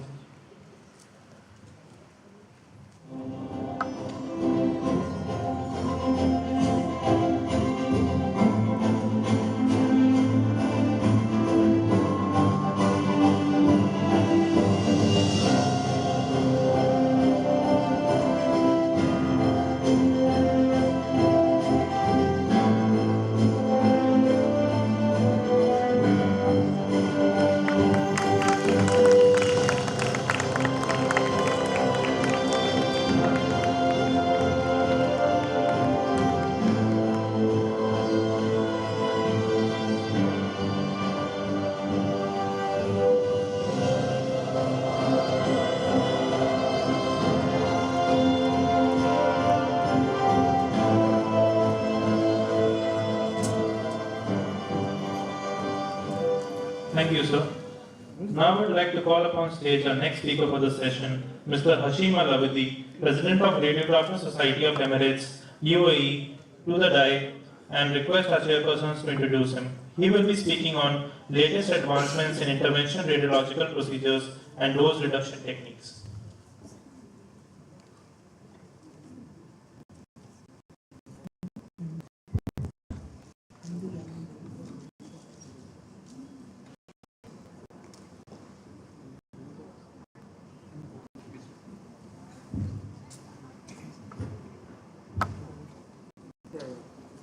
Mr. Hashim Al-Abadi is consultant radiographer in Dubai General Hospital, UAE. He completed his masters from UK and he mastered in interventional radiology also. He is the founder and president of RAISE, Radiographers Society of Emirates. That may be the first society in the Middle East for radiographers and technologists. He is a wonderful administrator and a very good organizer and a very good human being. And he has an experience of more than 30 years in this, nearly 30 professional experience in the advancement field. I welcome Mr. Hashim Al-Abadi to India and the August days of AIIMS Bhopal. Thank you, sir. Thank you so much, Mr. Suresh, and good afternoon, everyone, colleagues, and our professional staff.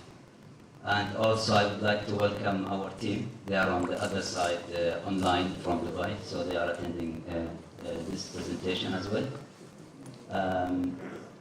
Actually, I'm going to talk about advancement in interventional radiological procedures and also those related reduction techniques that we apply. We're going to present a technique which we have recently introduced. It's a new technique. Of course, advancement in any radiology department depends on applying new techniques and new technologies. This technology we have newly introduced to our department, but we are carrying it out in our interventional cath lab unit, which is the creation of arteriovenous fistula. Okay, it's an AV fistula. This fistula, it helps mainly the dialysis patients. So it is a sort of endovascular technique in which we insert or we create an artificial fistula, and it is a day case procedure, so it's not an invasive, it's non-invasive procedure. It's a day case procedure, and it ends with very low complications. This fistula will serve the patients usually for many years, and it is made to facilitate the dialysis, process for patients. I'm inviting online. Actually, this procedure is being done, with the teamwork between technologists and our interventional radiologists. So I would like to welcome Dr. Ayman Saleh. He's our consultant interventionalist and head of radiology in Dubai Hospital. He's online with us. And let me check if, let me switch on Dr. Ayman.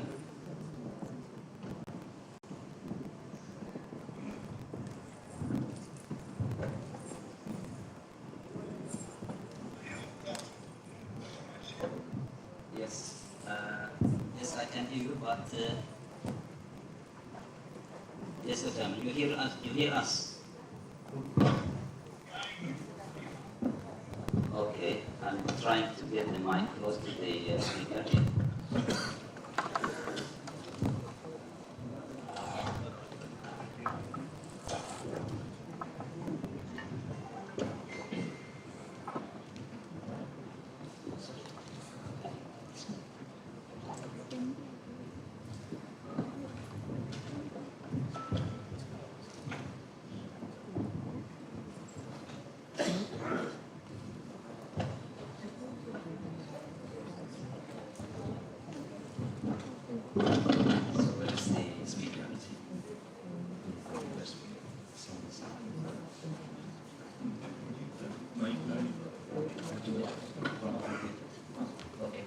Okay, Dr. Ayman?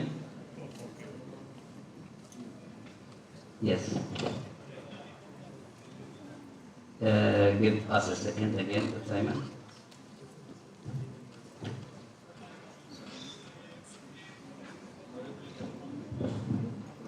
1 second, Dr. Ayman, please.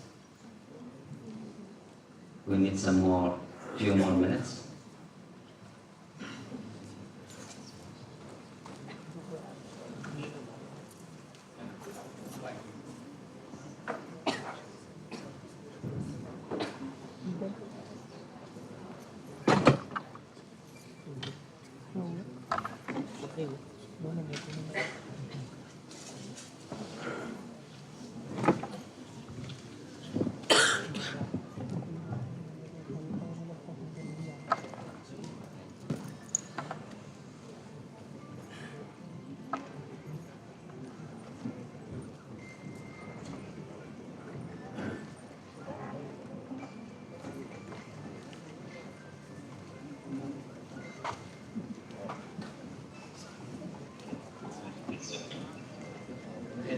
You can go ahead.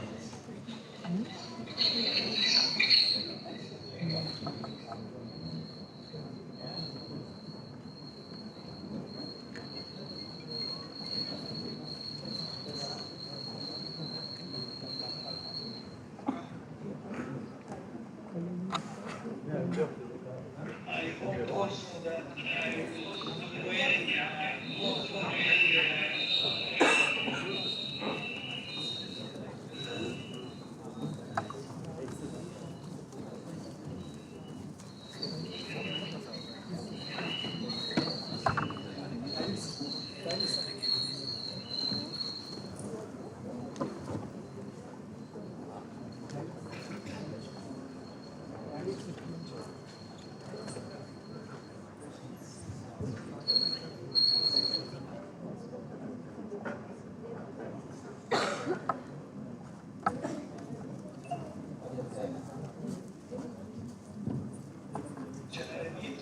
Yes, please. Yeah. Good day from Dubai. I hope that you have similar weather as we have a very nice weather today. Unfortunately, I'm wearing the scrubs because I just came back from the hospital performing urgent procedure. Firstly, I want to thank our colleague for her excellent talk about the importance of well-prepared radiology technicians, as they are actually our right hand together with our nurses in all kind of procedure of radiology, all diagnostic and therapeutical procedure.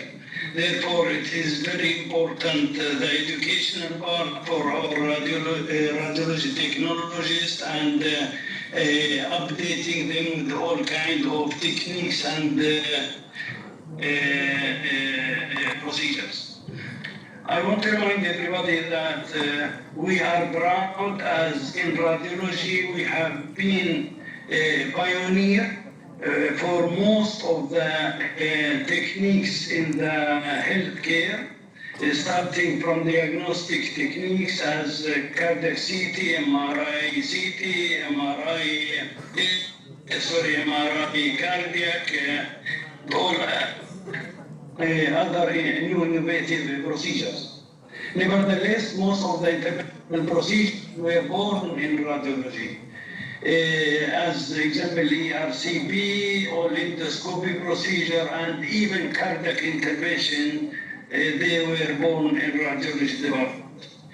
But therefore, the importance of upgrading and updating our technologies in all modern procedures and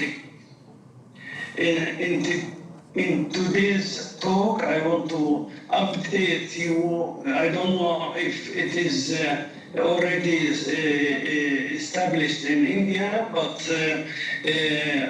2022 we established a new technique for establishing endovascular AV, arteriovenous fistula for the patient. As we know, we have many patients with their renal failure who need to do dialysis, which means that we have to clean their blood from the toxins. And until now, it was two methods, only two methods to do that. The first method is central vein catheter, and the other method is the surgical AV fistula creation. CV, central vein catheter, is the easiest way to do the dialysis, but it has many complications and long time complications with the infection, obstruction, and even obstructing the vessel they are inserted in. Therefore, the arteriovenous fistula is the optimal way to do dialysis. Unfortunately, until few years back, it was only surgical approach to establish these fistulas, which connects the superficial vein to an artery to increase the flow in the vein in order to be able to do dialysis in shorter time. The aim of arteriovenous fistula is to increase the volume of the vein in order to be able to insert needles in the vein, and the other thing to increase the flow of the blood flow through this vein. Now, as I said previously, that until recently it was created by surgery. And we have limited surgical sites for establishing this fistula.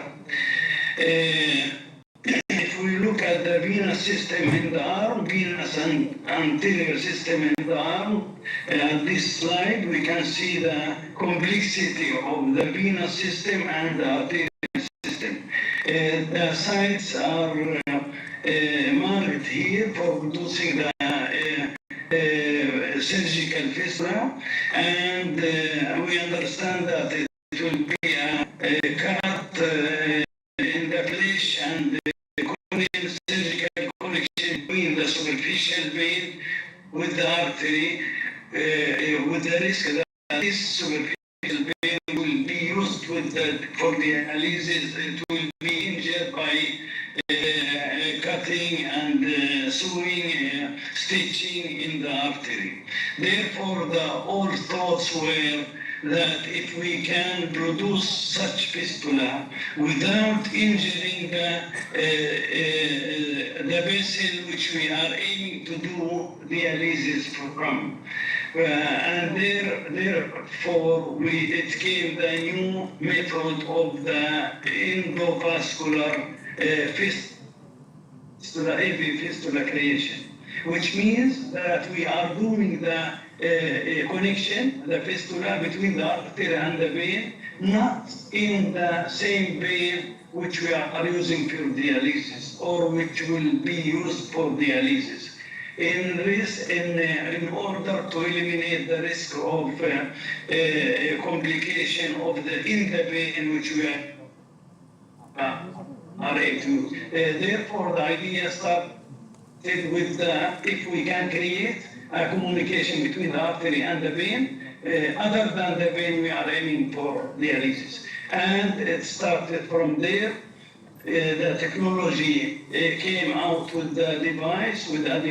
If you can show Hashim in the other slides, the device, how it looks like. It is a device which have, it is two catheters actually.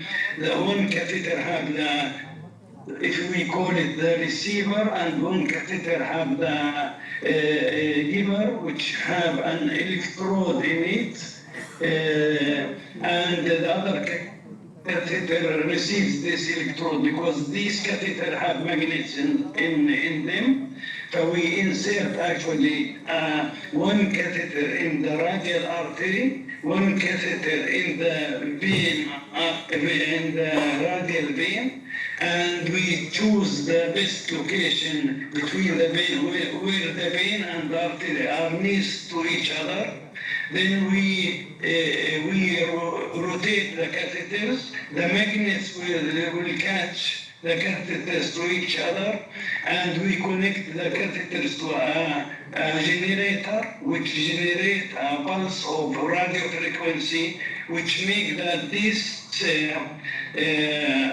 electrode will do a cut and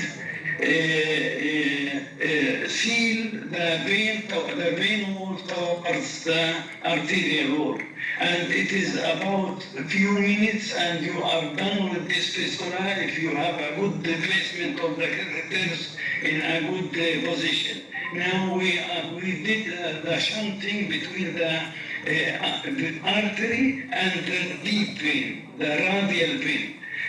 How we do that, the flow will go to the dialysis vein, the vein which we are aiming to do dialysis from.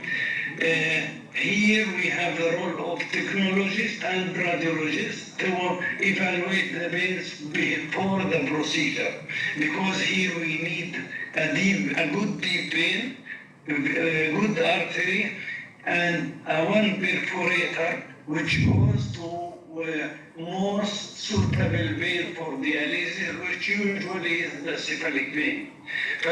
We depend on the perforator. If we see here in this image, we have the cephalic vein, basilic vein, and we have the radial, the brachial vein down, and we have this perforator which we have to depend on it. This perforator connects the cephalic vein with the brachial vein. We go through the brachial vein, we go through the radial artery, and we do the fistula at this level as an example, depending on the perforator. Sorry, these are the superficial veins. Here we have the brachial vein, here have the perforator, and here we have the cephalic vein. The ideal place to do the fistula should be at this level. Here we have both catheter, one in the radial artery and one in the brachial vein, and we have the electrode, and we are performing establishing the fistula between the artery and the deep vein. After doing establishing the procedure, then we have the blood flow, part of the blood flow going to the cephalic vein through the perforator. Here we see the perforator, the one between this is the brachial vein. I don't know if Asher can show. Yeah, this is here in the middle we have the brachial artery, brachial vein, and this is the perforator, which is very clearly seen. This is the cephalic vein, and the fistula is established. Now what we do after establishing the fistula, we occlude the brachial vein above the area of fistula in order to guide the oil flow from the brachial artery to the brachial vein, radial artery, brachial vein, and directly to cephalic vein. This method, as technically, as I said, it depends fully on the whole team in the cath lab, technicians, nurses, and physicians. But therefore, as we said, and we say always the importance of having a well-trained, well-upgraded technician and nurses in the cath lab. This fistula was created before 1 week, and in 1 week we could canalize the vein and do full dialysis without any problem. If we see the difference between the surgically created fistula and the endovascular fistula, it is a big difference because the vein which we are doing dialysis from, or the target vein, is not injured at all. The blood flow goes through the deep vein, through perforator directly in the target vein, and this is one of the major differences between the surgical and endovascular procedure, as almost other procedures. We see here the difference between the complication between the surgical and endovascular procedure, that we are doing the shunting far away from the target vein. The surgical part, no, we are doing the connection with the target vein, which is a big difference. Our main challenge is to go from CVC catheter, the central vein catheter, and to use the arteriovenous fistula, indifferent of the method, but also to try to choose the best method for the fistula creation, and to give the patient an option, the surgical and non-surgical option.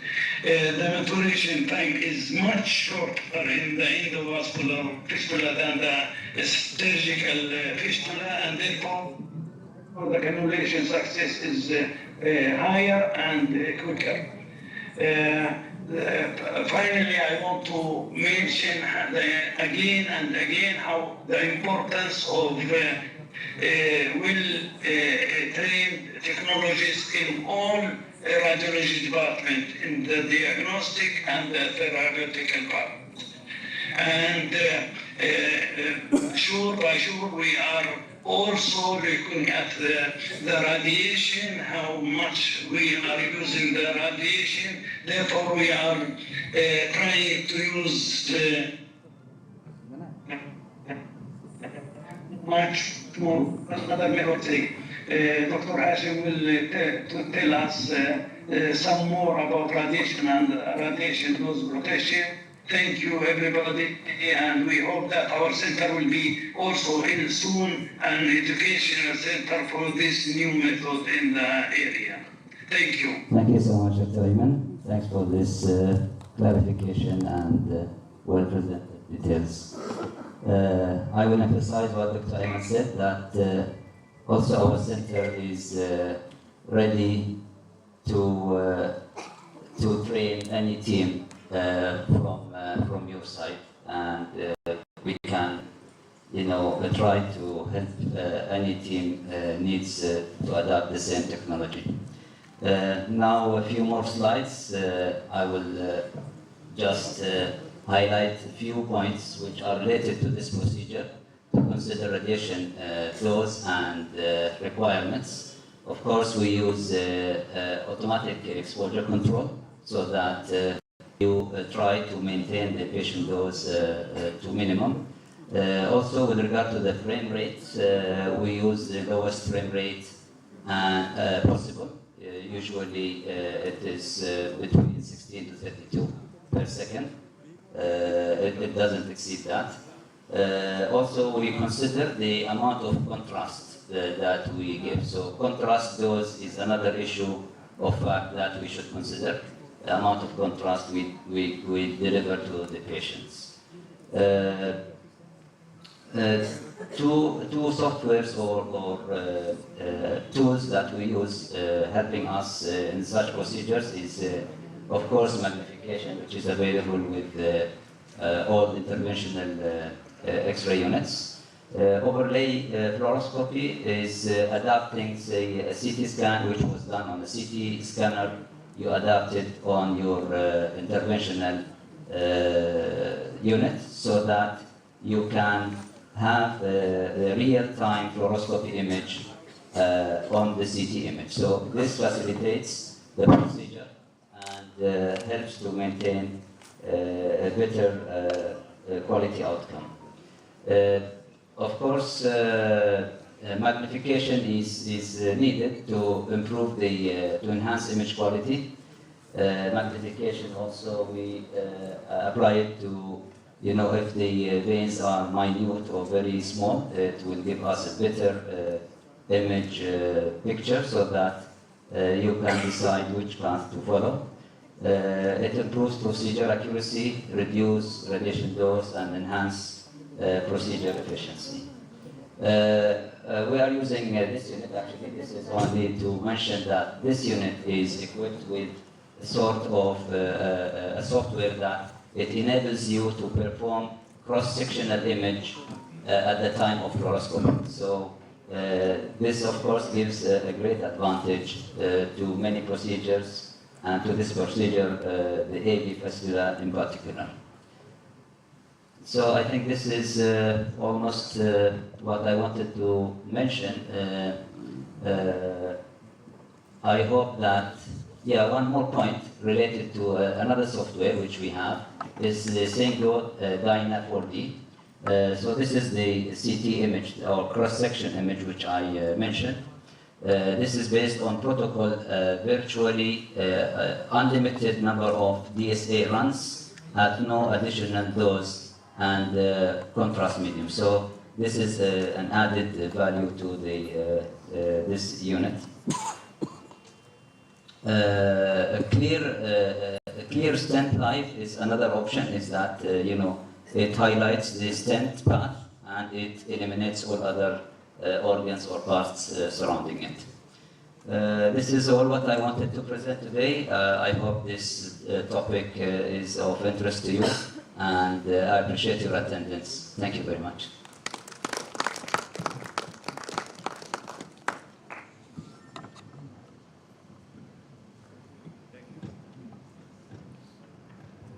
Thank you, sir. Thank you for your wonderful presentation, especially the live stream from UAE.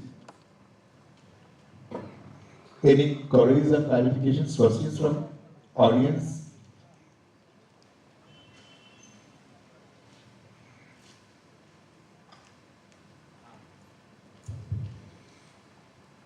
No questions?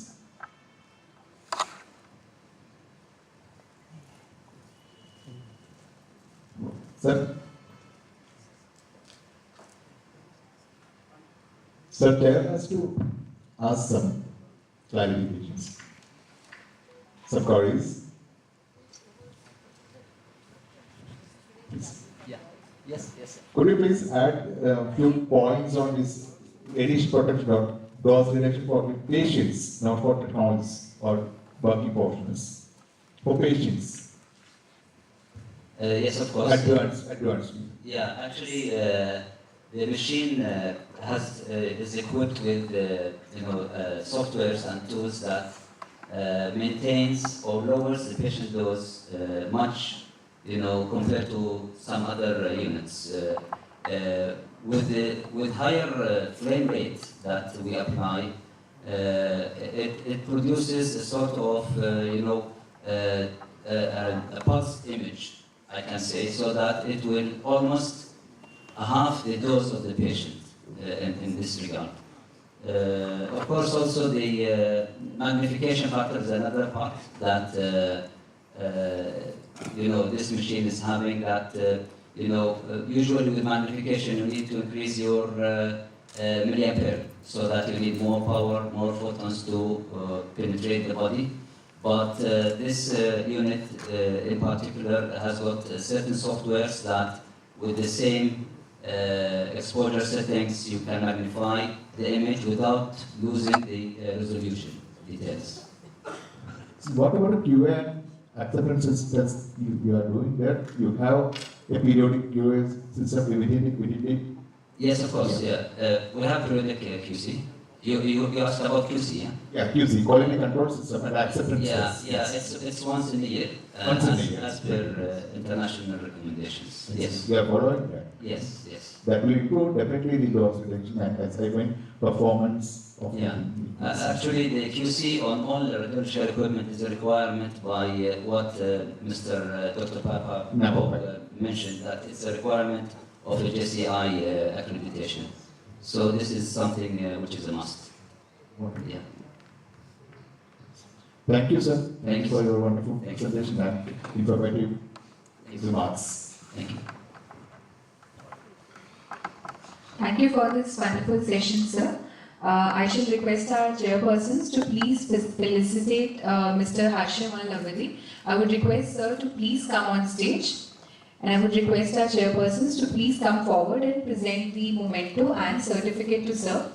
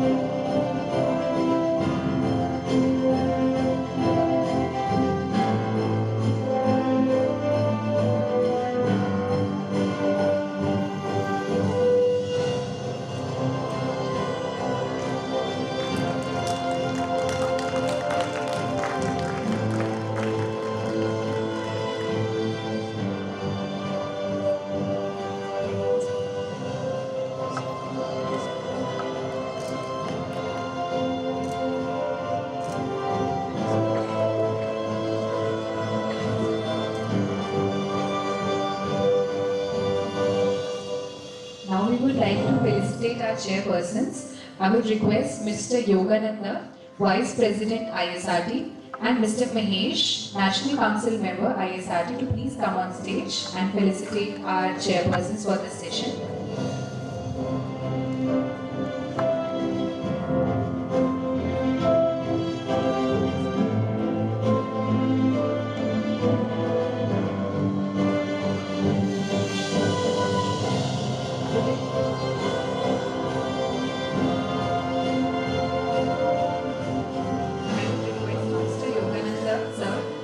Present the memento to Mr. Suresh Malaya.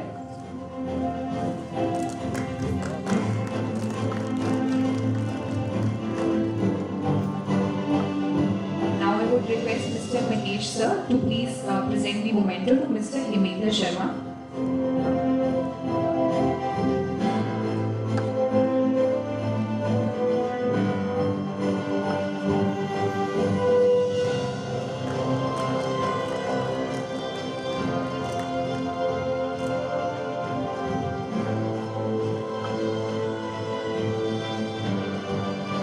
I would request Mr. Yogananda sir to please present the memento to Mr. Pradeep Kumar Das.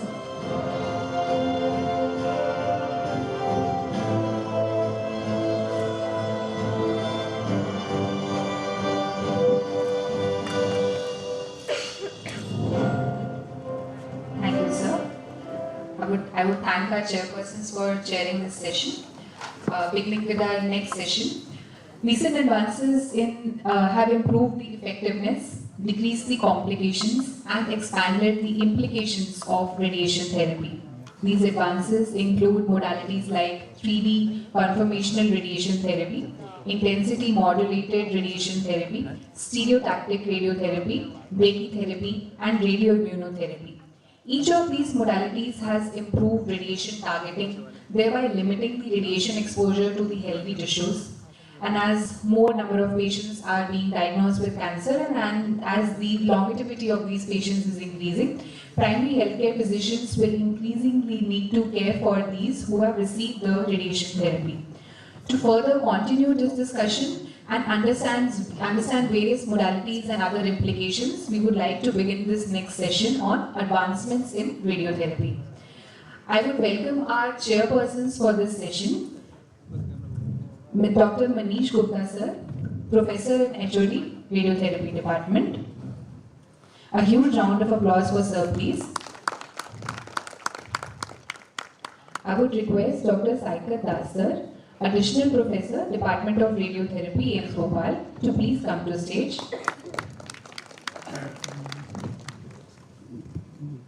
And I would request Mr. A. Selva Kumar, Chief Radiotherapy Technologist, Indraprastha Apollo Hospital, New Delhi, to please come to stage and chair the session.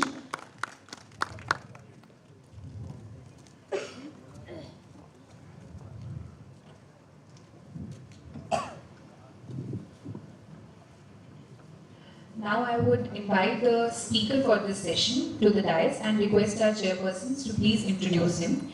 I would request Mr. Rakesh Kaul from Max Hospital, New Delhi, to come to the dais, and he will be speaking on the topic Legacy of Radium, the tragic impact on industrial safety and regulatory evolution.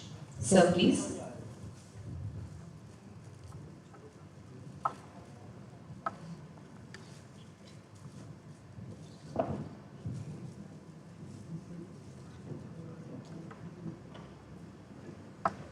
Good evening to everybody. I'm thankful to ISRT for inviting me for this session. This is my topic. Already they have told about my topic.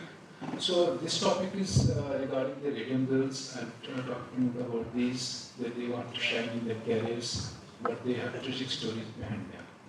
So myself, Rakesh Kaul, I'm from Max Hospital, New Delhi. I'm the Chief Radiation Therapist. Now, it was the job of 100 young women who wanted to shine in their life, they want to grow in their career, but they never know what is what career they have chosen. While the world perceived glamorous, there was a dark side that quickly turned deadly.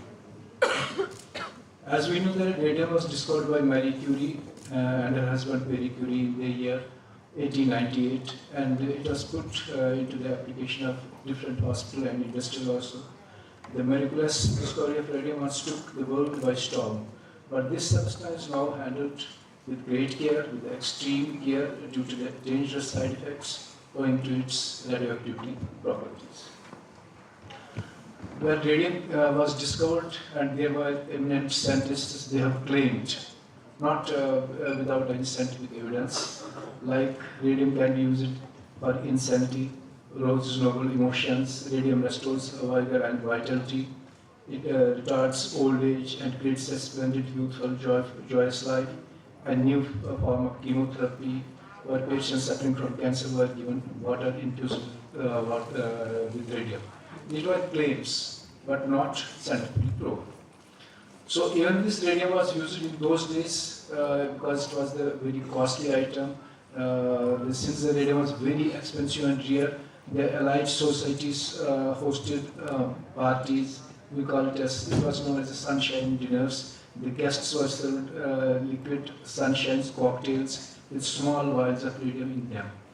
The guests claimed that the consumption of the cocktails filled with different vigor and with different moods. The scientific community was accumulating less favorable information. They don't have the information. It was a mouth that this is doing this, we are doing this. So skin burns were observed in 1901. A French scientist died from overexposure to radium in 1905. Physicians knew that radium could be used to destroy the cancer tissues. Radium acts like a calcium concentration in the bones. And the use of radium in medicine showed healing effects in many health disorders. However, using it to treat the mental disorders and for rheumatic arthritis, proved hazards, and it was forbidden until sustained research for its safe application. Since it emits gamma rays, it was used in treatment of cancers widely those days. And there were different claims. 9 claims were claimed. There were so many claims, but I have just posted on the 9 claims. The radium turned quickly transited in the quickly as it entered the commercial world. Companies started selling radium-based consumer products like, they made the bizarre claims like products like cigarette holders. Cigarette holders was that polished with the radium, and they started sold that with the radium they could eliminate the harmful effects of the smoking. That was also claimed. Radium-based solar heating pads for recharging the blood and nervous system, it was again claimed.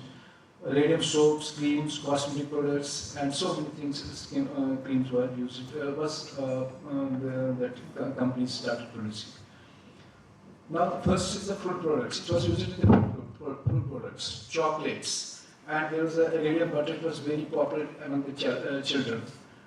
Bread made with radium water were popular overseas until they were discontinued in 1936. That in radium buckets, that radium water buckets, drinking the water could cure a number of ailments from arthritis to impotence to wrinkles. It was purchased by the rich families in those days, and there was so much market created by these companies that they started this manufacturing their buckets, also radium buckets. So in toys, it is still, you can see the watch toys, it is still being used these days, but having glass exposure, but people doesn't know. But it is a harmful, still it is being used in some other companies are using it. In those days, in toothpaste, the toothpaste containing both radium and thorium was sold by a man named Dr. Alfred Curie, who was not related to Marie Curie, but did not miss an opportunity to capitalize on their name because the surname was Curie. So he started that and related to Marie Curie. So in cosmetics, a number of companies put radioactive materials into cosmetics. Cosmetic companies that use radioactive materials in their products are given. And France and England also had a number of cosmetic companies in those days. They used radium. From 1970, London-based Radar company started marketing a line of cosmetics. The product sold wide in Britain and distributed Boots company. That Boots company still exists. In all their stores, they have 585 stores in those days. They supplied these products in all their stores, and their business was multi-folds. And Thor Radio was another company in 1930. They have pharmacists, Alexei Mossel and Persian Dr. Alfred Curie. They have a partnership and launched their French products. And they have skin cream, this folder, and so many things. You can say they started promoting it on the trade fairs, on this different stalls they use it to sell these products. Then there was RT's company in 1933, and new regenerative cream was launched in the British cosmetic market, made in London, using imported radium. They said that this radium we have imported is more effective, and that it can glow the skin. And it was claimed that it is blood circulation and generally toned up the skin. And these were, there was one company, Laura Dima in 1923 also. So many companies came into the market. So heating pads, early 20th century doctors also jumped into the radioactivity Bhagavan, with both feet producing suppositories, heating pads and radioactive coins used to change small amount of water, all intended to treat this arthritis, rheumatic weakness, and so many health complaints were used for these by using these heating pads, and which were proved dangerous in the, after some time. So it was used in the treatment of the importance before the days of the Viagra and series treatment for importance took the form of the radioactive bogies. Wax rods inserted in the urethra. A popular alternative treatment called the radio endocrinator was a booklet that contained a number of cards coated in radium, so were worn under the garments at night. And the inventor of that this product, who died of because of this in 1949. So it was used also in the health spas. Radium and radon health spas were opened in the 1920s and 30s. It was again by the Allied who they used to go to hotels and use it to do the mud therapy with this laced with the radium. You can see that they are sitting on the chair and with the mud and clay and laced with this radium. They claimed that it toned up, relaxed the muscles, tissues, nerves, acne, blackheads, and so many rashes, redness, and so many they claimed these things in those days. So it was used, as I told you, that radium clocks were used. It was popular in those days. Even today also it is used in this one. Sorry. So, U.S. Radium Corporation employed as many as 300 workers, mainly women, to perform various tasks including handling radium. While the owners and the scientists familiar with the effects of the radium carefully avoided any exposure to it themselves, chemists at the plant used lead screens, masks, and tongs. They knew that they had some effect of the radiation due to the radium, but they never told their employees. US radium distributed literature described the injurious effects of radium, but never explained them because the girls were not so educated in those days. So they just, it's a formality to distribute these pamphlets. The radium girls were female workers who started this radium, this watch factory starting with 3 sites, that was Orange, New Jersey in 1970, Ottawa in 1920s, and Waterbury in 1920s. These were the 3 workers, and you can see the radium workers, they are working in the factory. So the radium girls, they were popularly known in those days as the ghost girls. The radium dust to which they were exposed daily made their clothes hairy and skin and literally glow in the night. Although being told that the paint was harmless, the women in each facility consumed a deadly amount of the radium after being instructed to point their brushes on their tips in order to give them the pine tip. This was known as the tip lip technique. They used to put the brush laced with the radium on their mouth and gives a fine tip and put in the dial watches. Many of the women wore best dresses on the job so the public could shine brilliantly when they wanted to dance after work. Some even applied the paint to their teeth because it gave them radiant smiles. Even at the lunchtime, they used to put their curtains in the room and put the radium on the clothes so that they used to shine and they never know the side effects of this. So, as we know, that Marie Curie died of the leukemia due to the prolonged exposure to radioactivity.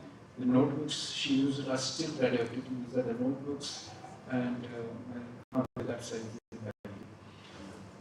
So, after the effects, they named it the radiation poisoning. So, acute radiation syndromes, also known as the radiation sickness and radiation poisoning, is caused by overexposure of the scientific radiation. The symptoms started with the hour of exposure and can last for several months. Symptoms were nausea, vomiting, and loss of appetite. Either recovery or death depends upon the amount of the exposure they were exposed. These are some of the papers in those days. They are publishing stories. So radiation poisoning is a lawyer hearing the case of the dying woman. So there was a dental pain, loose tooth, lesions, ulcers, and the failure of the tooth extraction to heal some of these conditions. Many of the women later began to suffer from anemia, bone fracture, necrosis of the jaw, and this condition, it is known, it is well known these days also, we known as a radium jaw. So the women also suffered from suppression of menstruation and sterility. In 1923, the first dial painter died, and before her death, her jaw fell away from her skull. By 1924, 50 women who died, who had worked at the paint, were ill, and dozens of them died.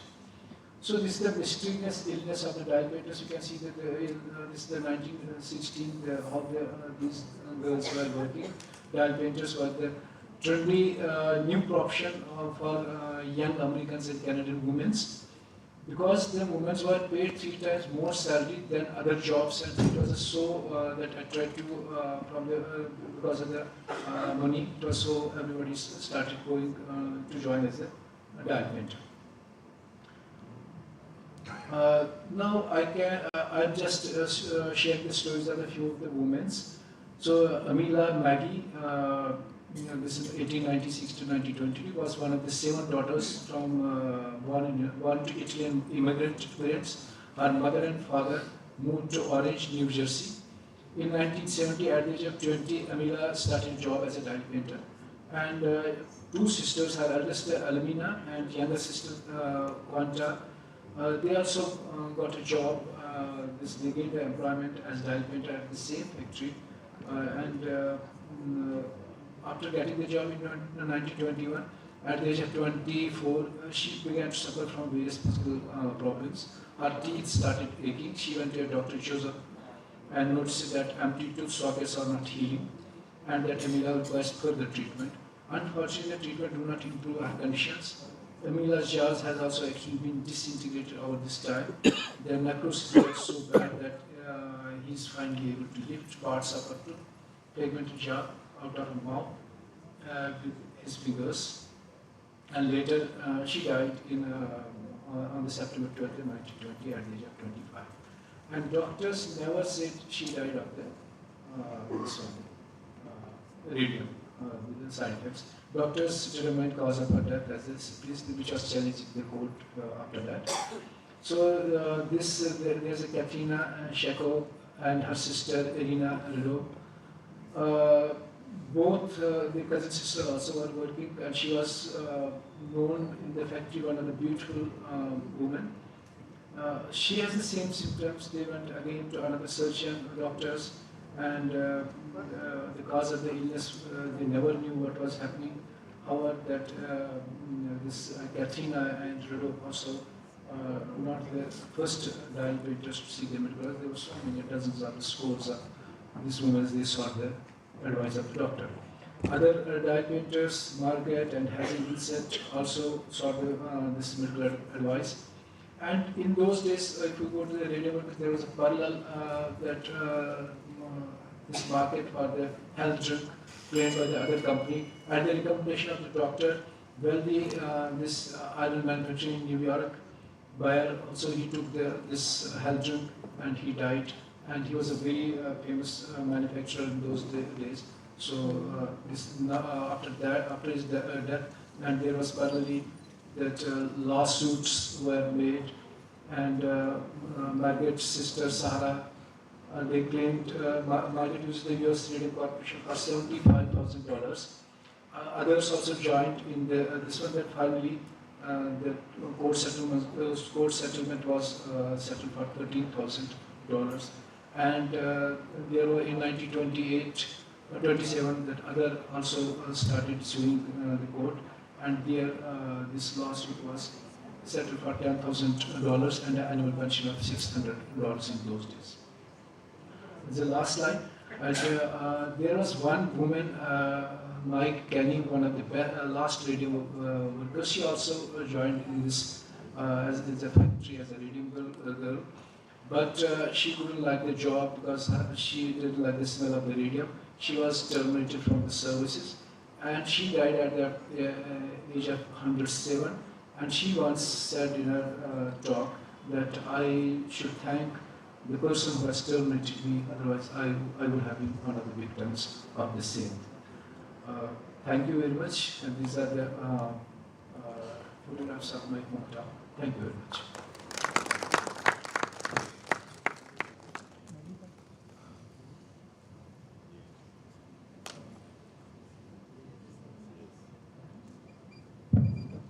Thank you, sir, Mr. Rakesh Kaur, and explaining the commercial advantages of radium in the pre-side effect era. And these are rare slides you have shown. Thank you. Any questions? Open for house.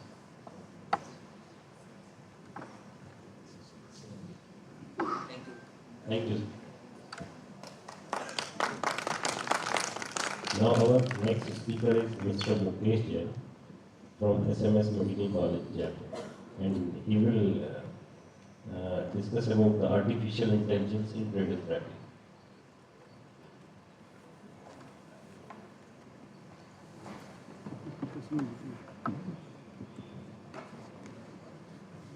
Mr. Mukesh Jain. Welcome.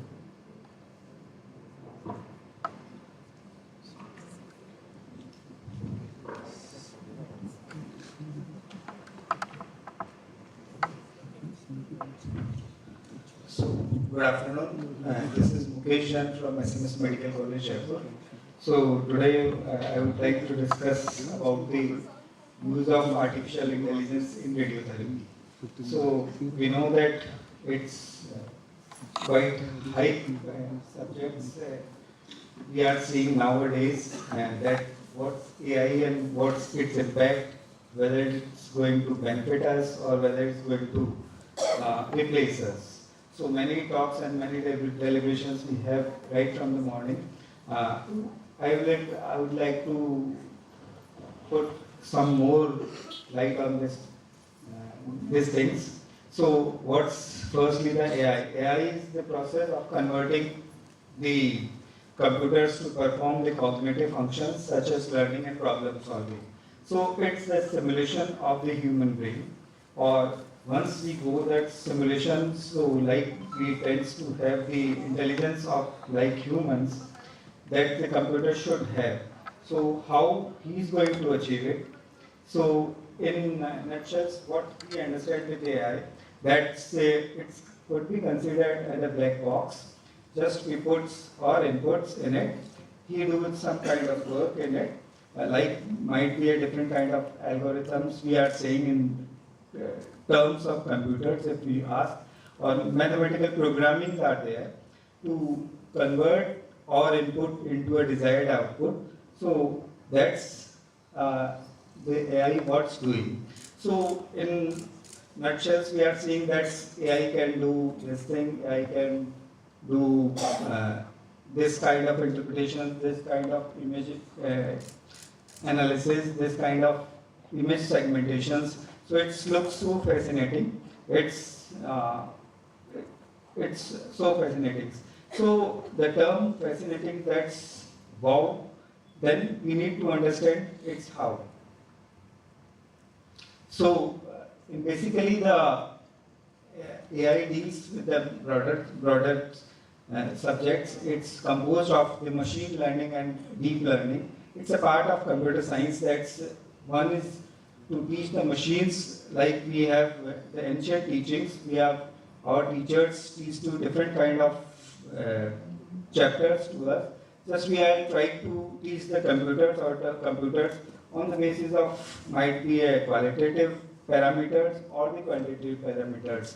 So machine learning, it's deal only with the qualitative parameters. So might be a size, shape, volumes of there, and these predefined features are often unable to adapt the variations to imaging modalities such as PET, CT, and MR. So different images we try to teach the computer, and it might possible that if it's working on an ML model, that it might get confused when see one CT image, same the CT image of PET CT.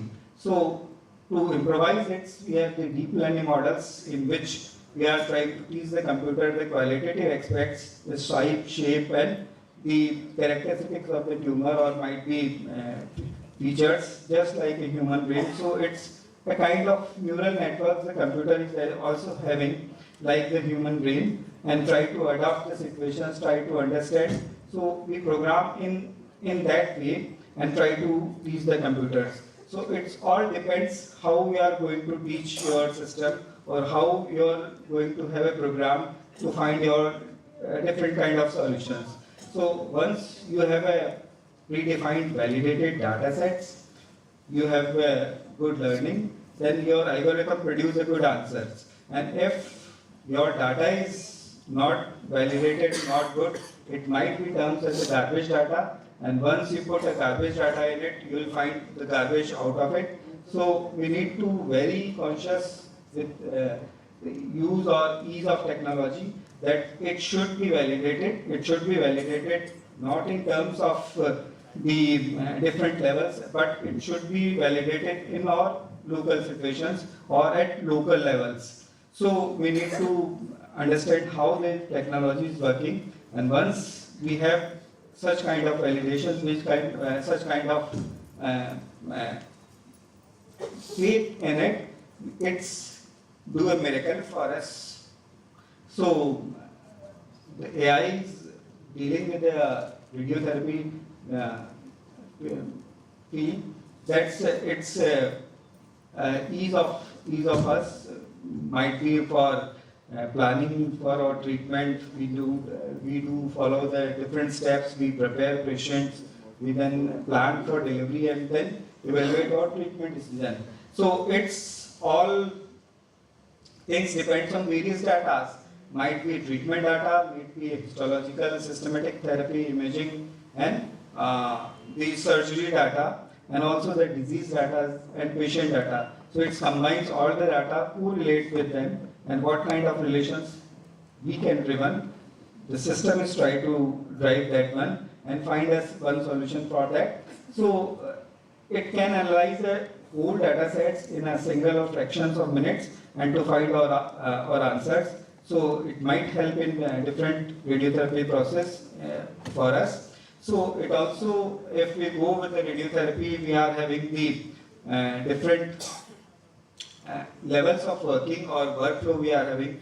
That's the once we need to evaluate the patients, then we need to prepare patients. For preparing, we need a positioning, image acquisitions, image registrations, or target segmentations, organ segmentations, and the dose optimizations we need to do it.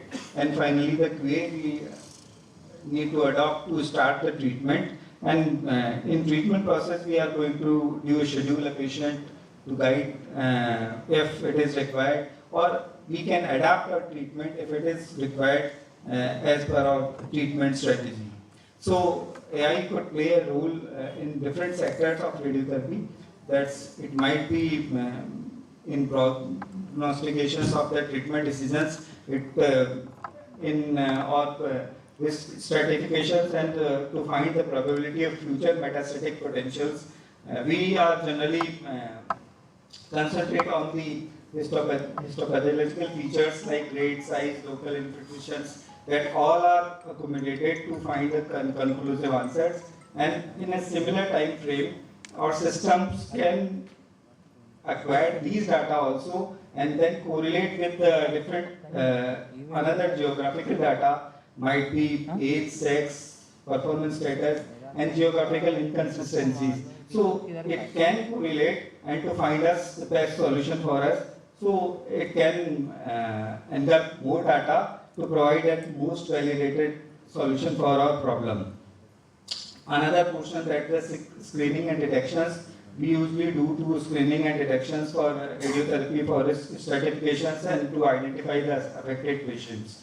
So for screening, why we are doing so is to find out these minority of cases, to have detectable lesions in it.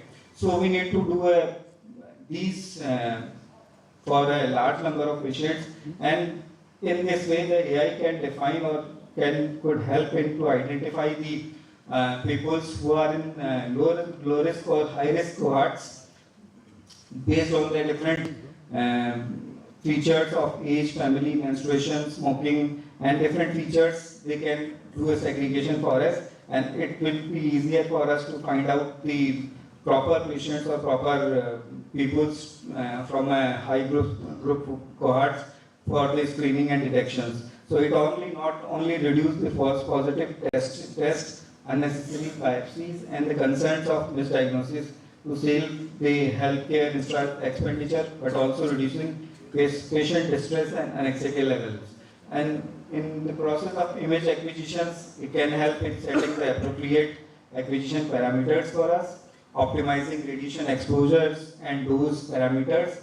It can have the positioning guidelines which might be help to RTTs in a better way to detect the image acquisition triggers like cardiac waveforms, lung inspirations. The real-time data we can have with using this kind of systems, and detecting and compensating for the patient motions, ensuring that the correct patients being imaged, and detecting significant difference in patient demographics. If it is there, it can be detected, which might be can be missed by human errors sometimes. In process of image generations, that's one of the crucial process for the radiotherapy treatment planning. So it can generate the CT images from the sinograms for the DSAs for X-ray images to synthetic CTs. That is most important for radiotherapy treatment planning.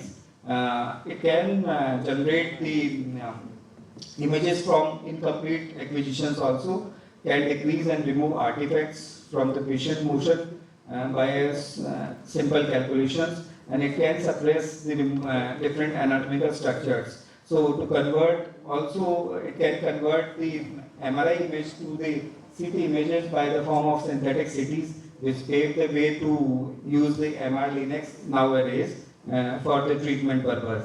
So different methodologies they are adopting, some of them I described here, that is the atlas-based pulse coding and the learning-based methods.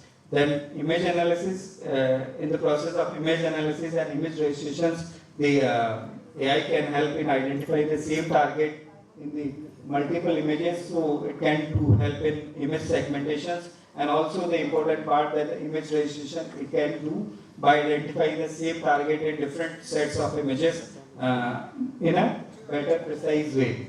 So it can measure the quantitative characteristics like length, volume, area, angle, ejections, motions, tissue blood perfusions, and also the qualitative characteristics like shape, size, heterodensity of the breast regions, and also the different devices might be a part of devices, different conditions might be pneumothorax or the osteopenia. It can detect in real time to inform us for a better decision planning or better treatment planning for the radiotherapy. In process of image segmentations, it's very important for RTT planning, that's to detect or to delineate the OARs and tumor volumes. That is the essential part, and it's too much time consuming and has marked observer variability, dependence, and depends on the skill levels and competencies of the observer. So automatic contouring softwares, they are there to speed up the process and the time, and it can improve the inconsistency between the observer and the efficiency as they have classified every voxel in image. So in recent past, a lot of efforts has been made to put into a learning new ways to recognize structures in the range of different imaging modalities. So different algorithms, that's initially we are using the knowledge-based algorithm to do such kind of segmentations. Now we region-based, and nowadays we are using combined form of these algorithms to identify our OARs and TVs for radiotherapy treatment planning. And the radiation planning is also one of the important part to deliver for the delivery of the radiation. And for this, we need to do different sets of planning to identify the least optimal dose to the OARs, while the maximized dose at the target volumes or the tumors. So radiation planning process, it can have the overall accuracy in fraction of time and can predict per voxel dosage by using these kind of AI enabled softwares. So ability to and effectively formulate dose volume constraints and inclusive of various patient-related factors like age, gender, ethnicity, and different factors that can accumulate it with radiation dose planning also to find or optimal solution for us to do a radiotherapy. As far as concerned with the RTTs to delivery of the radiation treatment, and immobilization is the most important part of delivery of radiation treatment that aims to deliver the radiation doses to the confined to the target. So AI enables of robot actuators can put maskless head and neck radiotherapy in reality in near futures. So it has the cameras that are monitoring the patient movement in real time. It can sense the desired positions, and in case of any kind of errors in pneumatics patient positions, a pneumatic system is there to regulate the position of the patient by inflating the air balloons of the soft robot. So the system can be capable of controlling head motions within 2 mm with respect to their reference positions. So by using these systems, in future we might have the maskless head and neck radiotherapy right in near futures. And tumor tracking is one of the important concern of radiotherapy. That's a tracking of, it has a lag time of around 0.0 to 9 seconds and can be corrected by predictive softwares which can have the estimated accuracy of around 80% in different validated cases. And tumor tracking techniques can also be refined with the addition of breathing patterns and estimating the next breathing cycles. So it is found that average computation time for interfractional FDL fuzzy learning software, that is, was 1.54 milliseconds for intra and interfractional variations if are there, which is much smaller than the present C. So if we look overall impact of AI in different or manpower or different of process of radiotherapy, all are get benefited in terms of treatment decisions, in terms of imaging, in terms of treatment planning, in terms of plan approval and QA and radiotherapy treatment delivery, and also in follow-up to find the response and probability response of what is desired from the treatments. So it can, but it's also embedded with some kind of challenges in it.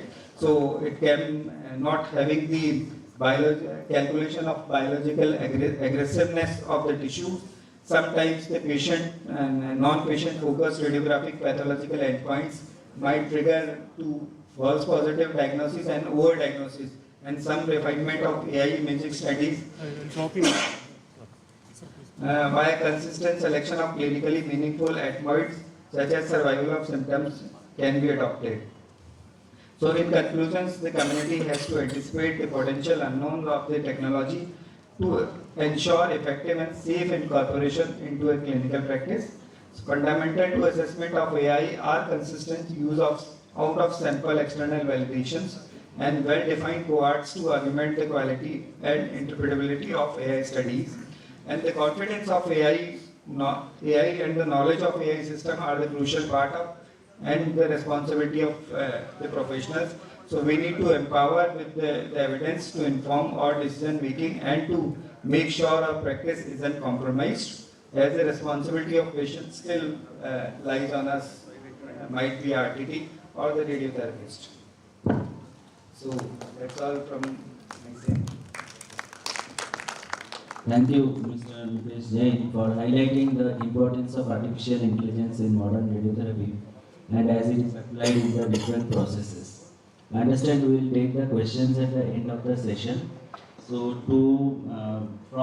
thank you very much, Mr. Jain. So as we have seen from the discovery of X-rays and radium, till now over a period of almost 125 years, the radiation therapy has evolved from simple to highly complex and precise technique, benefiting the cancer patients to the extent that more than 60% patients require radiotherapy at some point of time. So to take us through the emerging trends of modern radiotherapy, I invite Mr. Prakash Umbarkar from PD Hinduja Hospital, Mumbai, to highlight the emerging trends. Mr. Umbarkar, please.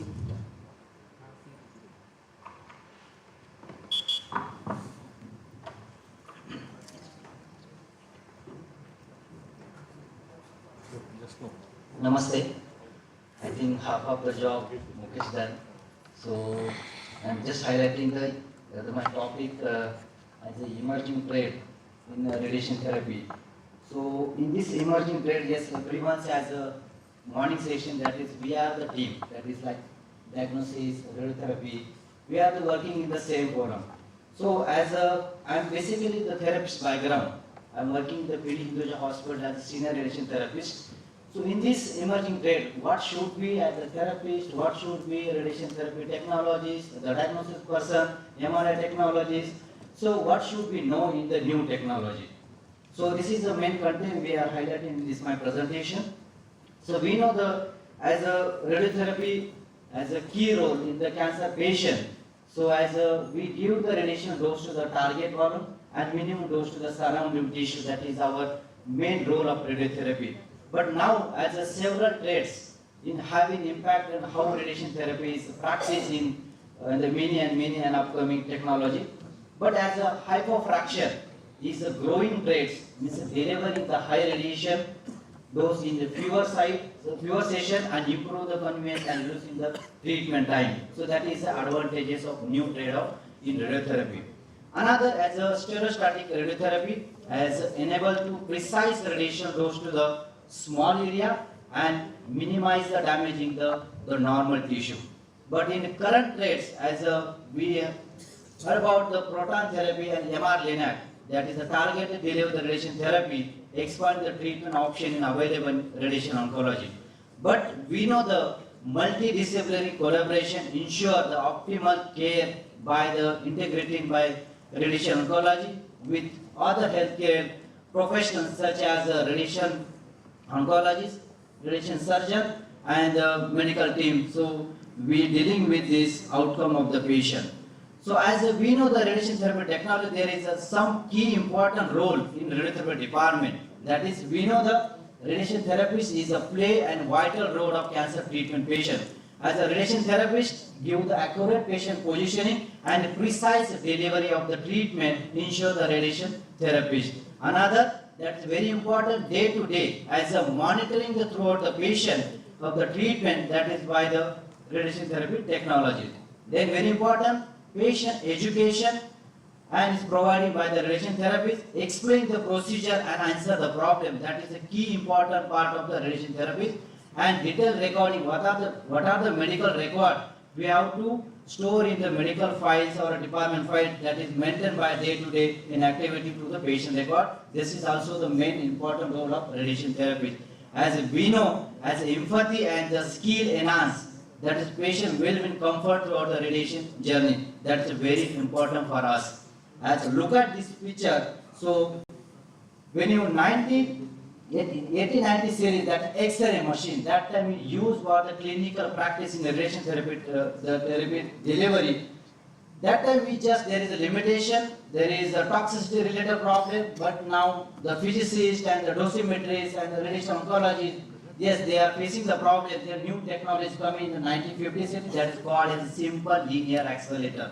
So in this linear accelerator, yes, we are treating the superficial tumor, we are treating the deep-seated tumor, but still we are struggling with the toxicity problem. But now the world is tremendously changing the new technology, that is called the very advanced state-art treatment technology, that is called the true beam, proton therapy, MR-Linac is available in worldwide for the cancer treatment.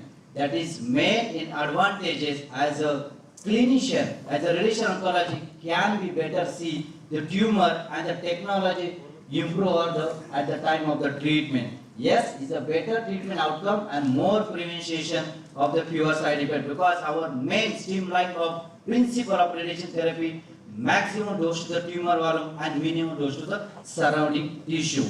Yes, this is a machine is implemented tremendously. The technology also changing, or the deliver the treatment pattern also very important change in the day-to-day the radiotherapy.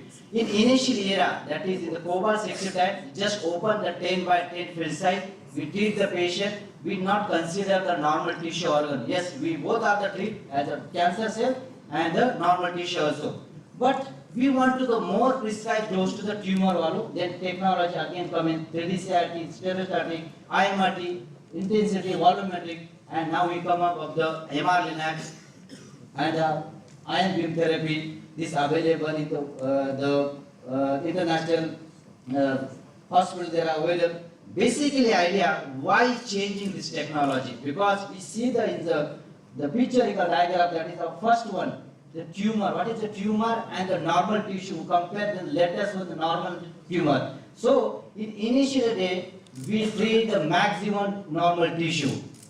Compare, we also treat the tumor tissue, but now see we want to do the reduction of the normal tissue dose. So it's only possible this new technology, our evaluation of the radiotherapy treatment. So yes, machine is also advantageous, our technique also important. Now Mukesh said that is the patient positioning also very important for the radiotherapy technology also. Because yes, our medical physicists doing the very good plan, our radiation oncologist doing the control approach, but our inside the patient, what is moving the treatment time, then again we cannot implement successfully our the treatment plan. So as a patient position, very, very important for us. So why is important? We want to the precision of the target. What are the dose to given or prescribed by radiation oncology should be prescribed as the target dose, physical dosimeter of the beam, individual planning of the treatment patient for the particular patient, and the precision dose daily for the patient. That's very important for us.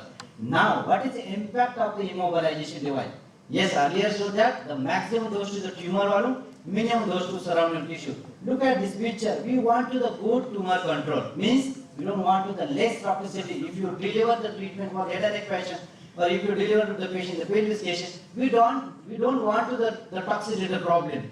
So if you give the radiation dose to the exactly pinpoint, we don't want to because we know the radiation is hazardous for everyone. If you missing the target, again we give the extra chance to the second recurrence or second malignancy for the patient. So we want to the good accurate patient positioning. So after that, yes, who is the priority? Look at this our department. We have the key person, that is radiation oncologist, medical physicist, radiation therapist. Now third one is the last one is the patient also important. Always remember who is our first priority. Yes, patient want to the position. What are the plan we done? They don't understand which machine to deliver, where beam is coming. They want comfort of the treatment. As a radiation oncologist, they want what are the prescription given by the medical physicist or the technologist, they want the dose accuracy. Radiation, the medical physicist, they want the position accuracy. And I am the therapist, I want to the easy for the setup. If you dealing with this, definitely we can get the good treatment for the patient also. Now, let's talk about the technology advancement of radiation therapy.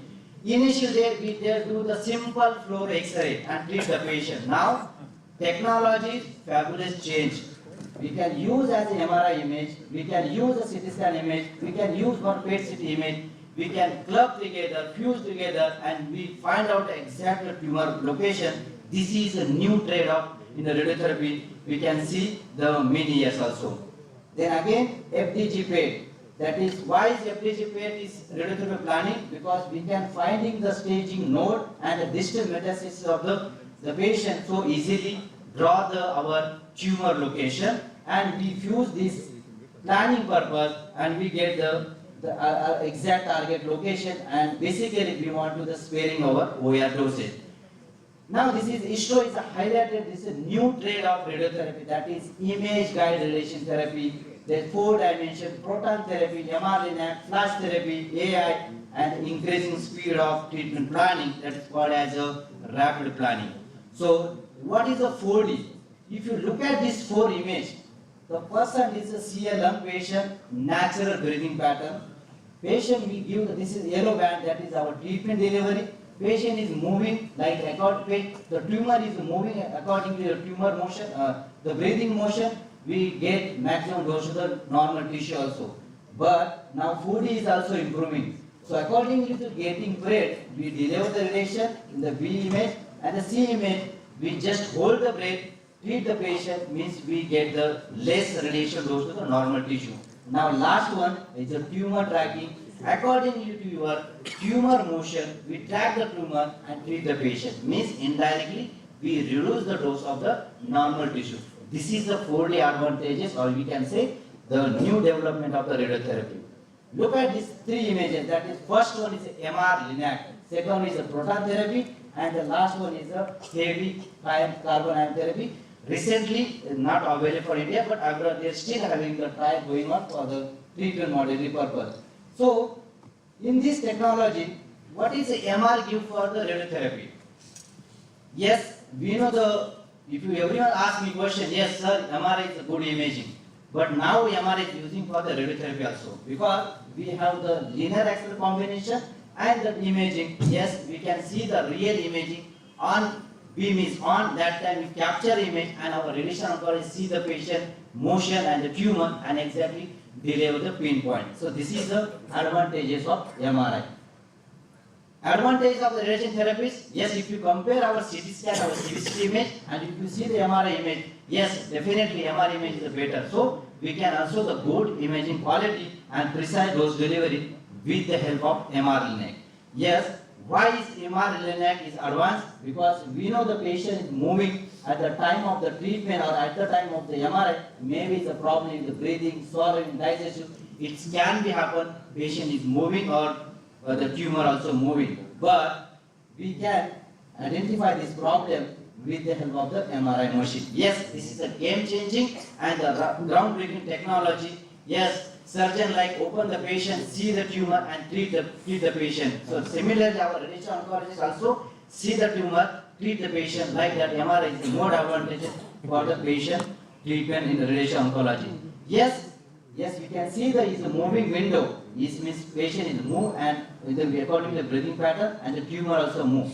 So accordingly, if you see the exactly target location in the MRI, so we track the tumor and only the target position treat. So this is only possible for the MRI LINAC.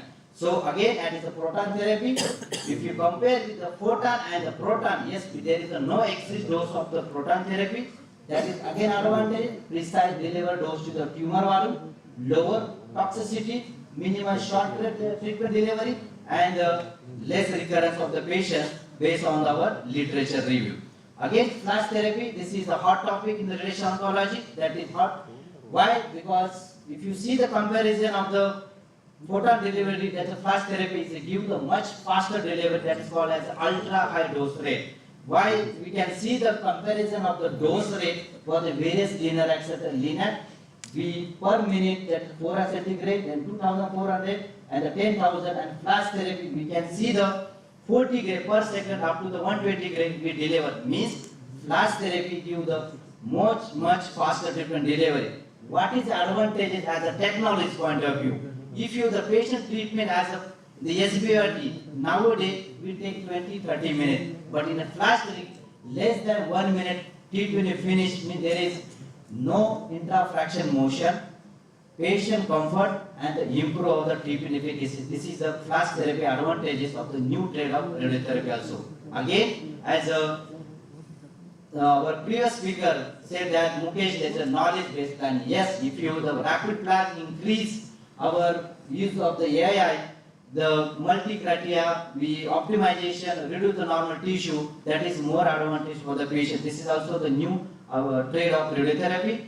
Last one, this is not for applicable for our entire those are sitting in this room. That is very important. That is the important safety. It should be a radiation therapist or radiation oncologist, medical physicist, or the diagnostic people. That is important for everyone. Understanding the radiation therapy equipment. What are the equipment available in your department? You should be thoroughly knowledge of this equipment. Knowledge of anatomy and IGRT application. Knowledge of radiation treatment planning and the delivery, and the last one, communication and the patient care skill in the radiation therapy practice, very important for us. Today cutting edge of radiation therapy, we can see as a tomorrow cutting edge of radiation therapy with the combination proton and the photon and the MRI LINAC, the more precision tumor coverage, better sparing the tumor normal tissue coverage, treatment adoption under changes, and scope of biological adoption. So this is the advantages of new trade of our radiotherapy treatment. The last, yes, we have to yourself continue development, that is called as a CPD program. Knowledge, knowledge, knowledge. We can attend our conference, exchange your knowledge, more the literature view, so we can exchange your idea, so improve ourselves also. This is very important. And we know the after COVID, we have started our many activities in the different forum, that is RTTA, Pathshala, that is another global association. They also started in WFRT, POSN, ISTRO. We can access anyone, it is a free access. So we can improve your knowledge based on this education platform. And the last one, that is the radiation therapy, the patient care is very important, because as we dealing with the day-to-day patient, daily basis, we want the comfort with the patient, we want to the patient in the rapport with me and the patient day-to-day, because if you listening the patient query, definitely patient reduce the anxiety and your the treatment delivery also successfully. Yes, this is a very good approach for the trust and comfort with the patient, the therapist, ultimately the leading to the better outcome.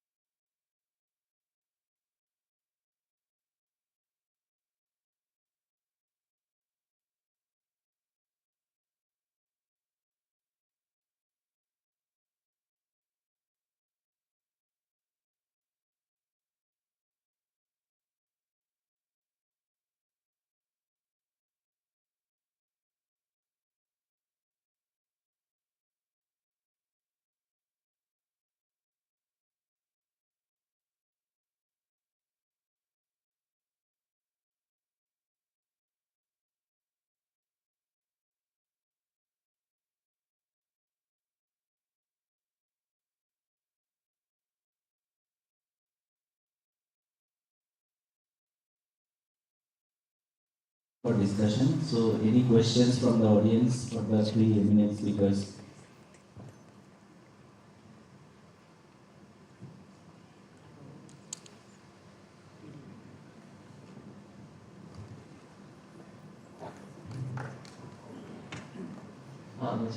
One question for Mr. Mukesh Jain.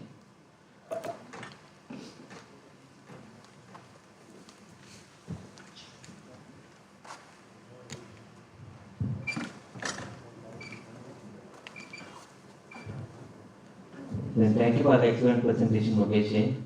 You laid about the AI, machine learning and deep learning, all the things. How do you feel that on your technology's perception, how will it improve the AI in day-to-day activities of the radiotherapy? Yes, sir. That's if we go about the RTT perspective, there are many ways right from the image acquisitions. It's dealing with low dose patient image acquisition, about the positioning of the patient.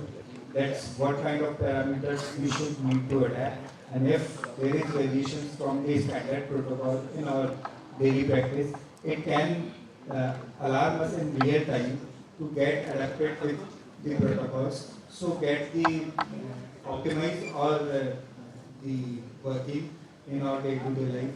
And might be immobilization also I discuss here. That's immobilization, it can help. Image acquisitions, it can help. So there are many perspectives. Also the optimization of the radiation doses we can have. So all our RTT perspectives that AI can help and can be a companion of us. Just we need to understand the technology and drive on it. Thank you. Thank you, sir. So AI means in radiotherapy technologies, just a comment, not a question. Yes. It is improving, means contributing all steps of radiotherapy for the radiation therapy technologies. All steps, from the taking patients for consent for the radiation to the delivery and follow-up. Yes, sir. It's scheduling also can be improved. Patient outcomes can also be analyzed with the help of the technology. Thank you, sir. Any other questions? So if there are no questions, we would like to conclude the session here. I thank the speakers for the excellent talk and the organizers too for such an excellent session. Thank you.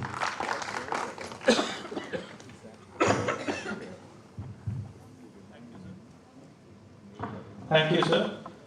Now I shall request our chairpersons to felicitate our speakers for this session. I would request all our speakers to please come up on stage.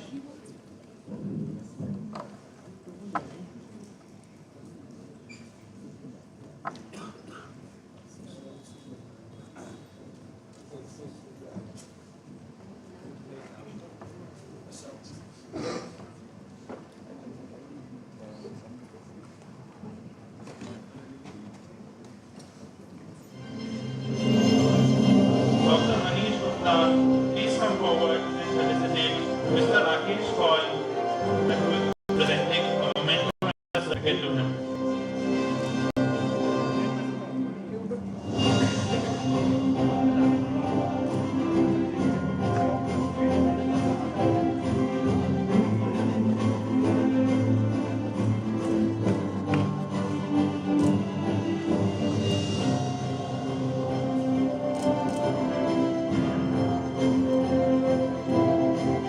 Dr. Manish Gupta to Mr. Rakesh Paul.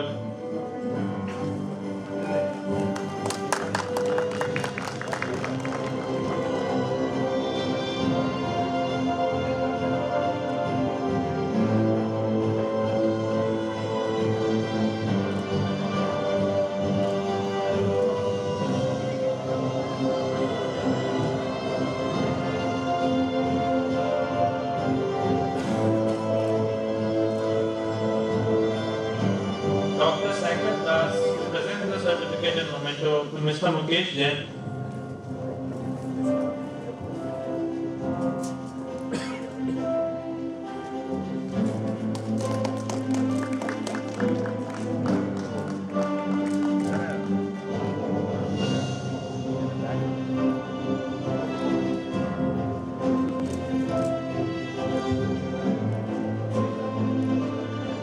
Mr. A. Sarvakumar to facilitate Mr. Prakash Umbarkar.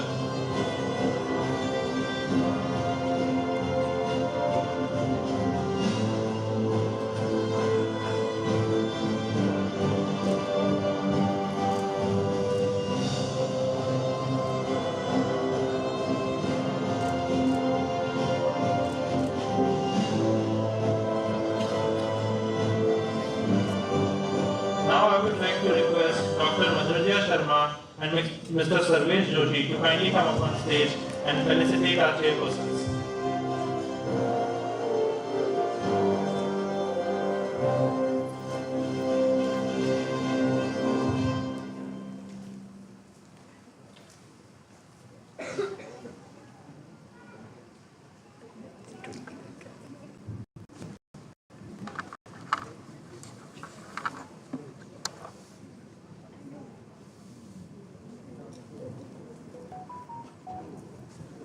Dr. Madhurya Sharma, felicitate Dr. Manish Gupta, Professor and Head, Radiotherapy.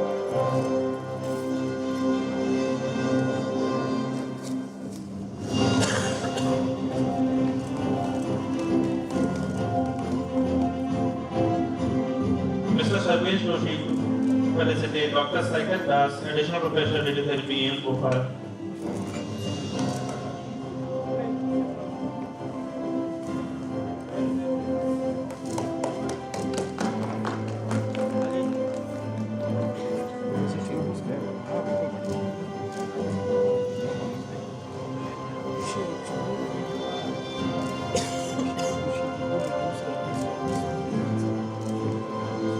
Dr. Madhurya Sharma, again to facilitate Mr. A. Sarvakumar.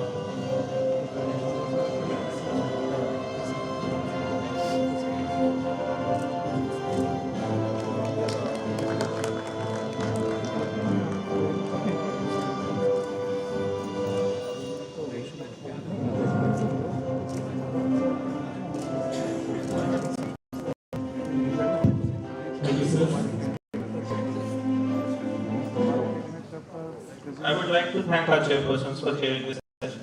Thank you. Thank you, sir. Now we have the great presentation followed by the annual general body meeting of ISRT. So we have a video presentation centered on a new state-of-art injector for high-speed CT scanner by Bayer Pharma.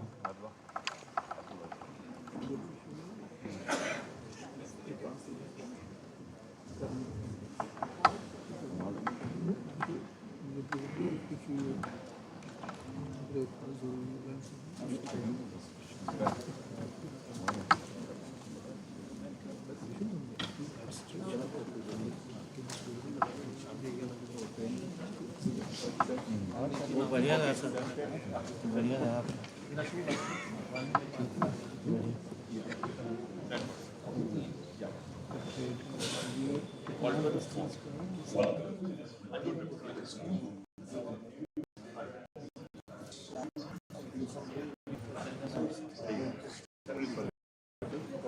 अच्छा वो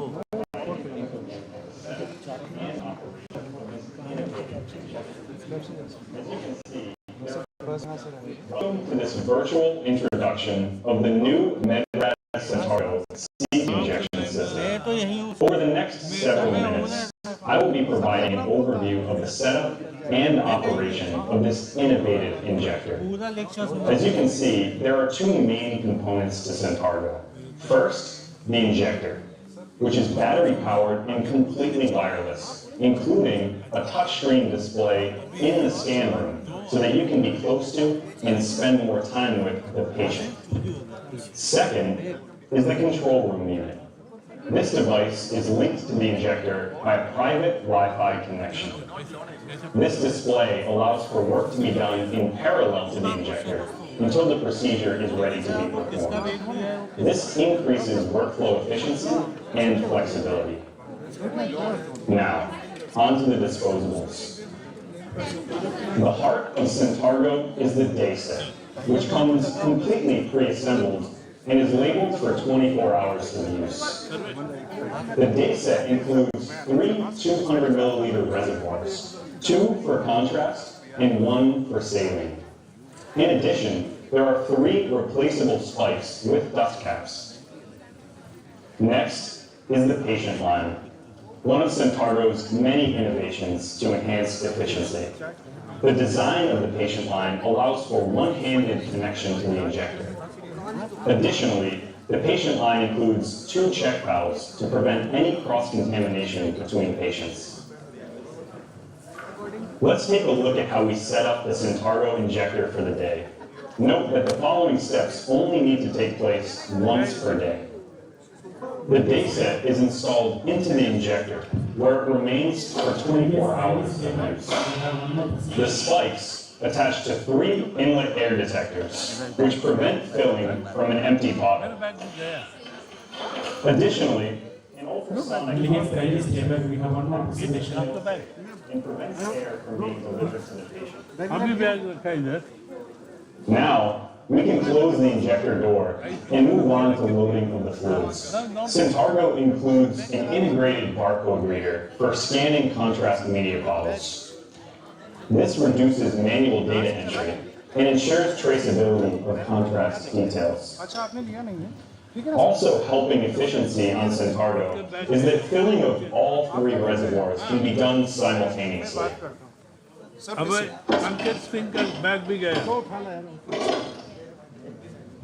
Don't worry, leave them.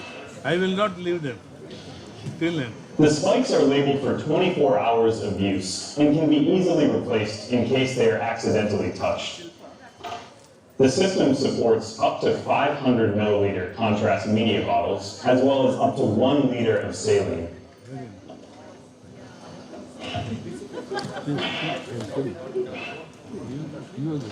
The dust cap can then be removed, and the patient line easily inserted with just one hand.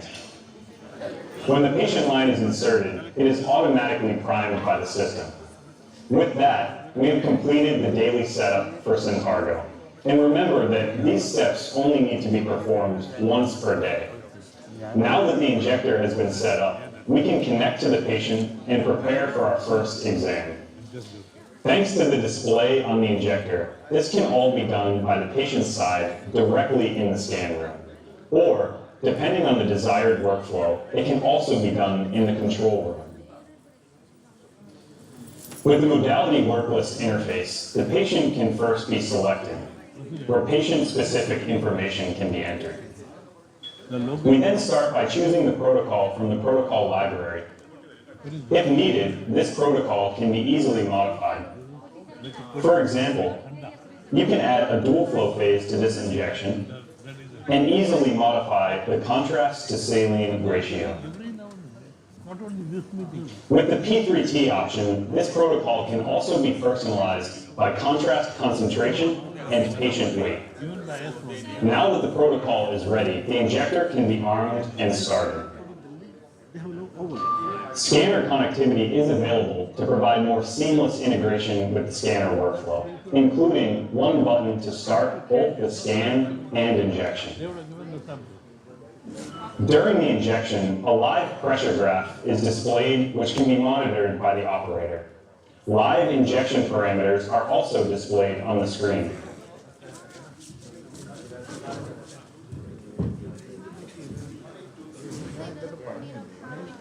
Upon completion of the injection, a summary is provided to the user. With the PACS interface, a secondary capture image with patient and injection information is sent to PACS. Once the exam is ended, Centargo immediately begins to prepare for your next patient by refilling the dayset reservoirs automatically. The only interaction that is required between patients is the simple and easy changing of the patient line. With one hand, the old patient line can be removed and the new one installed. Upon installation, the system automatically primes the patient line. Any excess saline during priming is captured with a prime container located inside of the injector. This eliminates the need for priming into a waste bin and avoids unnecessary spills. Now that the lights around the patient line port are blue, the system is ready for the next patient. As you can see, Centargo provides a quick and easy daily setup, along with an efficient patient-to-patient changeover. Combining this with a suite of workflow solutions features, Centargo is designed to help you do less and care for the patient more.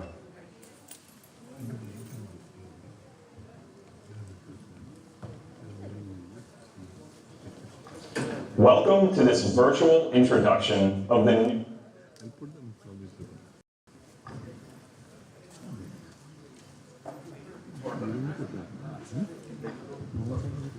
Thank you very much for watching.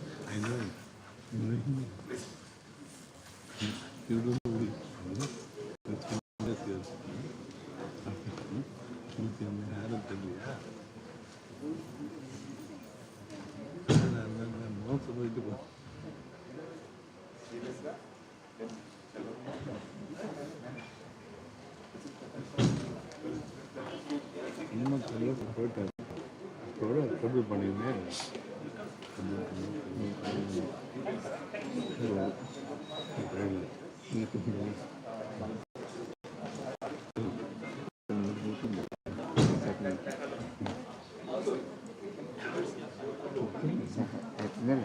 அதுக்கு வேண்டி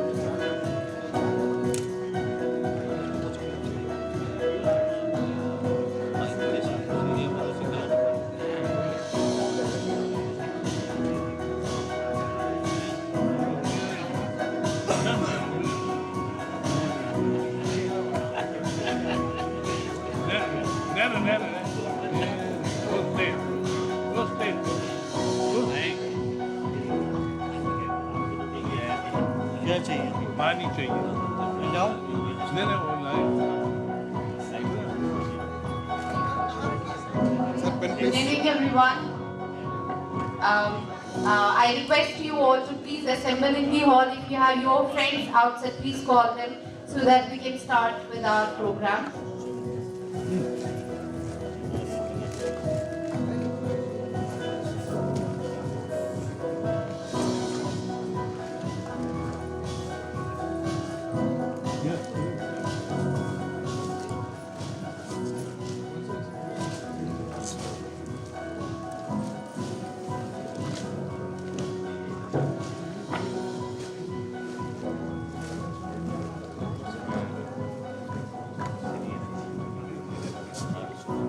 To drink like it, not like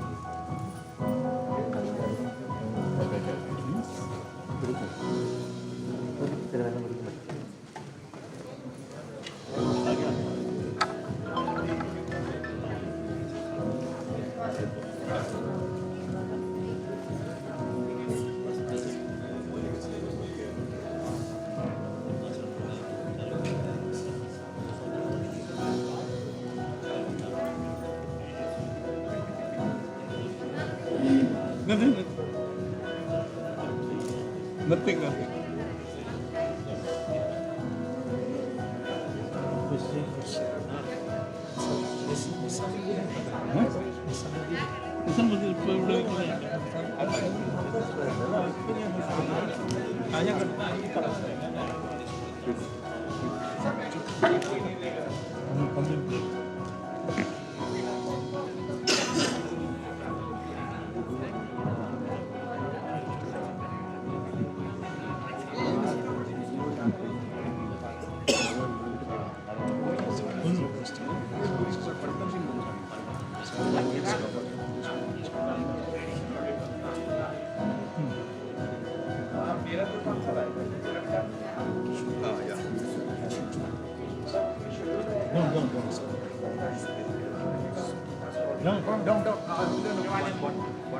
He's number one.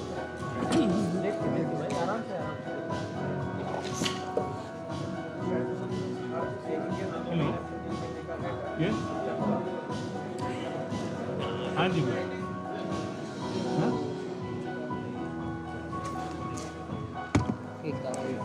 ये क्या? हाँ। Okay okay अभी आप कौन बात कर रहे हैं? सुशांत। ओके ओके ओके क्या अभी किधर आना है ड्राइवर वाला?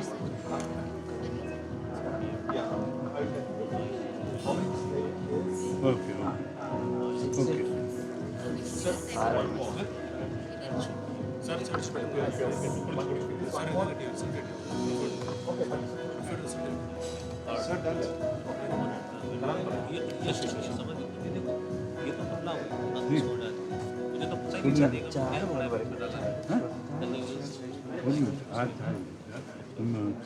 ಇವನ್ ನಂಬರ್ ಉಂಟಾ Deependra you have Deependra number sir Deepen Deep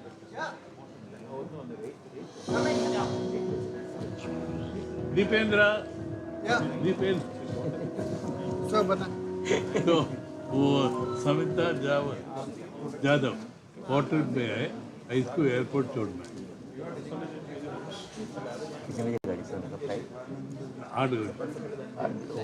तो कितने बजे छोड़वाओ? अभी अभी कितने टाइम लगेगा एयरपोर्ट तक? Half an hour. अभी भी भेजना पड़ेगा। वो वेट ना कराए सर वहाँ पे। वेट ना कराए। कौन? ऑलरेडी 5:30 है ना, कोई पहुँचने के लिए भी तो 6 तो बज गए। ड्राइवर किधर?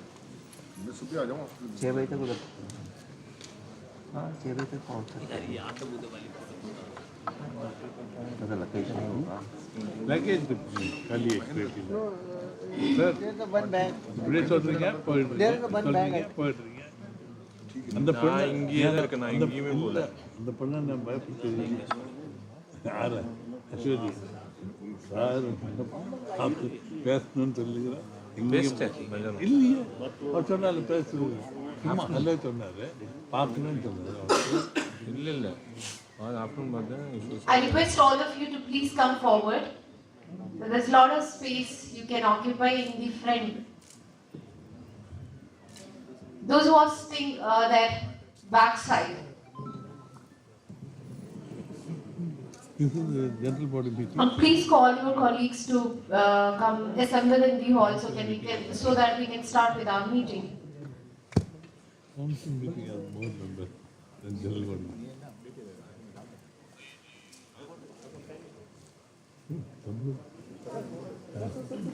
And muscle building.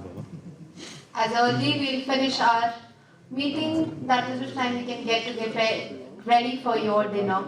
So please call your colleagues.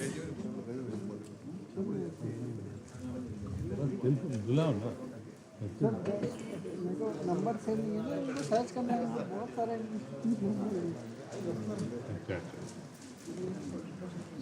No no no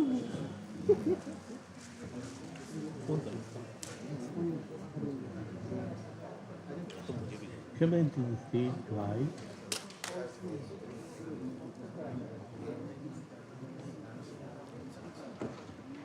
change करो NCS सर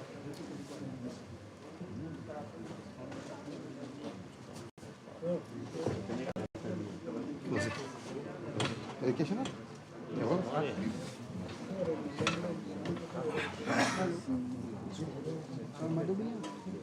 जो मैडम को भी आप मैरिज छोड़ने गए थे ना अभी वो मैरिज एयरपोर्ट छोड़ दिया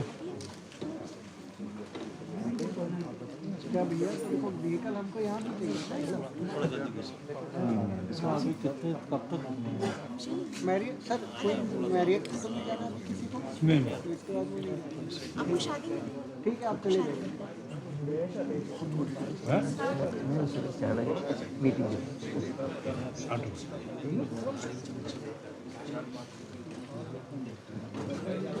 Good evening, everyone. Hope you had a heavy and informative day with all your sessions that will be continued tomorrow as well. So right now we will be commencing with our general meeting. For this, I welcome you all on behalf of ISRT India, and I would request the following dignitaries to please come on the dais and take your respective seats. I would like to call our General Secretary, Mr. Suresh Malay, to please come on the stage and take your respective seats.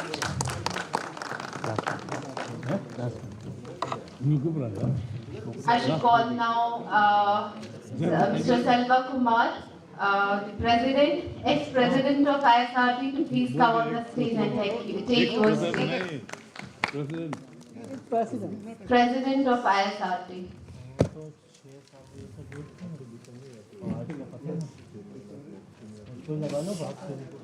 May I request our Finance Secretary, Mr. Joseph, to please come on the stage and take your seat.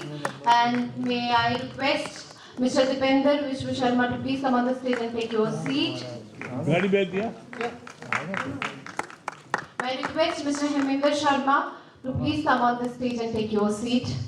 Can we have a round of applause for all the dignitaries on the stage?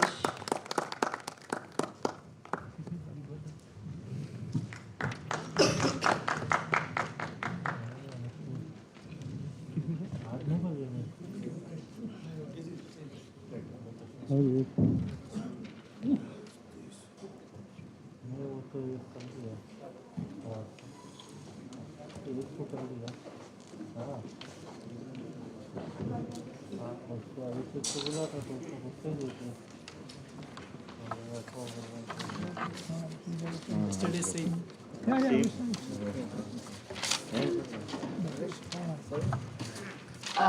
May I request Ms. Jodhna to please, Secretary MP Chapter to please come on the stage and take your respective seats.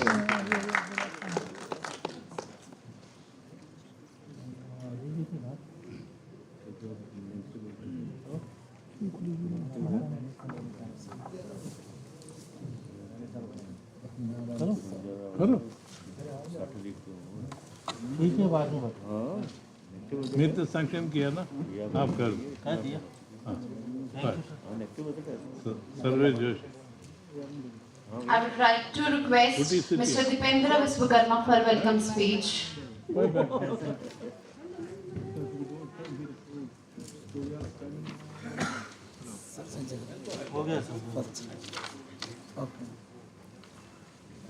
Thank you, ma'am.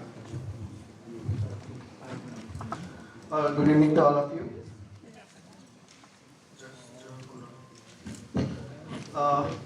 Very good evening to all of you. Today is some hectic schedule for me. First of all, the dignitaries on dais, respected Salva sir, our General Secretary Surit, our Finance Secretary Joseph sir, and also the Josna ma'am in Himesh sir, and also the Daniel sir, the youngest person of ISRT is also here. Welcome to you all, sir. I hope today is the first day of our NCISRT. I hope so you are enjoying in Bhopal. I hope.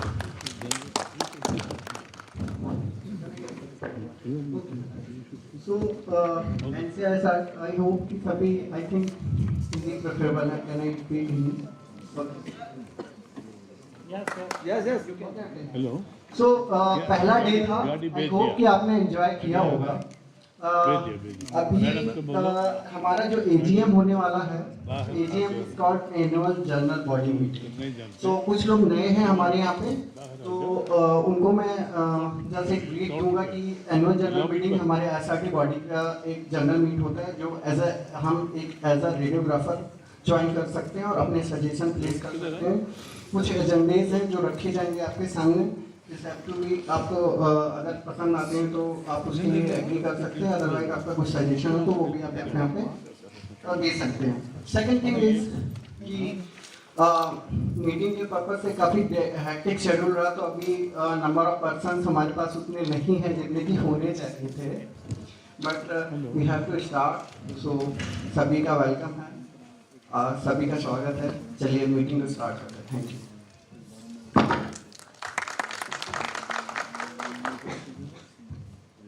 Thank you, sir. May I request Mr. A. Selvakumar for presidential address?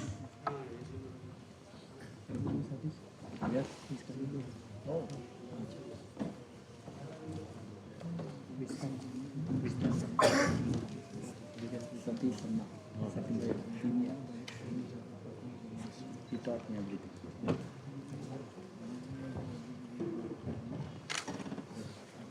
Namaste, good evening.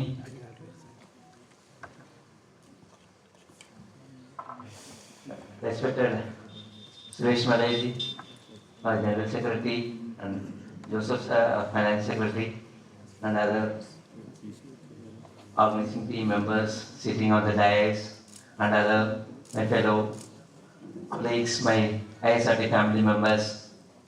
Very good evening to you all. Hope we had a long journey, and for the past 2 days we have a good organization meeting and lot of agendas is handled and so many activities be taken place. And today from the morning onwards, our Madhya Pradesh chapter people made this NCISRT this year annual conference. It's really a grand starting. It's really wonderful, and thank you for this organizing team for made these wonderful arrangements, and each and every steps from this program they made it really wonderful. Thank you for the success. I wish that tomorrow program also go on very well, and may this become one of the milestone in our ISRT. Thank you. And my dear ISRT family members, for me it's a little long journey, a decade-long journey.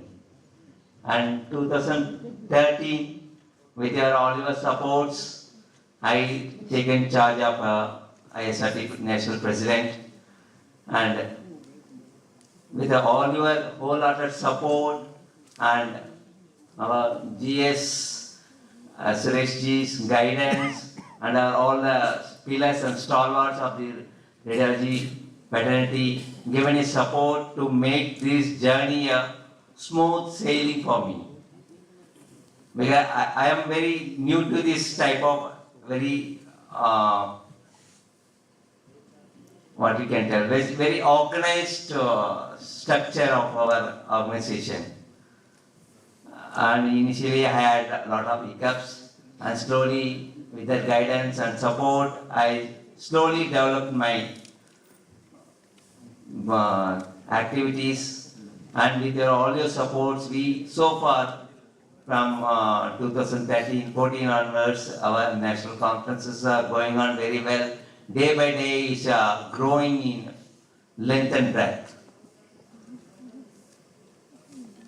And we reached from national to international level, and our members are joined in ISRT. They have got elected for that good post in the ISRT. These are few achievements of our ISRT is growing in a very well-mannered, very passionate way. These type of activities and growth cannot be possible without the support of our family members' roots. You all are spread along the roots. With this roots, base and support, we are growing in length and breadth. And thank you all for your supports.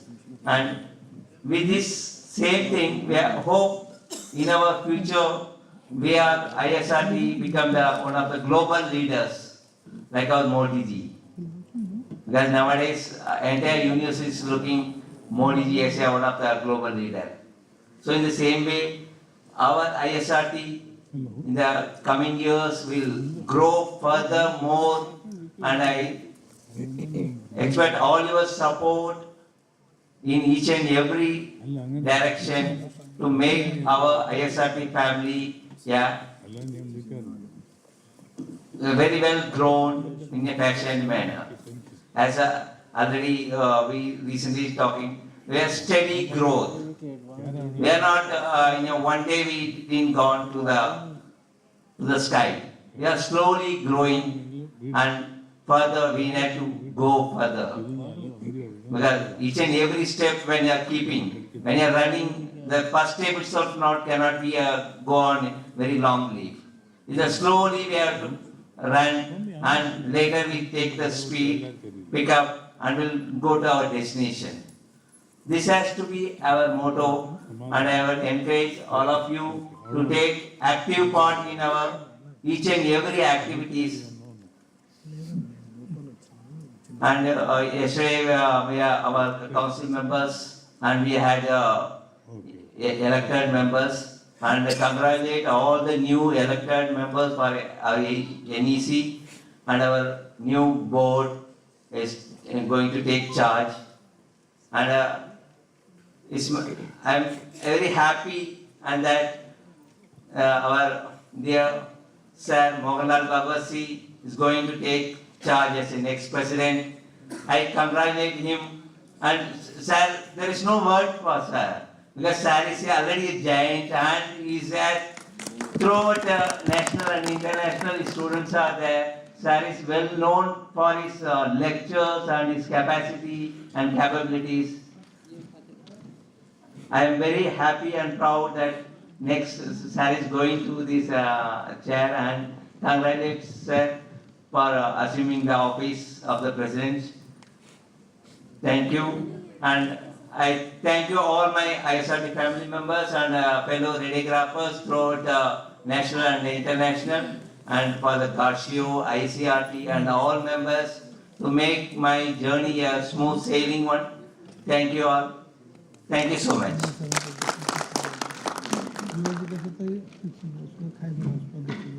Thank you so much, sir. May I request General Secretary Mr. Suresh Malaith to table the annual report.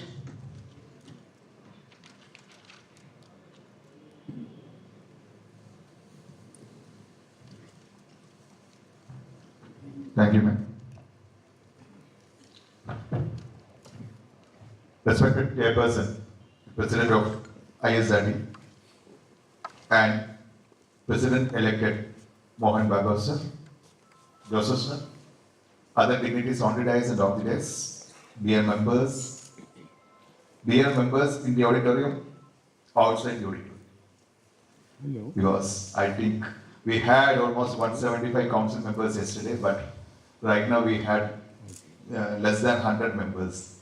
The AGM is less than the council members. We don't know why it has happened. Our members are enjoying more than attending the conference and activities. It is happening everywhere, especially after COVID. It is my responsibility to table the annual report before the AGM.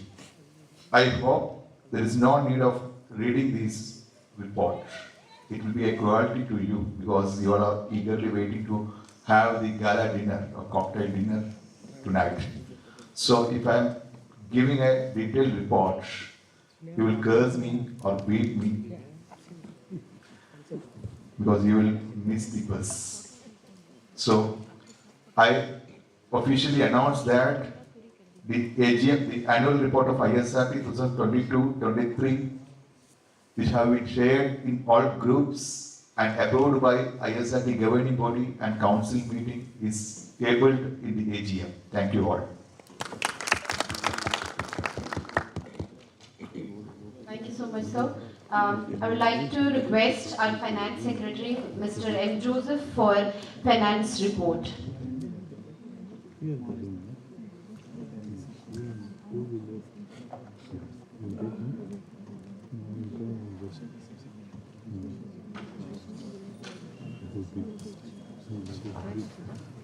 Good evening to everybody. This finance report already accepted by our Executive Council, National Council, and this is the third time I am presenting this report in this annual general body meeting. Let me directly go to the statement. First, I think everybody received this statement. You can go through this statement. First, let us look at the income side. Membership and registration fees, 32,90,962. Credential verification charges, 16,83,350. Bank interest from SB, 1,51,900. Bank interest from FT, 1,44,840. Refund of Bicon 22 well-traded day, 37,250. Refund of advance SCISRT 22 Kerala, 50,000. Refund process of hospitality, 12,800. Total income of the year 2022-23 is 53,71,102. Let us go to expense side. Meeting expenses, 13,65,460. TIBA and accommodation, 15,57,865. Printing and stationery, 6,42,312. Postage and courier, 1,52,900. Internet and printout, 11,309. Phone charges, 23,888. Rental charges of headquarters, 72,000. Website development charges, 1,41,475. Website server charges, 3,986. ISRT World Congress, Bangkok, 5,77,108. ISRT annual membership fees, 72,580. Interactive OE system annual fees, 35,400. Benevolent fund, grant in aid, 2 lakhs. Honorarium to faculties, 30,000. Alara special edition, 1 lakh.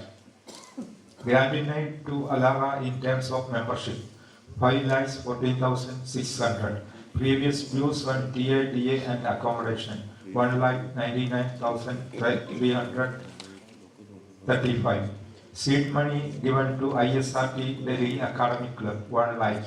refundable advance by code 22 World Radiography Day, 37,250. Refundable advance to SCISRT 22 Kerala, 50,000.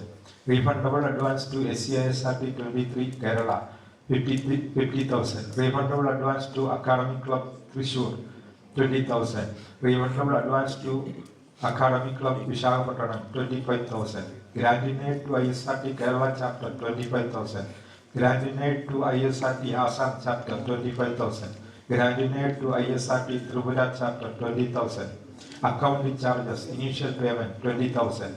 Electricity charges of headquarters, 701. Bank fees, 649. Total expense is 60,03,880.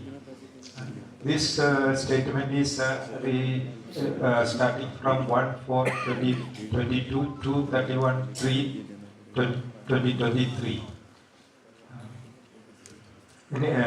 I submit this report for your discussion and approval.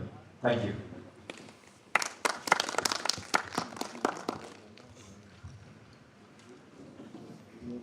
Thank you so much, sir. So this report has been submitted to you. There are 10 minutes discussion for this report. So if anyone has any query from your end, already it has been discussed yesterday also in the meeting. So right now all are present here. If any discussion is there, you have 10 minutes. So we can start now. Please aware that we don't have enough time. All the members attended here, I think assembled here. Most of the 90%, 99% have attended this council meeting also. So those who have participated in discussions on the council meeting, please don't discuss again. You are the council members, you are the representative or the responsible representatives of ISRT. So any other members, general members, they have any queries, please, we will clarify. And on annual report as well as finance report, but we have only 10 minutes.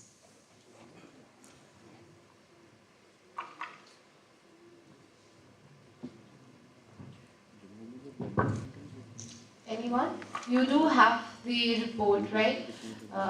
Like with you. So you can have a look if any discussion is there. Can be done now.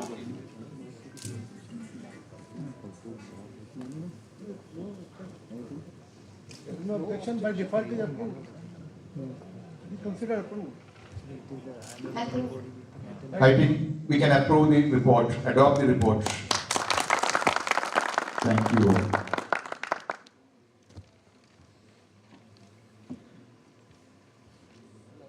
Next is the declaration of election results.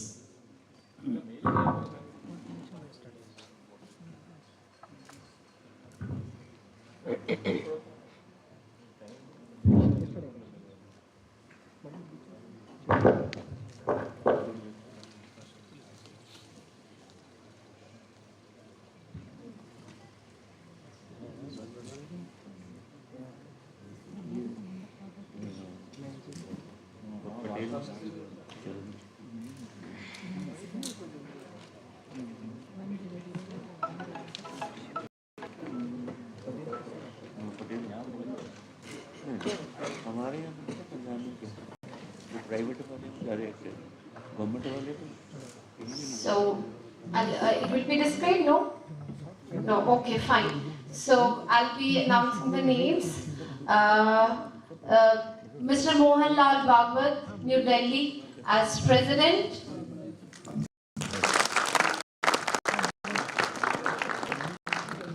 Vice President Sunil Kumar Trivandrum, Yogananda, Mumbai.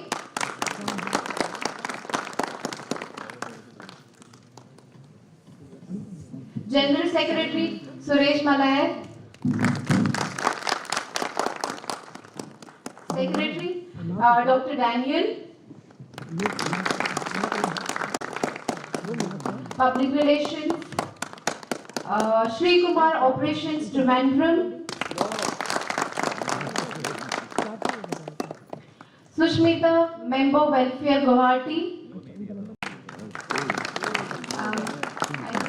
not present right now. She is present? Okay. You asked me to the extreme side. So Mukesh Singh, Professional Development, Jaipur. Deependra Vishwakarma, National Coordinator, Bhopal. Finance Secretary, Joseph M.J. Kottayam. Editor, Dr. Dhananjay Kumar, Delhi NCR.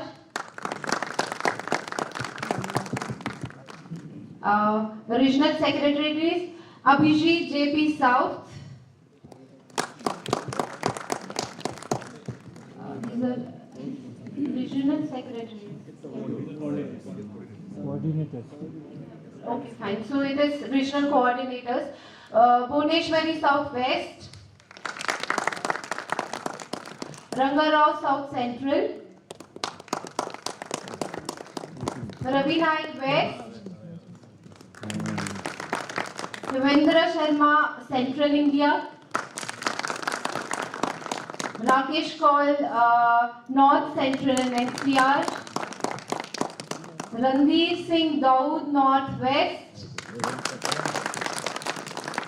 Blale Dar, Northwest Frontier. Vivek Rai, North. Sanjeev Kumar, North Frontier. Sosoban Pan, East. Navjot Deka, Northeast. Official spokesperson, Ms. Said Nahida.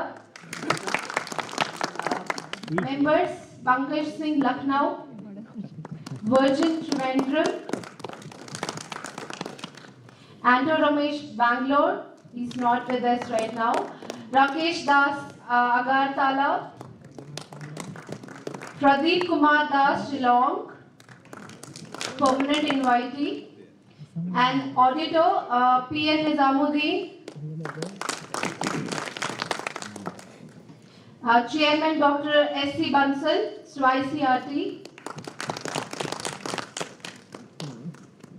Vice Chairman Rajiv Krishnan. Registrar Professor Paneer Selvam. Exam Controller A. Selva Kumar. National Program Coordinator Shashi Shetty. And Finance Controller Mahesh P.S.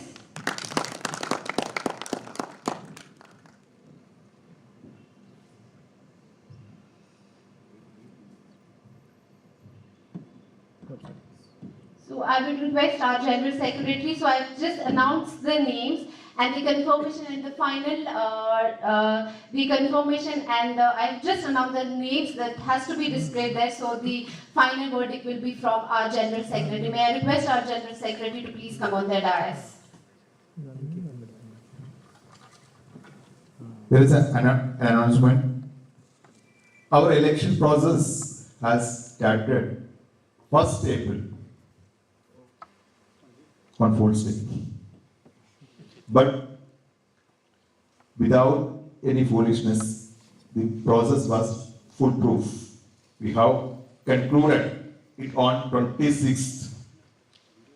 It started from Delhi NCR and it came to end in Bihar, Patna.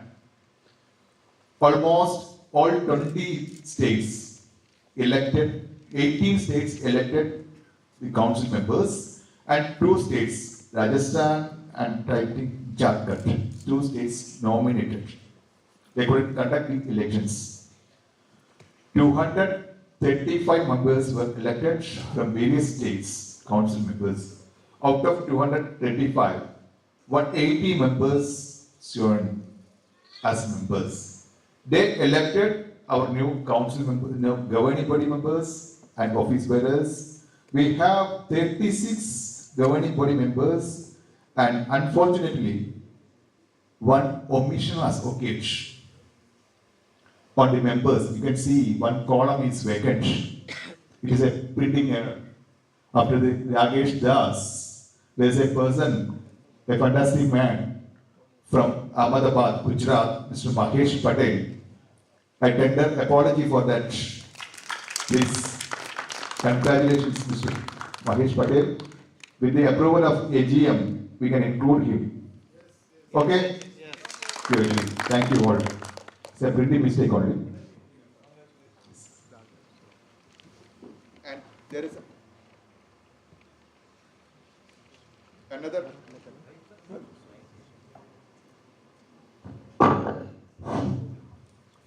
There's another pretty mistake. Regional secretaries. We have regional coordinators because we have already 5 secretaries. So it is regional coordinators. Their spellings of, I think, initials, surnames, that doesn't matter. So we have 36 members, governing body members, excluding the auditor. Auditor, as far as the law, auditor is not included in the governing body. And 6 members in the governing council of, ICRT. Altogether it is 42 plus 1, 43. So our other organizations are excited. You have 36 members in the board. Then I replied that it is not board, it is a governing council or governing body. In a board, only 10-15 members will be there. Because India is a vast country, we are 1,300 million, 130 crore people.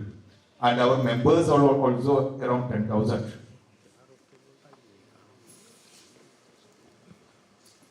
So next is to welcome our new president, newly elected president.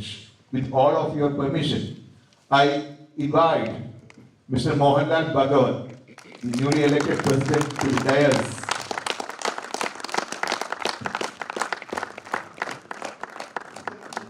I invite Mr. A. Selvakumar to hand over the bouquet to him. You have to give this. Good book.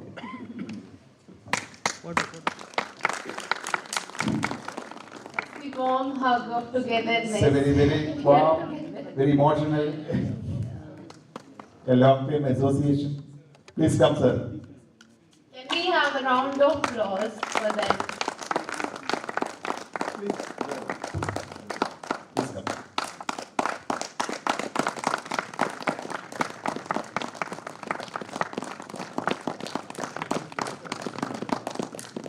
Please lead him to the dais and chair.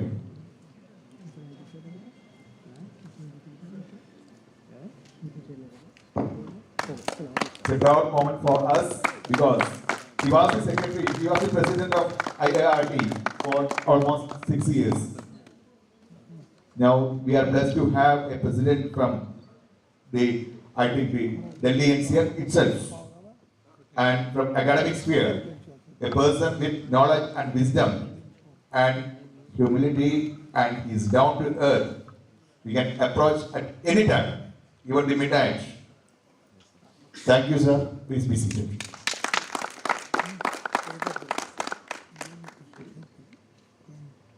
We have some newly elected faces in our governing body. So, I would like to welcome the newly elected faces first.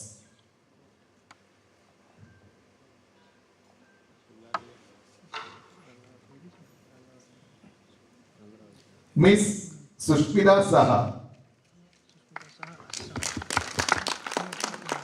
She is the first secretary, from ladies, first woman secretary, and she is the secretary from the Northeast, first secretary from the Northeast. Please be. I invite Mr. Selvakumar to hand over the bouquet.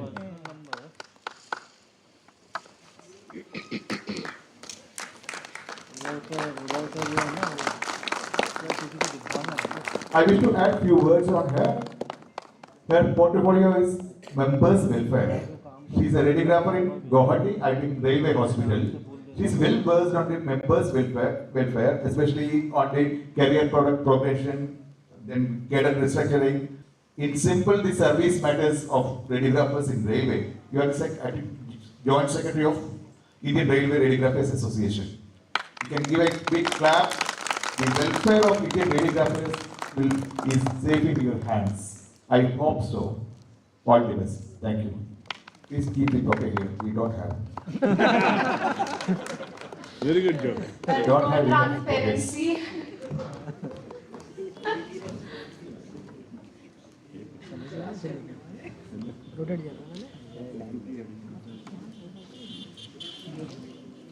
Miss Bhuvaneshwari. She's also a new face, but she's very senior. She's from Mysuru, the traditional, very heritage city of India. She's elected as the regional coordinator for Southwest, Karnataka and Goa. Please come, ma'am.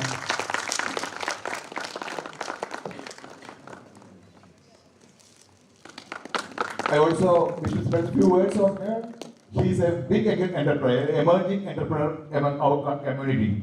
She is leading, I don't know your company name, Akshay Healthcare, and I hope that she will lead the radiology industry soon.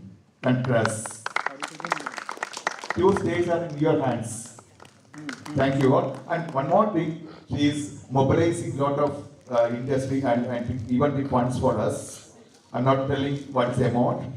We are facing, we were facing, not only, we are facing a lot of shortage in funds for this Bhopal conference, and only because of her help, we are almost ready to conduct this conference in such a level. No, Moke is not allowed to take.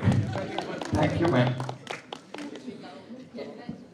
Congrats. Mr. Venkarao, I think he left. Venkarao, sir, is also a gem from Tirupati, the holy city, Tirupati. He is the person who is leading ISRT to next national conference in Vizag, Visakhapatnam. I think he has expressed everything well yesterday. He has explained everything well. He is leading two states, the Andhra and Telangana, Israel and Andhra Pradesh. So I hope the South Central India will be safe in hands. Also, the next national conference, AIIMS, will be a fantastic experience for us because it will be a different experience for us.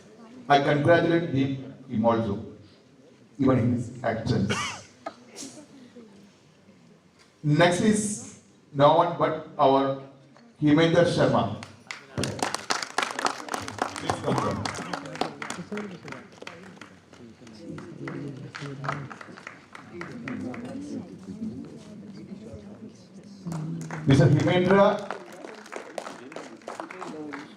Mr. Hemendra is in charge of two states, Madhya Pradesh and Chhattisgarh. I want to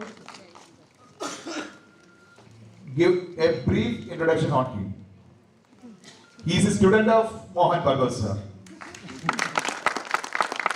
Both Guru and Shri, I think, yes, he is unique. I am sharing stage with my student. Yeah. Also, he is a cath lab technologist come radiographer. I think you have more than 2 decades experience in cardiovascular technology. Yeah.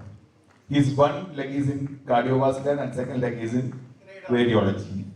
In certain corners, he is known as radiographer. In certain corners, he is known as cath lab technologist. Pardon? Yes, he is a radiographer. I told that day, he is a radiographer by profession and cath lab technologist by practice and a very fantastic singer by passion. He enjoyed his results and songs, especially all his songs day before yesterday. Congrats, sir. Please keep okay. Next is Mr. Ragesh Kaul.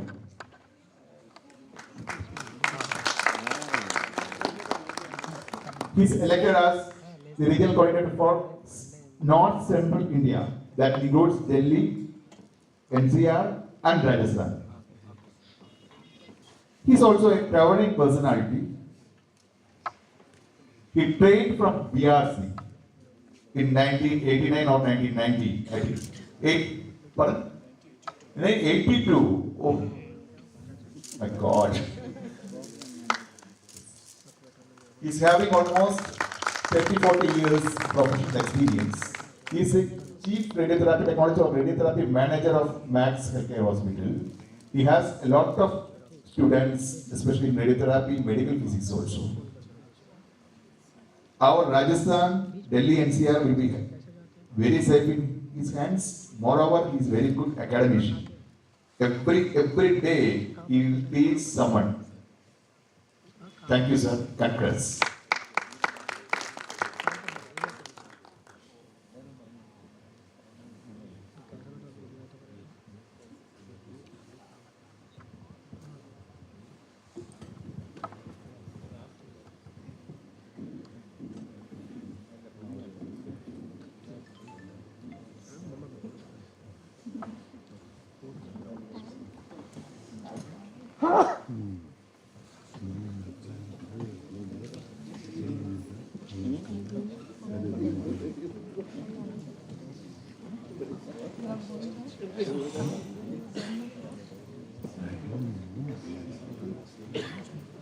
Next, I wish to introduce Mr. Pankaj Das.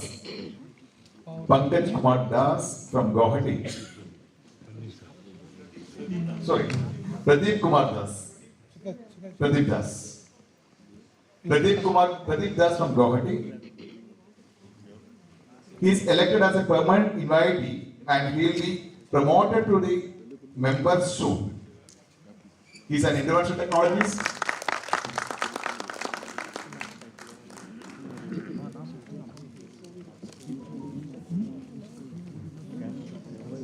ISRT is going to give the charge of hill states, Meghalaya, Arunachal, Manipur, Nagaland and Sikkim. Because we have 8 states under Northeastern region. 8 states. All other regions have 1 or 2 states or maximum 3 states. These 8 states are small states, but it is very difficult to coordinate it and communicate. So all the hill area will be saving in hands. He is working in Guwahati and at the same time here from Meghalaya. Thank you, Mr. Rakesh. Sorry, Pradeep. We have a lot of Rakesh Das, Pankaj Das, something like that. That's why I'm confused. Thank you. Congrats.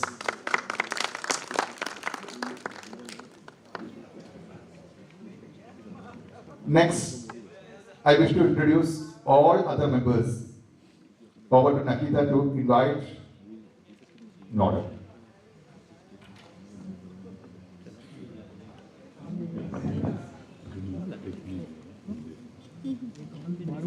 So, I am taking the honor of inviting all the elected members on the dais. I will call the names. You please follow coming to the dais. So, few of our members are there, but I would like to announce officially all the names now.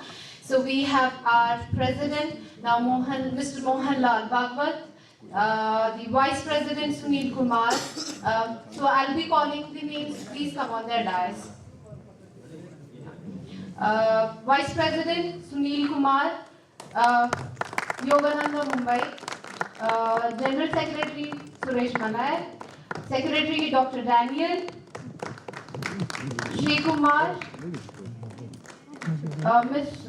Sushmita, Mr. Mukesh Jain, Mr. Dipendra Vishwakarma, Mr. Joseph MJ, Dr. Dhananjay Kumar, Mr. Abhijit JP, Ms. Bhuneshwari, Mr. Rangarao, Mr. Ravi Naik, Mr. Himender Sharma, Mr. Rakesh Kaur, Mr. Randhir Singh Daud, Mr. Bilal Edar, Mr. Vivek Rai, Mr. Sanjeev Kumar, Mr.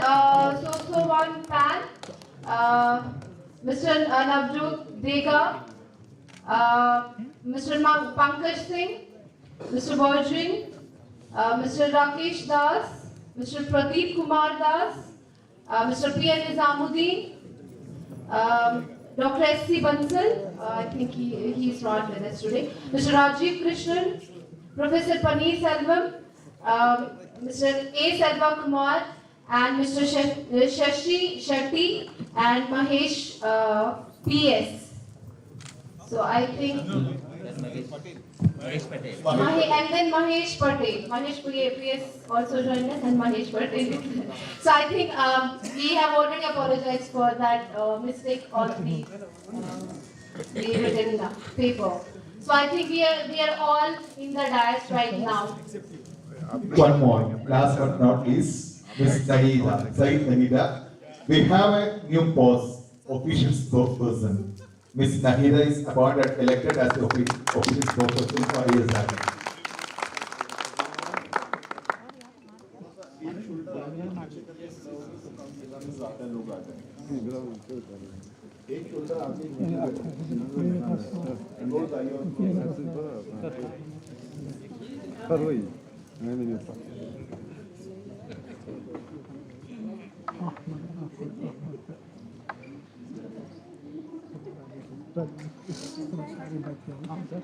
ले लो photo जैसे यार इसमें आ रहा कहाँ पे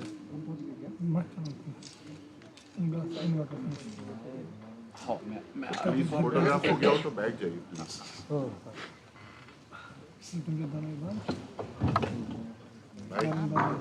camera गाना पड़ेगा थोड़ा साइड पे लाइव चल रहा है जी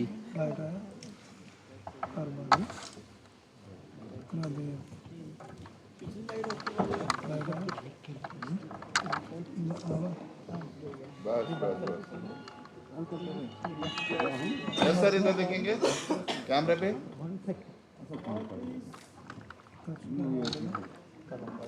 वंस मोर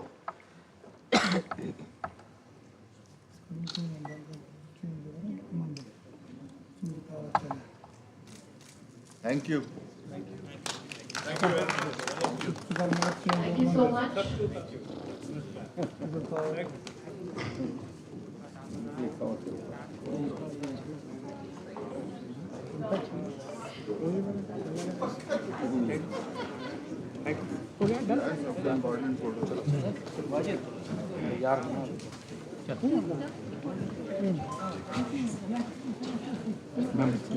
निकल जाऊंगा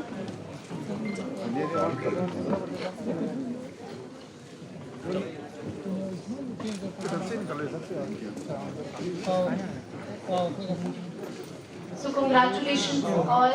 So here we are done with our meeting and I will call for vote of thanks. May I request Mr. Himendra Sharma. So please come on the dais and for vote of thanks. Thank you, Naida.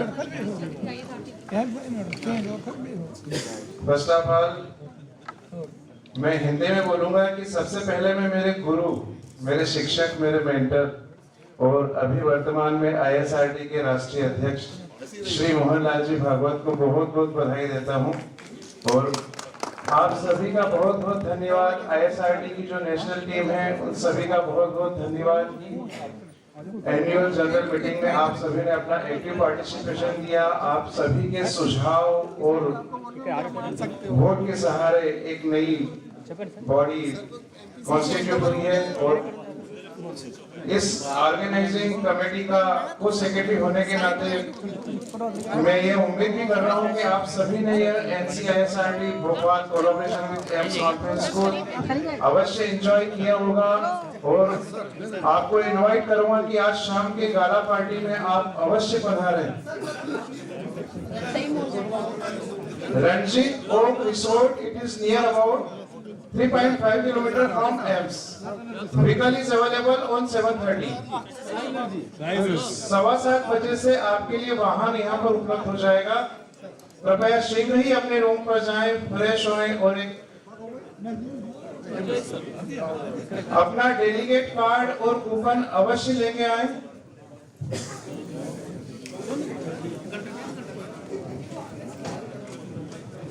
आप सभी का पुनः बहुत बहुत धन्यवाद।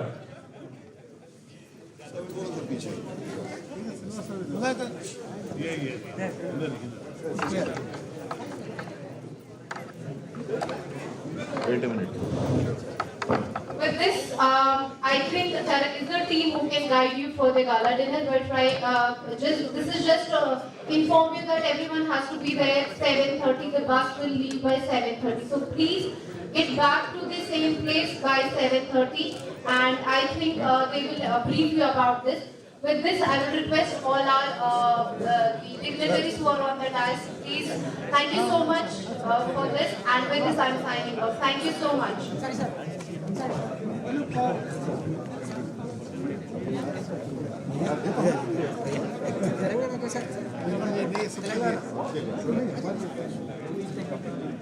मेरा bag भी मेरा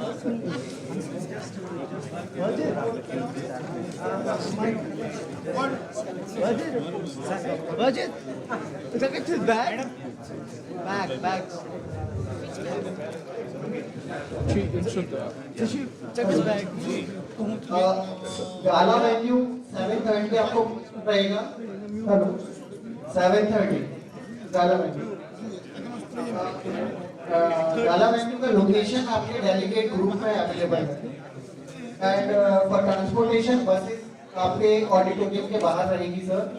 7:15 को फर्स्ट बस यहाँ से निकलेगी। तो प्लीज आप लोग अगर अपने व्हीकल से जाना चाहते हैं तो प्लीज अपने व्हीकल से पहुंचे। अदरवाइज ट्रांसपोर्टेशन के लिए बसेस 7:15 से अवेलेबल है। गाला वेन्यू के लिए आपको डेल कार्ड और गाला कूपन के साथ आप वहाँ पर प्रेजेंट करें। Please my humble request to you all just a delegate card. Yeah, coupon card. If possible, please take a delegate card also. Sir, one sir. Sir. Yes sir. हाँ हाँ room में कोई तो रूम की माटी तो Yes. Excuse me, sir.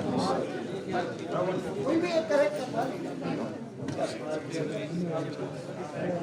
अच्छा बड़ा सा व्यू मिला आपने। Just give me. मैं अभी गाला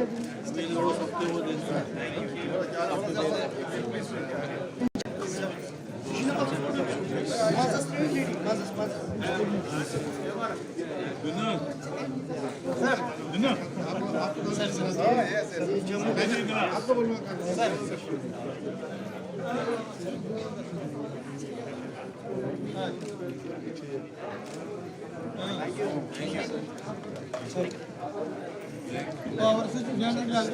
गाला वेन्यू गाला डिनर के लिए आप सभी 7:15 बजे पहुंच जाएंगे। एम्स ऑडिटोरियम के बाहर बसेस अवेलेबल हैं। अगर आप खुद से जाना चाहें तो डेलीगेट ग्रुप में लोकेशन शेयर कर दिया गया है। Sorry to sir, but gala venue के लिए आपको डेलीगेट कार्ड और डेलीगेट कूपन भी जरूरी है।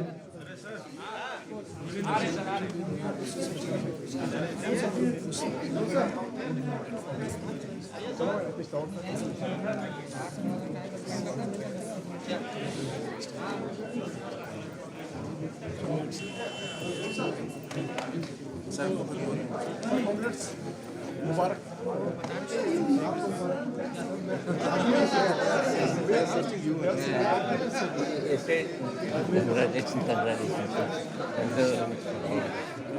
yesterday somebody said बोले थे they have at least 5 minute के लिए नहीं हो पाया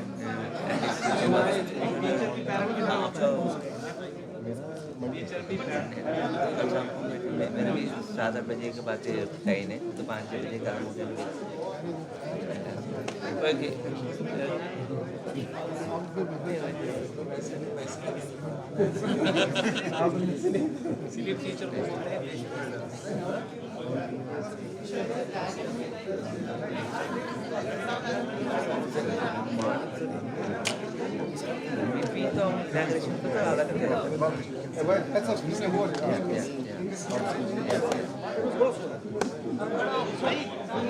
आज देखा होगा ना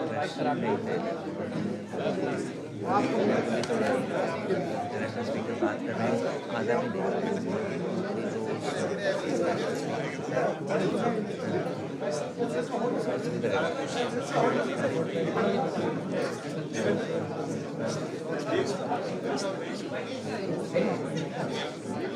एकेडमिक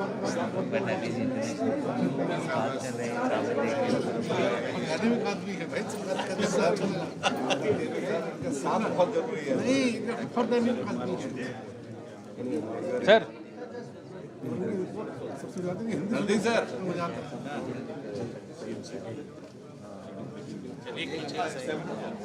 विनोद सर आइए। अरे रुकिए, आइए सर। रुके रहना, पहले सर को लाओ। अब इतने परिवार इतना बड़ा हो जाएगा नहीं जानते थे। हंसना मना है भाई।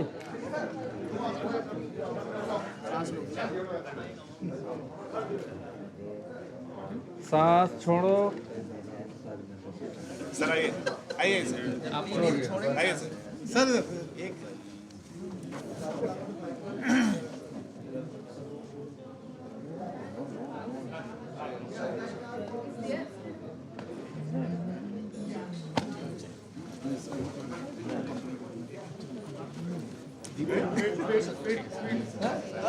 अरे सर धनंजय सर तो रही गए। अरे सर ये तो मुझे स्वागत करनी पड़ेगी यार। एक बार और तो दिल्ली में दोनों हैं। खड़े हो जाए मेरा काम खाली चेहरा दिखना चाहिए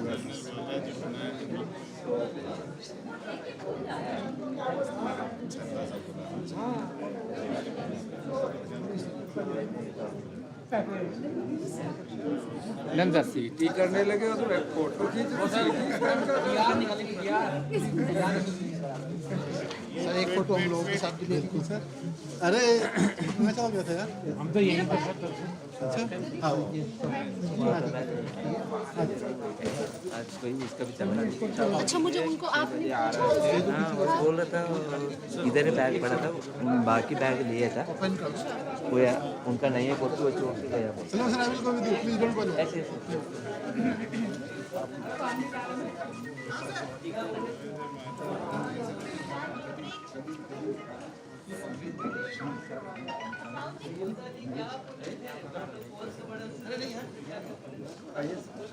ये 2-3 6 ले लिया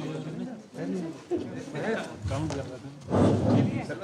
Our MP team members, Madhya Pradesh team members.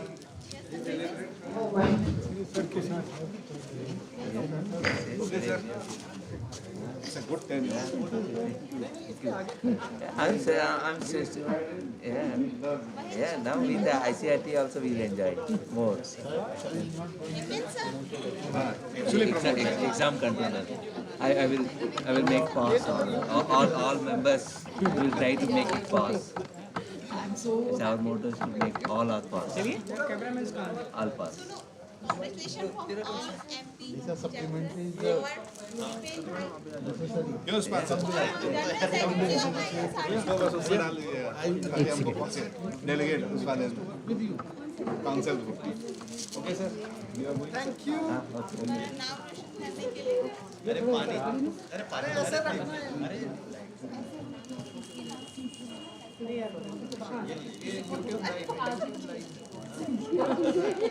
तो ये बिगनिंग कैसे? तो चलो मिलते हैं फिर डिनर पे। हाँ वही मैं कह रही हूँ, हम मिलते हैं फिर। बुला दे रहा हूँ, फोटो खींच देगा सर। नहीं मैं आपको कॉम्प्लीमेंट कर रहे हैं। वो लेट हो गया। अरे अभी मुझे फॉलो करने हैं। छोटे एक फोटो। एक सेकंड मैं इसको सेट कर दूँ। अब तो आपने फॉलो किया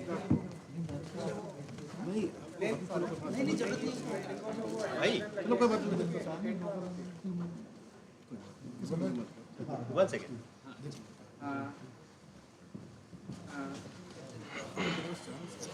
लेट आया। अच्छा आपने फोन किया, आपको गए 4 दिन के बाद। You are sick that time. हाँ आप सिक थे, इनके पेरेंट्स बहुत कम हो गए थे। हाँ बताया पता था इसको यार मेरे पास बताया तो एक बार Thank you so much. Thank you so much. सबसे एक्टिव पर्सन मैडम दोस्तों मैम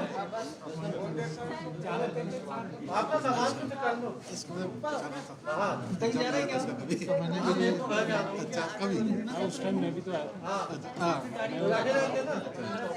आपने मैडम साथ ही है गाड़ी जा रही है आपकी गाड़ी निकालना है विमल भाई ब्रिज और साथ ही थे ना और मैं साथ हूँ मैं हाँ आर्मी से कॉलेज गेट पे वो हमको बस में रखवानी है आपसे स्टैंड ही मतलब आज का ओके पर्सनल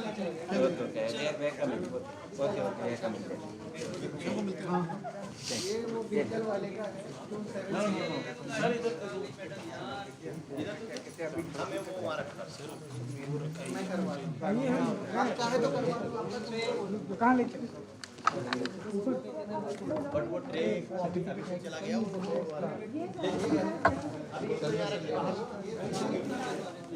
ये रखो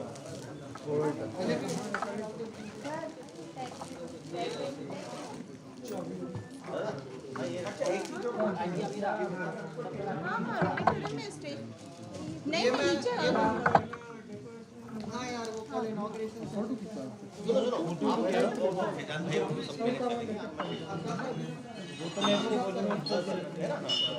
बस कल ये इनॉग्रेशन है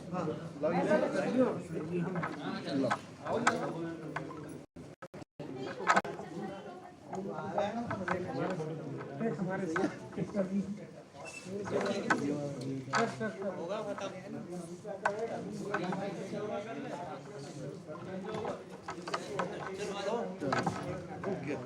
इसलिए सबसे पहले इनको सेटअप बंद कर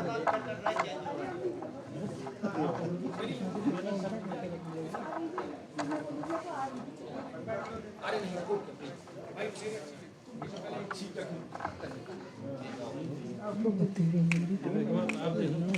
अरे ठीक है